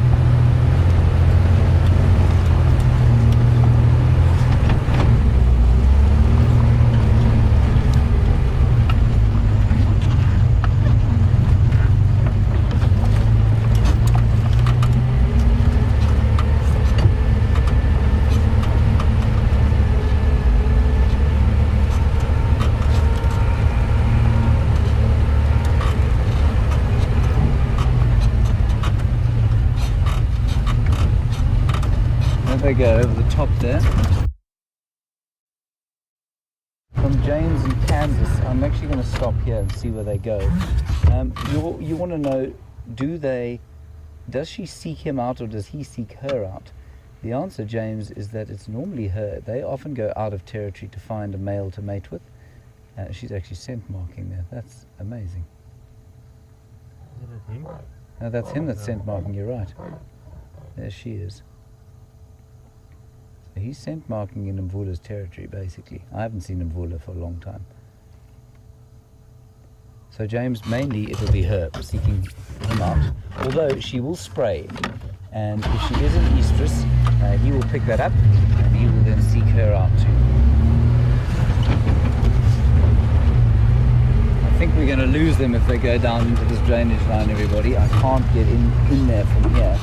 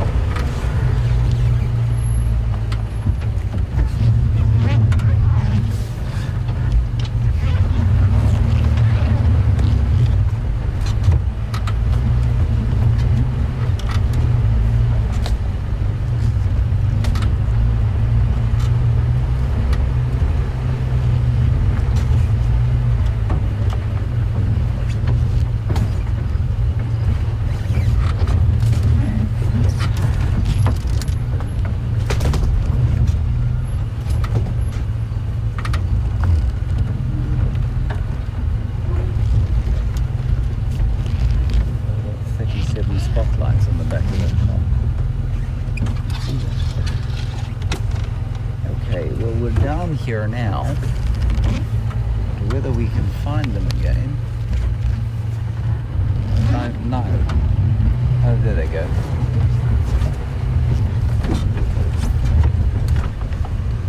There they go, through the middle of the bush there. Following them through here. There they are. Yeah, chaps, we can't go further than this, I'm afraid.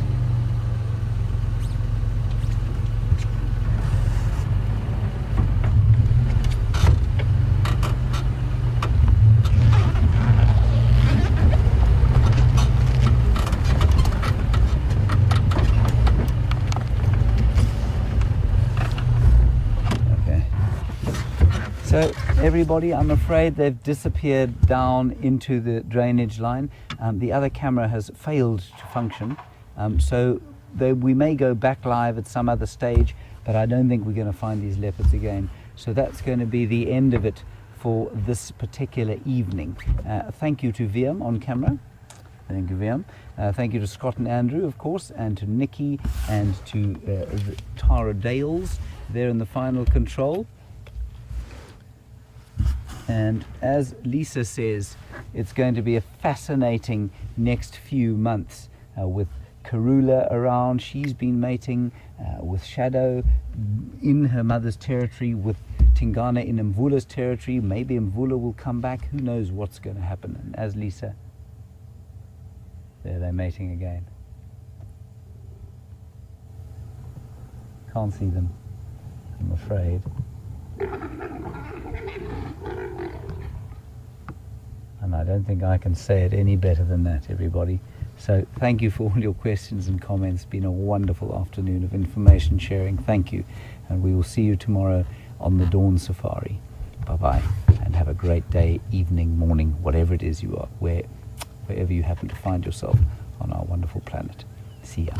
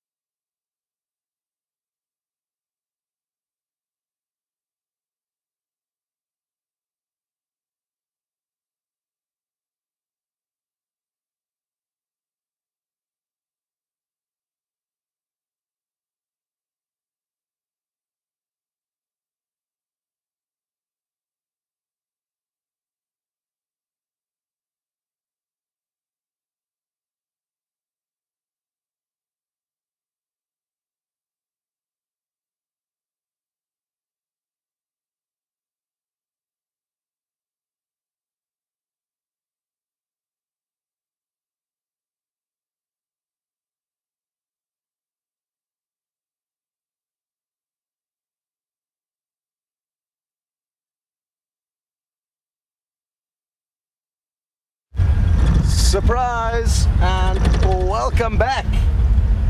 The sunset safari is now continuing into a nocturnal safari. We've got a slightly new adaptation this evening. We've got a big light that casts quite a even beam situated behind Andrew, who's still on camera, and We're hoping that it casts a more even light that's easier for him to film in, but we will be trying one or two things if this is your first time experiencing a test night drive. Well, basically we'll be trying a few different lighting techniques, and the exciting news is that we're going to actually be heading back towards where James has just left Shadow and Tingana, and we're going to try our luck one more time. Here comes James and Wium on their way back to camp.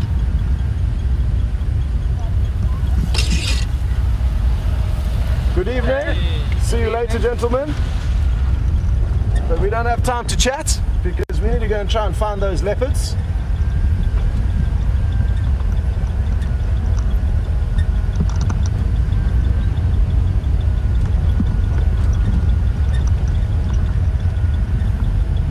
So what my plans are to go across the dam wall and then drive down. There's a little sneaky alley that takes you down into the Mulwati, and we might be a little bit ahead of them depending on how fast they're moving. I'm just guessing at this stage, but we could get lucky and get to see them one last time. The problem with this riverbed that they've headed into, like most riverbeds, it's quite thick and it's got a lot of vegetation.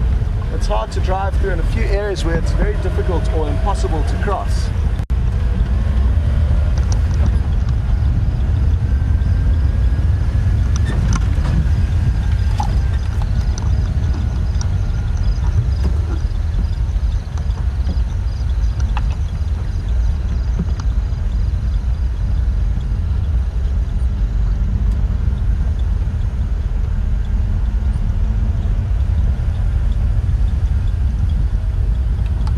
Okay, so I just shone down to the right of the dam wall there just to make sure there wasn't one last glimpse of them, but I think they've already moved through there according to the updates that I've got, and that's why I'm feeling confident that if we loop ahead of them we could get lucky. I'm going to turn on these bright lights now, which is probably going to have a negative effect on the filming, but it'll mean we'll be able to get into the right spot sooner. Basically what we're hoping to achieve by using this camera that picks up really incredible light in the evening will allow us to film animals that we don't often get to film easily. And when you shine a spotlight on some animals, it will certainly have an effect on their behavior on certain species. So this camera could make a big difference in giving us insight into the lives of the other strange animals that occur here and that come out after dark. We've seen some eyes reflecting there. Are we in luck? Oof. It's a little bit far away to see what it is, but let's just stop and listen.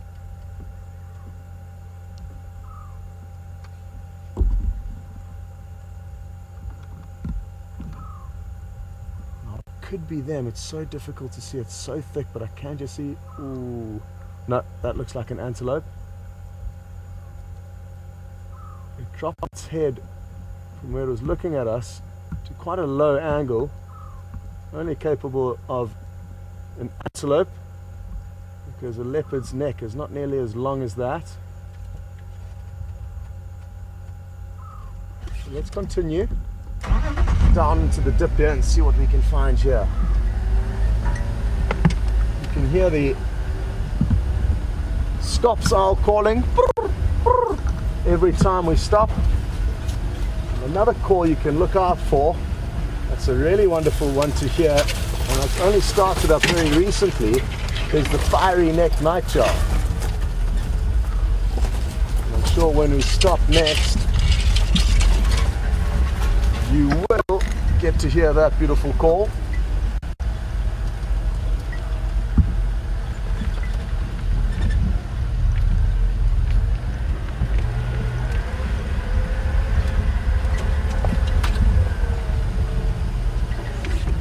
Let's see, I just saw a scrub here. I don't know if it's still in shot, but then again, I don't know, you've got the wrong lens on, hey Andrew? You've got the wide on. Yeah. Which is no good for the scrub here, hey? No. Okay. So we'll scrap the scrub here due to having the wide angle lens on. I can change the lens. Let's just drop down into the drainage here and then maybe change the lens then, and then you can play around a bit in here. That's all right. Yes. And then what we'll do is we'll just stop and see if we can't shear these leopards again. And while we're in here, Andrew can play around and change lenses and see how they work with this new light that we have behind us. That's casting quite a dim light, but a well spread light, a very focused spread, or a very evenly spread light. Let's try go for the moon. Okay, Andrew is going for the moon now, and I'm sure you'll also pick up quite a few stars around the moon. I was watching last night when they were doing a test, and it was remarkable how many stars this camera picked up.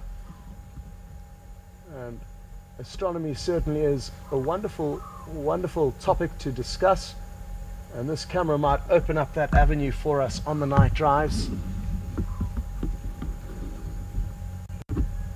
I'm told you can, from Nikki when they were watching last night, that you can actually see the whole circumference of the moon, but as well as the part that's illuminated by the sun, which is what we're seeing now. And interestingly enough, that bright white light that we can see shining back on us is a reflection of a black surface, a black substance called ilmenite. It's a shiny black stone, and that covers the whole of the moon. And it's the reflection of those black shiny stones that create this white reflection that we see. Andrew's now turning off that backlight, which was the rustling you heard earlier. And now what you playing with? Just playing with the ISO, pumping it Okay. quite high. I'm told this camera has the incredible ability to go up to 400 and I think 69,000 ISO.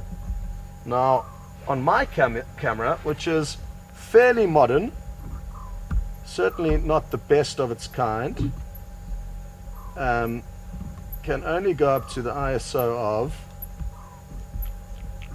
12,800, and that's quite good in this day and age. You do get some cameras that are better, but the one we're using tonight is 409,000 as opposed to my camera's 12,800, so remarkably high ISO. And the ISO basically lets in more light. It causes a more grainy picture, but at least it will allow us to be able to view animals at night without really having an impact on what they're doing. A lot of animals, as soon as a spotlight shines on them, understandably they get a little bit nervous and they scurry off. If we can capture them with this camera with a very dim light cast in their direction, it could make a huge difference. And even last night, in one of the first tests with this new camera, Brent had a wonderful sighting. He says the best sighting he's ever had of a white-tailed mongoose.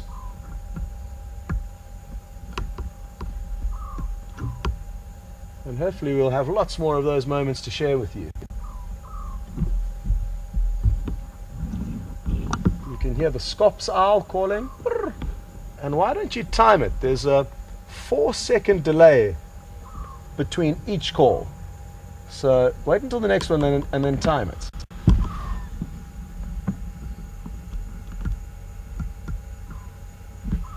One, two, three, four.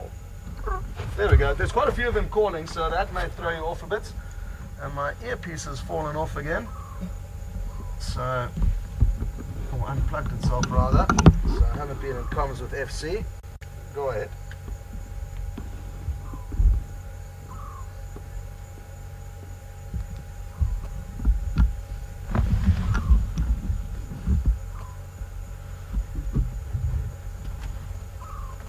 Okay, well, I am so happy to hear that there are actually some people still watching, one of which is Lynn, all the way in Michigan. And Lynn is interested to know what exactly the setup is going to be. Will each vehicle have one of these cameras? And what exactly are the plans? Well, at this stage, Lynn, to be honest, we're just hoping that it works. And once we've established how well it works and the feasibility of it working well, we may then decide how many we're going to get and how exactly we're going to move forward in terms of what to do with the camera. Obviously, there are some slight complications because we'd have to change the daytime cameras over to the nighttime cameras, so that's already a little hurdle that we'd have to come across. But there are some very exciting plans with the WildEarth and Safari Live operation, and you can expect to see a lot more gadgets and gizmos getting involved in the whole planning. So these little toys, just like the one we're trying tonight, may open up a lot more avenues. It's just about testing them now to actually see whether they work, and then we'll try and make plans thereafter on how exactly we're going to implement them. But it is exciting stuff, Lynn, and I'm happy to hear that some of you are still watching. I'm just going to turn on the side lights now to see how that works. I'm told it worked very well last night with Brent, so we've got them going now. I shouldn't have put on the big lens. Okay, and Andrew now is wanting to play around a little bit more and change lenses, understandably. He was very excited when we finally managed to get the one screw out of the base plate that gets attached onto the tripod. We had a small issue, that's what delayed us heading out this evening. And by the time we finally did get going, Andrew was ecstatic to get his turn to try the new piece of equipment out. The lens he's putting on now is a 70 to 200mm lens, it looks like, whereas the one before was a wide angle, possibly a 17 to 40mm, I'm not too sure.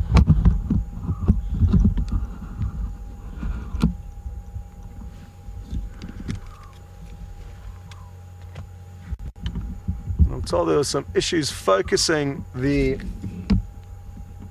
wide angle. I'm not sure, Andrew, what was you did everything you could there, just couldn't focus on me. No, they're saying with this big lens I can't get you in because it's too big. Okay. Yeah. Yeah, no, that won't work. But maybe we can find the animal. Okay, good idea. I'm surprised we haven't heard these leopards calling, everyone. So that's a bit of a pity.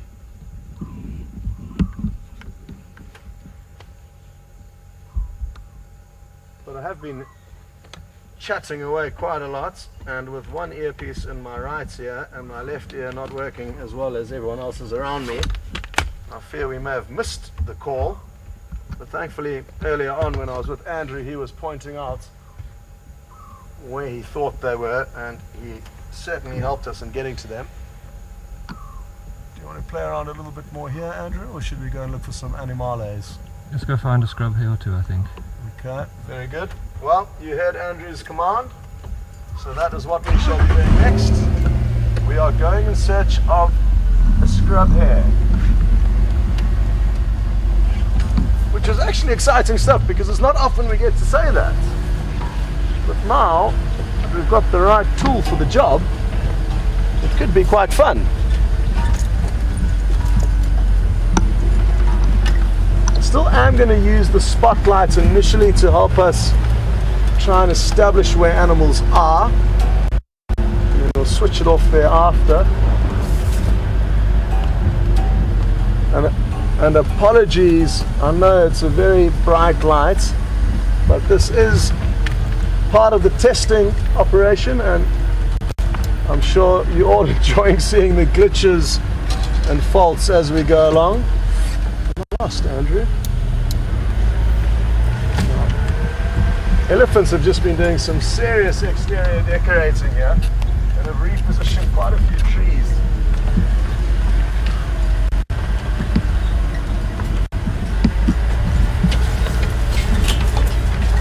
No ways! Well, we've just had a comment through from Colleen, and she thinks she saw a bat flying past. It's certainly possible, Colleen. There are lots of little insect-eating bats that we get here, and also potentially fruit bats, but I haven't seen any fruit bats in the Sabi Sands myself. They do occur nearby though. Sorry, I think I must put the other lens on until we find something. Okay. That way we can see you and... Okay, good idea. Just grab it off my pelican case quickly. Okay, folks, so you heard the plan. We're gonna switch back to the wide angle.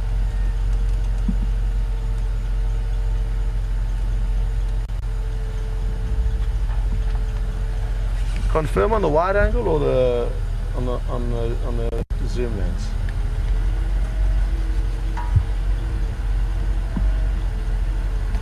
If we stand still, I'll be able to. It's just because we're moving. Okay, copy. He will be able to. So, just like I said, going to try the wide angle again.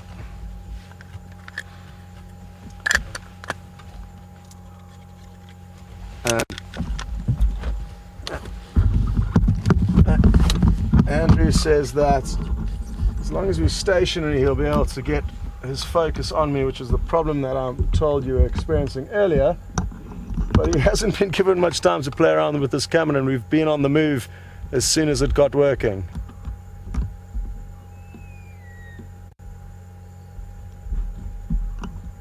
You should see the look of concentration on Andrew's face. It is quite something. Okay, I think he's happy.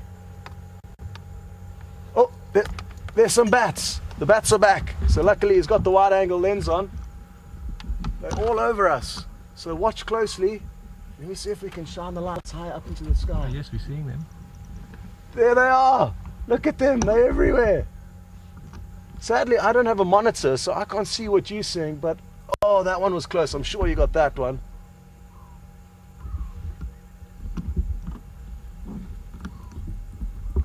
They're coming in. I've counted about 5 at least different ones. And imagine how many little insects they're eating. I can actually see a few tiny insects flying around.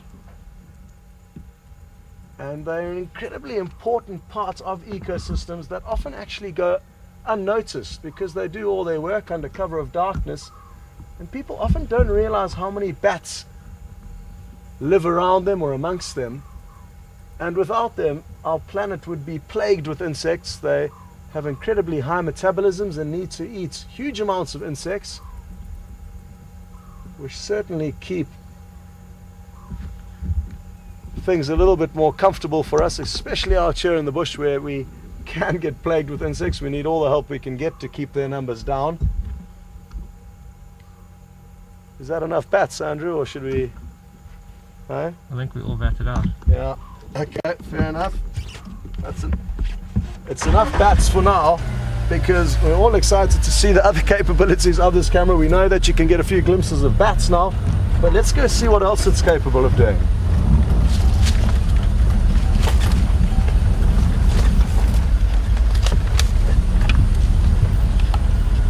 What I plan on doing is driving a little bit further down the Mawati, further to the east, to see if anything's popped out. So I just need to put the side lights back down. I pointed them up into the sky earlier.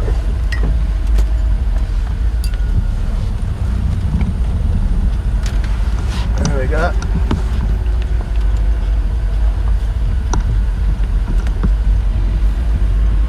Very good. As much fun as we are having, folks, we're probably going to have to head back to camp in about 5 minutes or so, because some of the crew need to head back to the Magnaletti, which is another reserve nearby.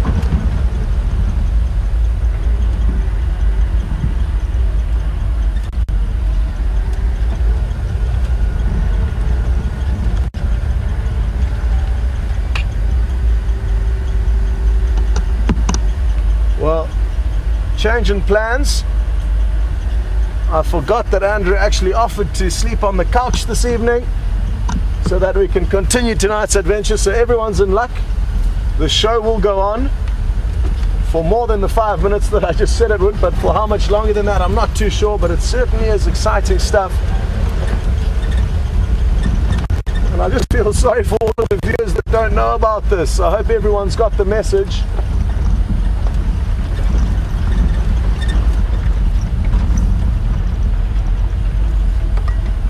Confirm and less shining of spotlight on dashboard.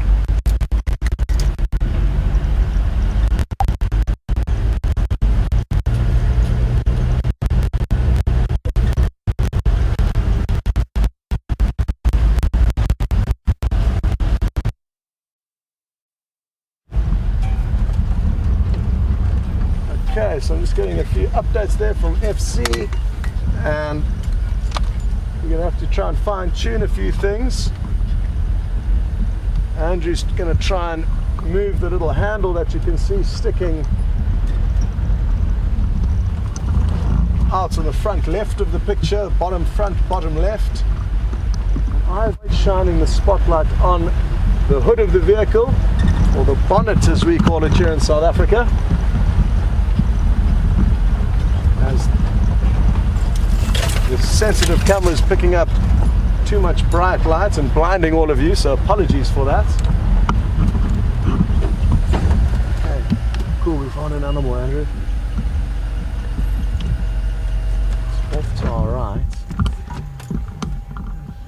It is a diker, so it's probably run off. But I'm guessing we might need to change lenses, it's probably a bit too far. Yeah, it's a bit too far, and it's disappeared into the bushes. So what we shall do, ideally I think we should head back up to quarantine, simply because it's nice and open and there'll be some game there to film. Yeah, I think quarantine will be good. Okay, cool. So rather than staying in this area with a slim chance of bumping into Tingana and Shadow again, we're actually going to head to an area that's more open and where there's often a lot of general game, antelope, impala, wildebeest, sleeping at night. It's the same open clearing actually where Brent saw the white-tailed mongoose last night, and it is a resident there, and because it has seen quite a lot of vehicles moving up and down between final control and the camp where we stay, and I guess all the guests coming and going from the two camps here on Juma, that it's become fairly habituated through default because of the area that it lives in. So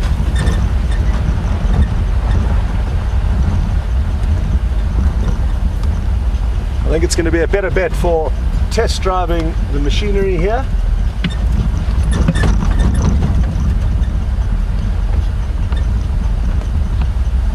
I'm already looking forward to waking up tomorrow morning because, as we said earlier, leopards can mate for 3 to 5 days, just like lions. So they could still be at it tomorrow, and I'm sure both Brent and myself will drive down on either side of this Mulwati riverbed and see if we can't find any of their tracks coming out. The great thing about following up on mating leopards is that you've got 2 sets of tracks, where there's usually only one with leopard because they're solitary, and the other bonus is that they keep making those noises as they growl and snarl at one another. Just seen some eyes up here, can't quite work out what it is, and it's extremely thick. You might get a gap here.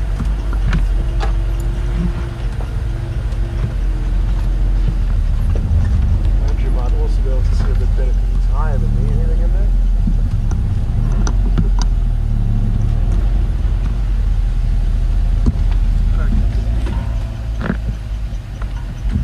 Interesting. Well, I'm guessing because it did dart off, it was in all likelihood an antelope. Leopards would be less inclined to rush off away from us.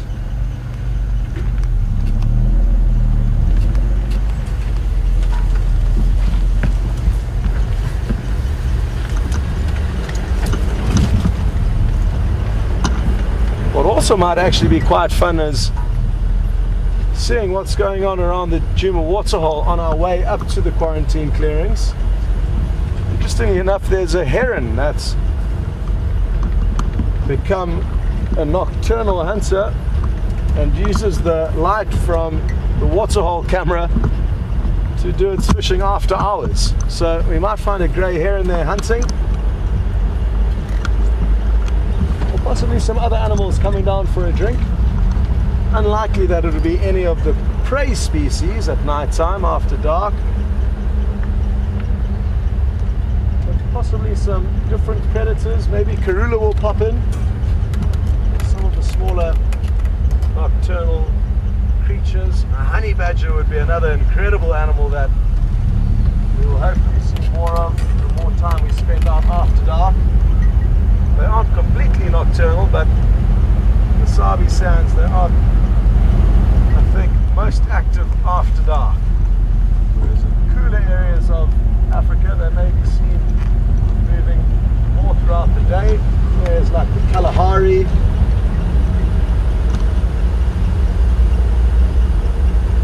and that's actually where I've had some of the best honey badger viewing in my life, in the Kalahari Trans-Frontier National Park, which opens up into South Africa, Botswana and Namibia.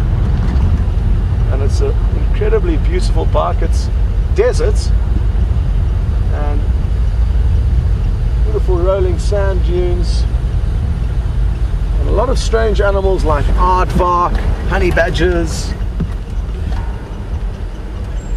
African wildcats. I saw a crazy photo of a caracal, which is another animal that you get there. Beautiful cat with wispy black tufts on its ears. That had, and it's bigger than an African wildcat, considerably so. And it was obviously trying to kill this African wildcat when somebody was lucky enough to capture a photograph of this wildcat flinging itself out of this dead tree with a caracal perched below it. Oh, this is going to be fun. I've just seen a fish jump. I wonder how well that's going to work on this camera. The fish are swirling in the dam below us. And I don't know if Andrew's going to want to do a lens change here or... Yeah.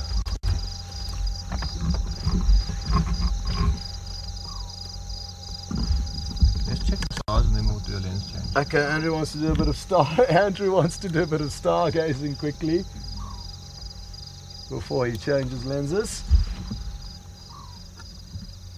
And like I said earlier, sadly I'm not seeing your picture, but getting a lot of feedback through from Nikki in Final Control. And happy to hear that so many of you are enjoying this little addition to the regular safari.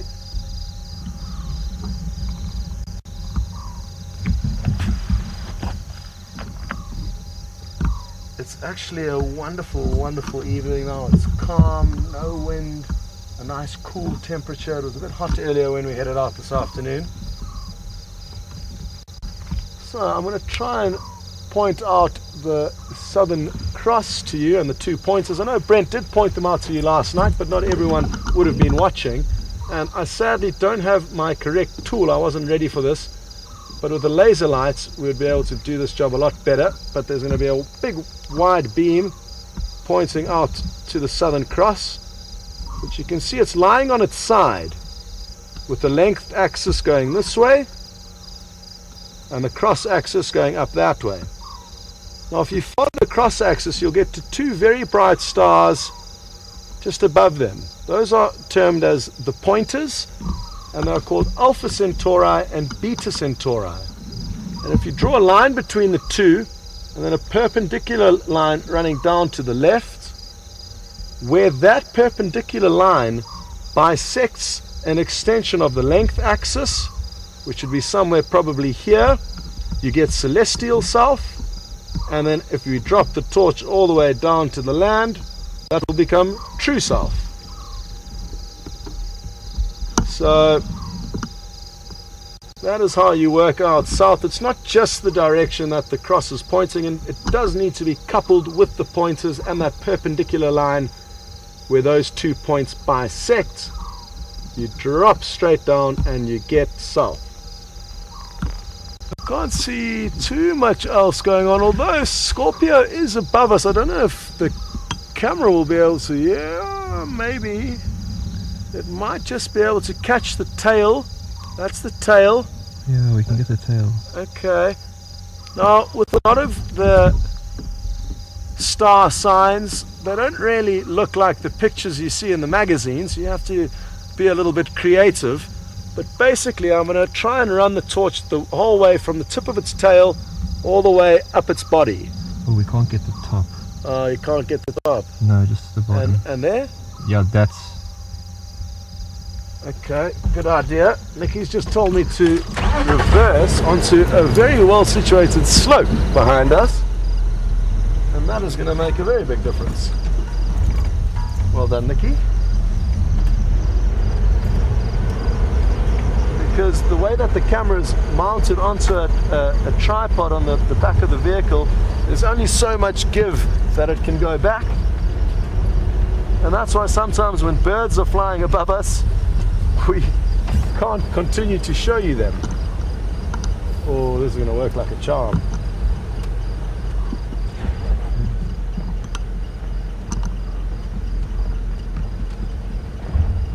Okay.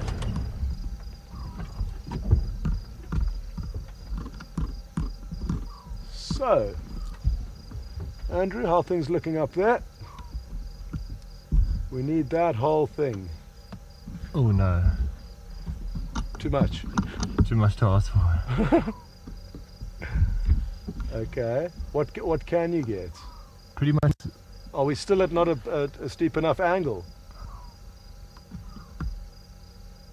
Yeah, angle's not steep enough, it would seem.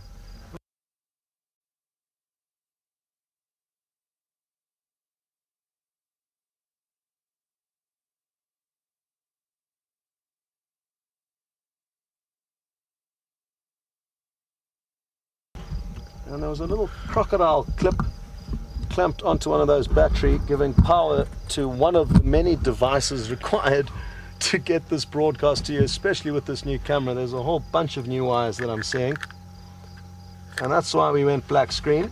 And what we're doing now is just changing lenses. Andrew has been told he is no longer allowed to stargaze, and he needs to film the fish jumping out of the water. Wait a second.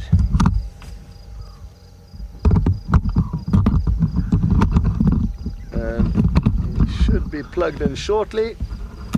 And with this long lens, it's a very, very different lens to the one he had on earlier. The one he had on earlier was a 16 to 35 millimeter lens, whereas this one is a 70 to 200 millimeter lens. So a lot more zoom. It's actually the same lens that I have on my camera, just not the generic version thereof. And it's a great lens, and it's going to get you fairly close to this waterhole. You probably won't be able to see the fish's scales as they jump out the water, but you will maybe be able to make out the fish.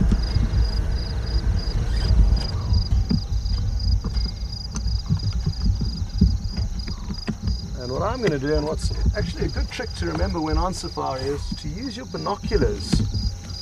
They let in an incredible amount of light, and in scenarios where you may want to use dim light,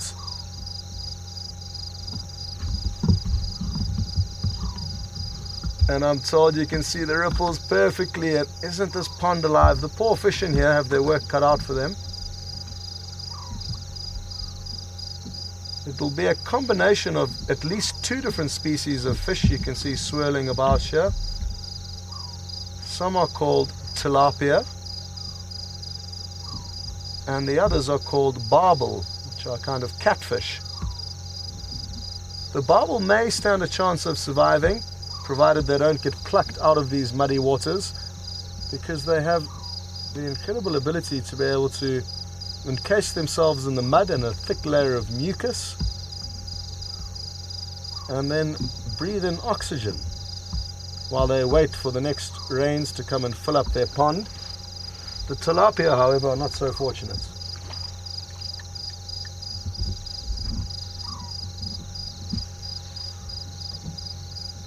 I'm sure you'd like to be a little bit closer there, Andrew.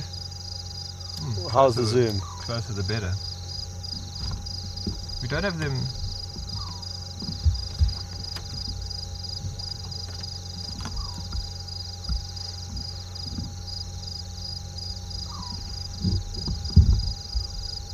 sadly the heron is not here tonight, and I suppose it's got spoiled for choice and has got many drying ponds that it can go and feed in. I saw a fish eagle flying overhead this morning, and it's really interesting. For a few months now I've noticed a fish eagle flying on the same flight path every morning at almost the same time, often with the fish in its talons, taking it obviously back to a nest. And I think the nest is south of our property, somewhere past Twin Dams, because it flies straight past there, often over the quarantine clearings. And this morning when I was on tracking team on foot looking for the new hyena den sites, I saw one flying over with some very heavy cargo. Okay, I've been instructed to get you guys a little bit closer to the water, which I can happily do. Should we get the light? Yeah, not that side. Cool. Yeah. So, it won't take us long. We just need to loop through this little drainage line, which is an overflow where the dam wall actually broke, I think. It was the spillway used to be on the northern side of the dam, whereas now it's on the southern side of the dam. And that was after some very, very heavy rains.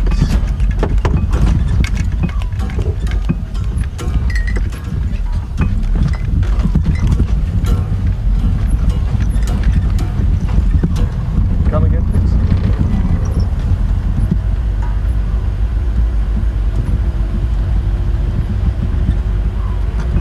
Oh, well, very happy to hear that some of you are not only watching the show from this camera that Andrew's using, but you're also watching from the Juma waterhole camera.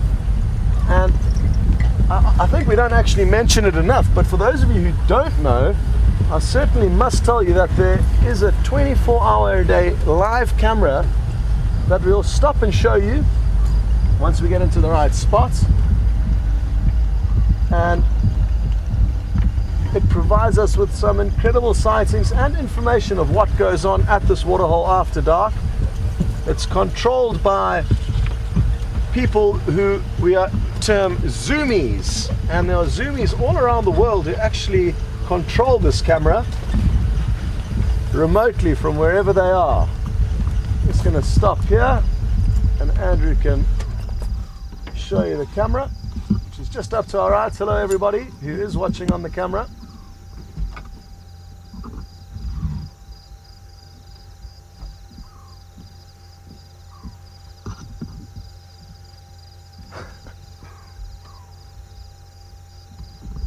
Well, I must apologize to Gregory, who has just told us he's been busy washing the dishes and he didn't know that this was happening and that it is still live. Apologies, Gregory. We were planning on doing it and then we thought against it because we're having problems getting the equipment working, and at the last minute we managed to get it up and running, so we came out without much warning. So apologies, Gregory, but you are right, this is live, and I guess at least you've got washing the dishes out the way, and now you can enjoy the rest of the safari with us.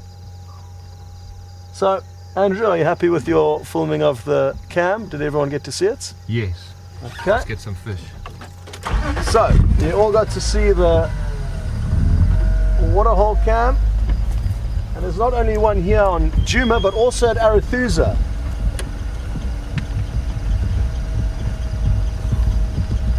So, two fun additions to, oh, I think I can see the catfish breathing. This is going to be awesome. This is going to be absolutely awesome. We're going to be able to see the catfish. I think I said drinking. By drinking, I meant breathing. Oh, no ways. This is going to be awesome. Andrew, have fun.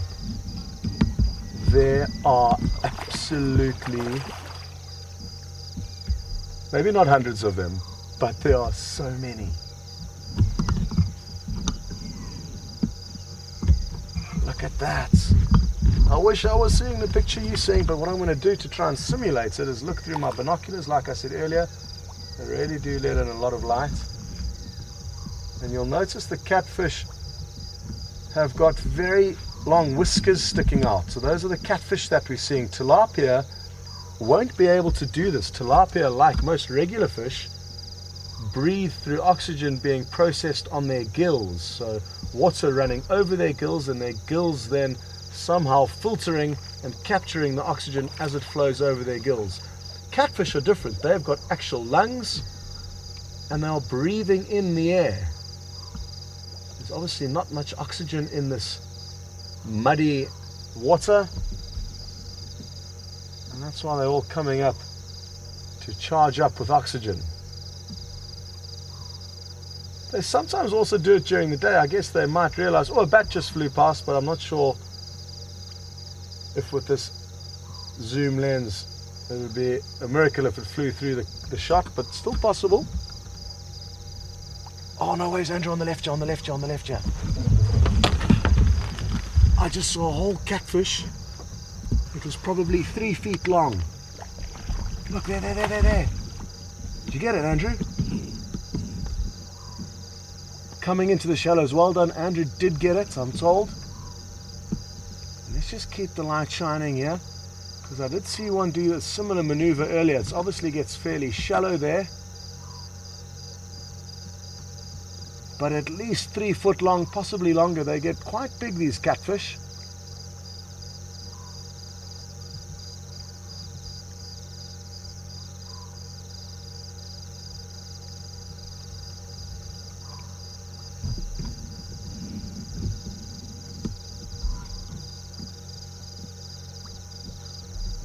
They seem to calm down a little bit. On the far bank, Andrew. Oh, no, it stopped.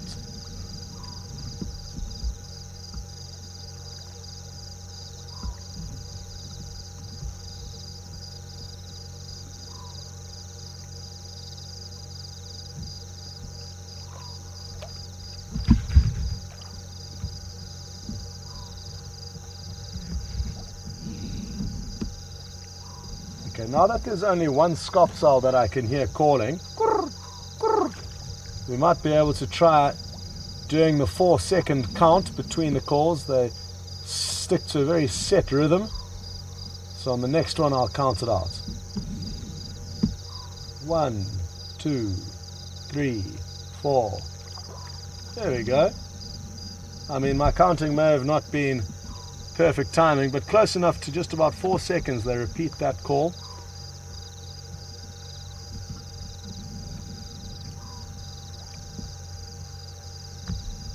Might be getting some glimpses of these catfish's long backs. They're a long, flat fish that often feed on the bottom of lakes and dams and rivers close to us here, Andrew.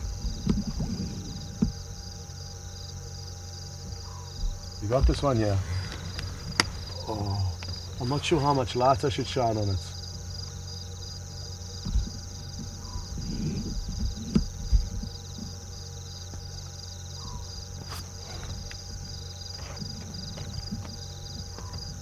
As I was saying though, they're bottom feeders and feed on just about anything that they can fit in their mouths.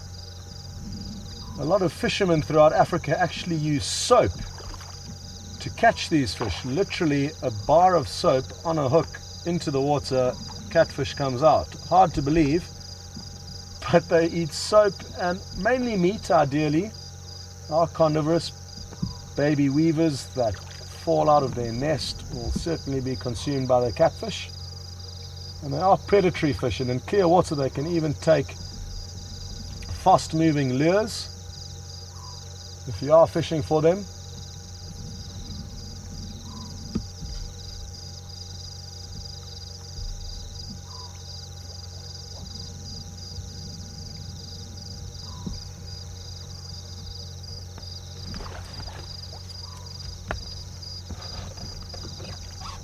And I'm sure you're picking up the audio of the crickets and also the owls, as well as these fish breathing and swirling through the water. It's a very, very calm and beautiful evening. And like I said a little bit earlier, the temperature is absolutely perfect.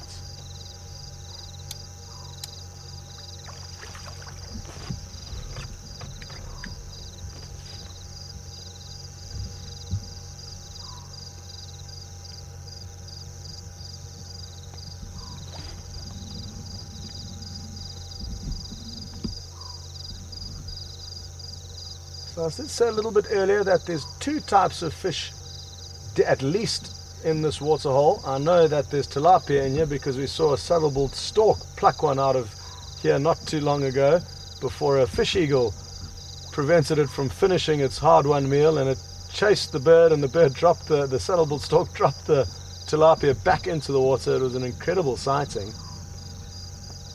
Donna would like to know if there are the tilapia that are also actually breathing here, or is it just the catfish? And Donna, it is just the catfish that we can see breathing.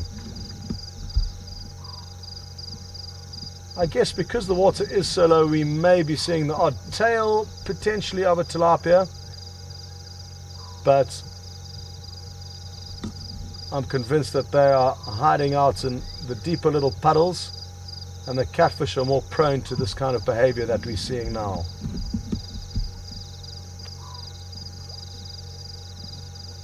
It's not uncommon for leopard, especially young and hungry leopards, to try and pluck barbel out of these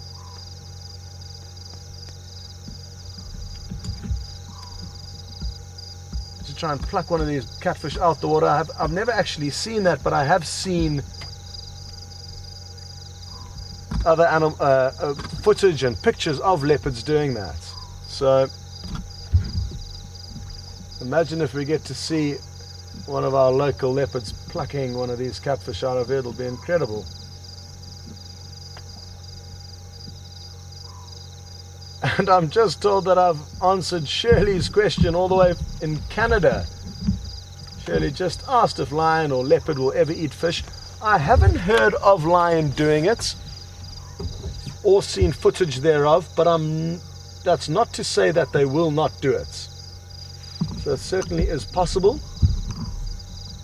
But I think leopards would be more inclined to do it. Well, I know they are for a fact. I've seen lions, interestingly enough, and leopards attacking and eating crocodiles, but it's not quite a fish. But most predators, Shirley, will feed on just about anything that they can overpower. Oh, battery finished. No.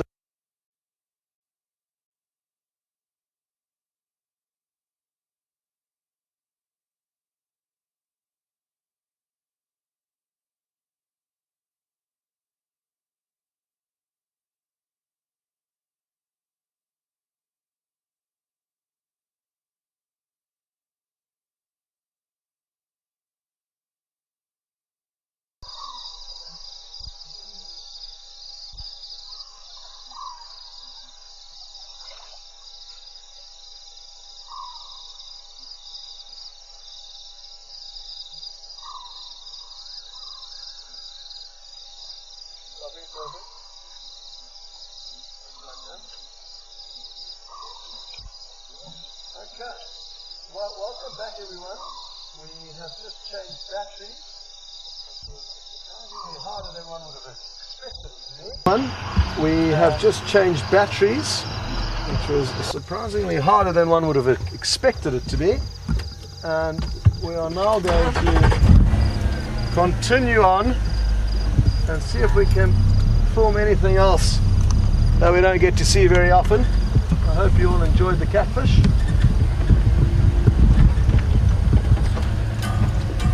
But we're going to head up now to the quarantine clearings where we were initially heading towards, and we're hoping to find some general game up there. Who knows, maybe the same white-tailed mongoose as last night. Just turn those lights on for a little while.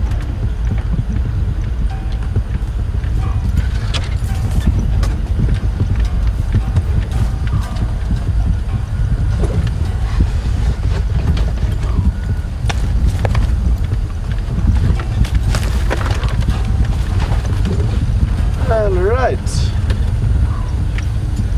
so we're just going to leave the zoom lens on rather than changing to wide angle.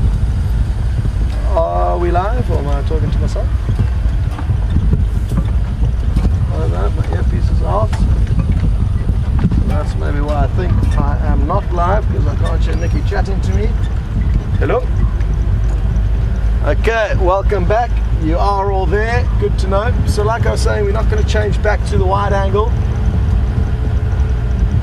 because we're feeling confident that it's not going to take us long to find another animal to film.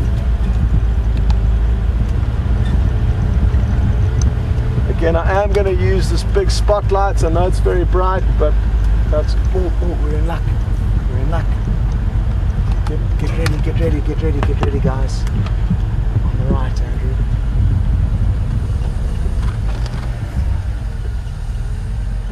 I want to use the torch. Right here, a little something. There it is. Right there. Negative. Right here.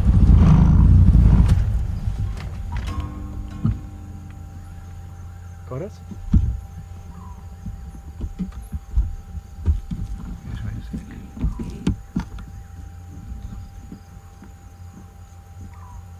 It's probably the same white-tailed mongoose that Brent saw last night. And it's completely relaxed with us. Just wait a second. Oh, wait a second, I'm just going to turn this.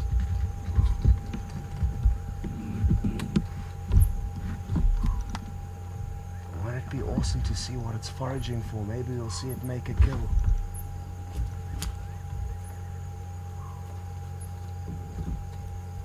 I'm just lifting up the light. I'm just using the side light, but I'm trying to tilt it and not use too much light. Make it too bright. How's that looking, Andrew? That's good. What an awesome animal, it's so close to us.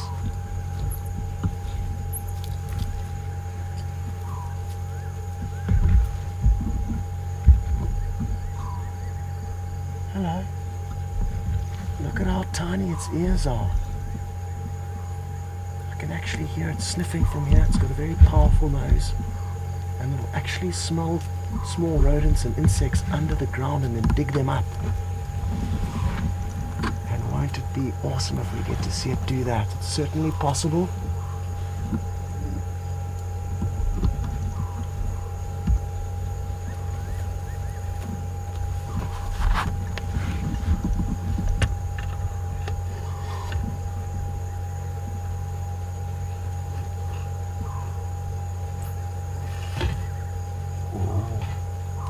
Swiveled around there quite intently. Maybe it's getting excited. Maybe it can smell something close by. Look at that big white bushy tail. Oh, I'm convinced it's going to start digging. He got something. No ways, he caught a scorpion. I can't see it, but you can. And you can hear him crunching through it. No ways. Andrew.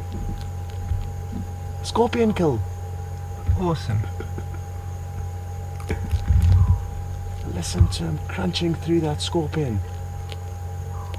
I wish I knew what type of scorpion it was. I'm guessing it was an Epistothalmus glabifrons. They don't have regular names, scorpions, common names. But it's a scorpion that we will start to see at this time of the year coming out and moving around. It's not highly venomous. It's got quite big pincers. So if you noticed big pincers on that scorpion, I'm not sure how well you got to see it.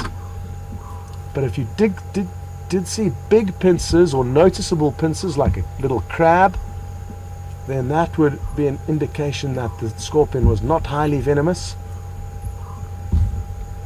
and an easy meal for this mongoose. Can you believe it? It was actually incredible to see because he could smell it, he couldn't see it. And he started darting around excitedly before we saw him make the final kill. He's moving a little bit far away now, I'm guessing, for this lens, so we might think about repositioning again. I wonder if we'll be able to get as close as he came to us earlier. I think it was just complete luck that we were on the road at the right time, because if we do start off-roading after it, I fear the noise from all the little branches that we're driving over may startle it. Can you still see it, Andrew, there? Not well. But it is lingering in the shadows there. It's quite nice just also for us to not shine the lights on it all the time and just see how well the camera picks up picks it up in different kinds of lights.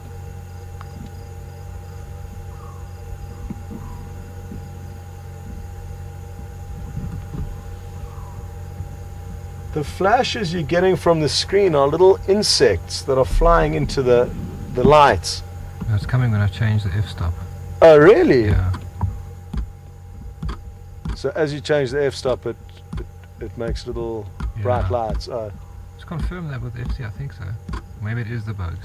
It's either the bugs or Andrew altering the f-stop.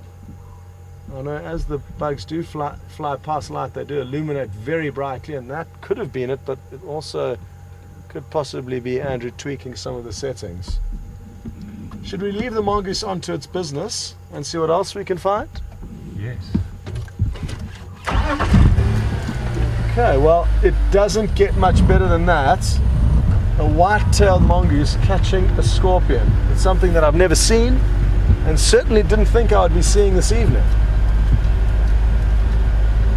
So, well done to all of those of you who are sticking around on the trial, and it is good to have you with us.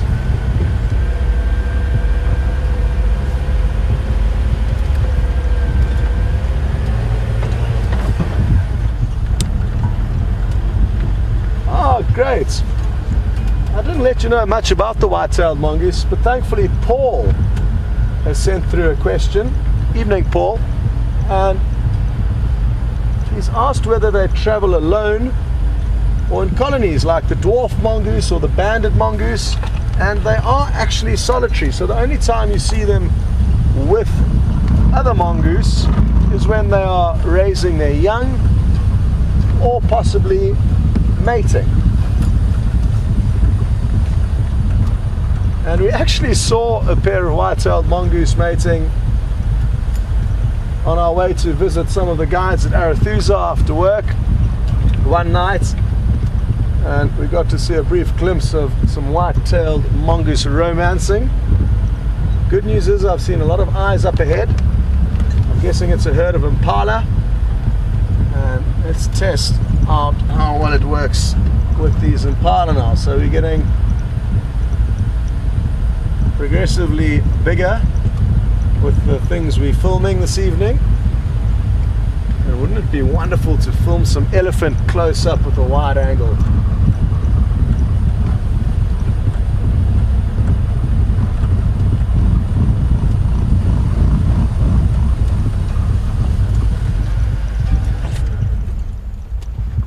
I'm just going to stop here. There's one Impala lying in the road. Another one just walking off behind it. There's quite a few all around us, but I'll just let Andrew play around from here for a while before we go any closer.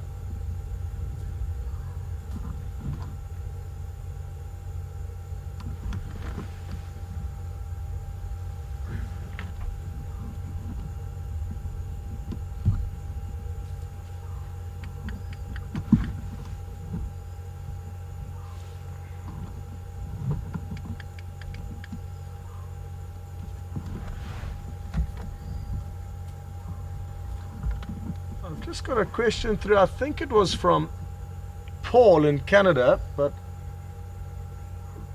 Jeffrey in Texas. Well, there you go. I was way off.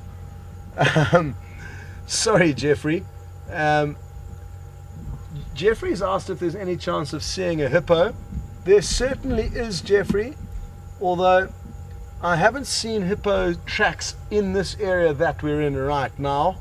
But they do travel quite large distances, and we see a lot of tracks on various parts of Djuma every morning. But it's a little bit far away from here where that goes on. To the north, up around Sydney's Dam, there's a few hippos that come south from there onto our property most evenings. And sometimes the Manuletti team manage to bump into them on the way back. What we're going to try and do though is get a bit closer to these Impala. And Jeffrey, as you know, the chances of anything happening out here are good.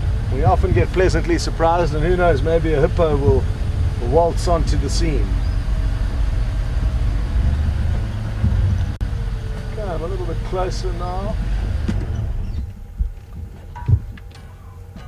I don't know if I should try to turn off all these lights and see how that works, Andrew. With just that dim lights at the back.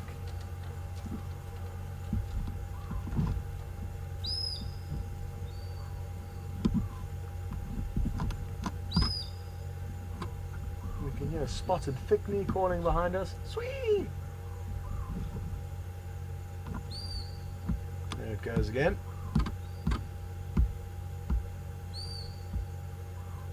How's this working out, Andrew? It's quite gainy, but I mean, with my naked eye, I cannot see these animals. We can just barely make them out. But on the screen here, I can see them quite nicely. Okay, good.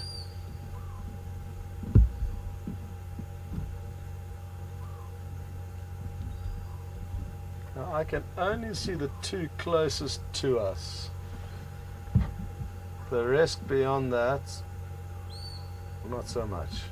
The one lying down and the one up to the left doing something with its scratching its ear, it looks like. Yeah, scratching his nose. Its nose. Okay.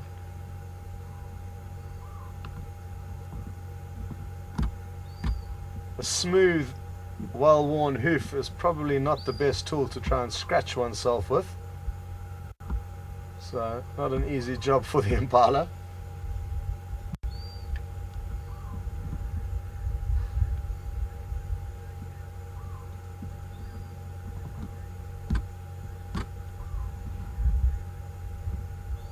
And while we sit here and wait for the hippo to come and surprise us on the scene, Laura would like to know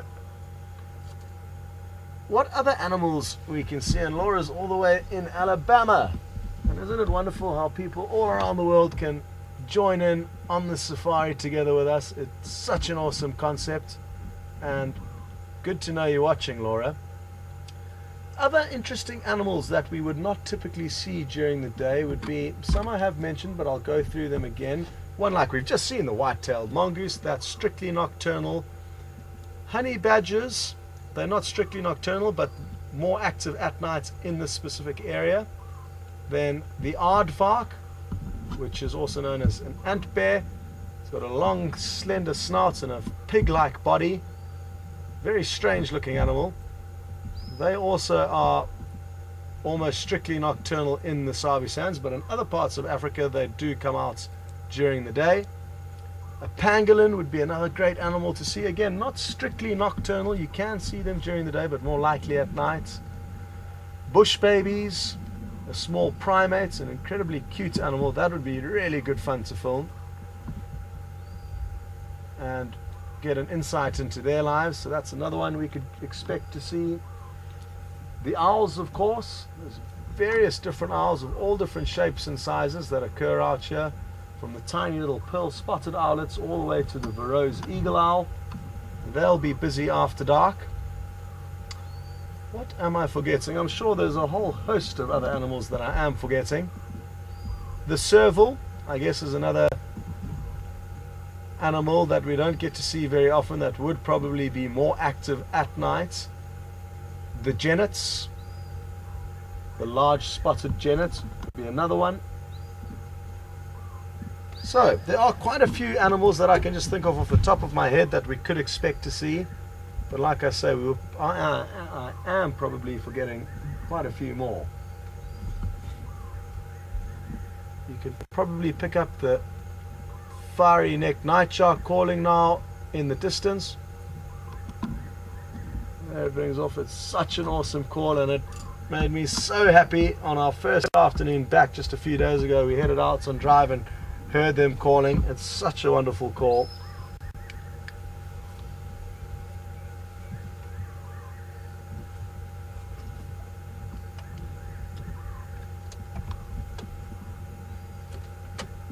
Well, I do have bad news, everyone. The show has come to a close now. My stomach is happy, I'm starving, and it has been so much fun though. And Debs, thanks very much for sending through your kind message. It's been an absolute pleasure having you and all the other viewers join in on this fun little test drive adventure. What I can maybe do is jump out, and then Andrew will be able to focus on me as I walk back to camp for dinner. Only kidding, I wouldn't do that. But it's been so much fun having you with us, and thanks for joining in and being a part of the test drive. As you can see, there's a lot of different things that we have to think about out here to try and fine-tune this camera. And isn't it going to be good when we do, because we've already seen that it allows us to capture some incredible stuff that we haven't been able to capture before. Anyway, a big thanks to Andrew for offering himself a night on the couch here instead of going back to the Sabi Sands, and also to Nikki and Tara, who have been back in the final control room. We will see you all on the sunrise safari tomorrow.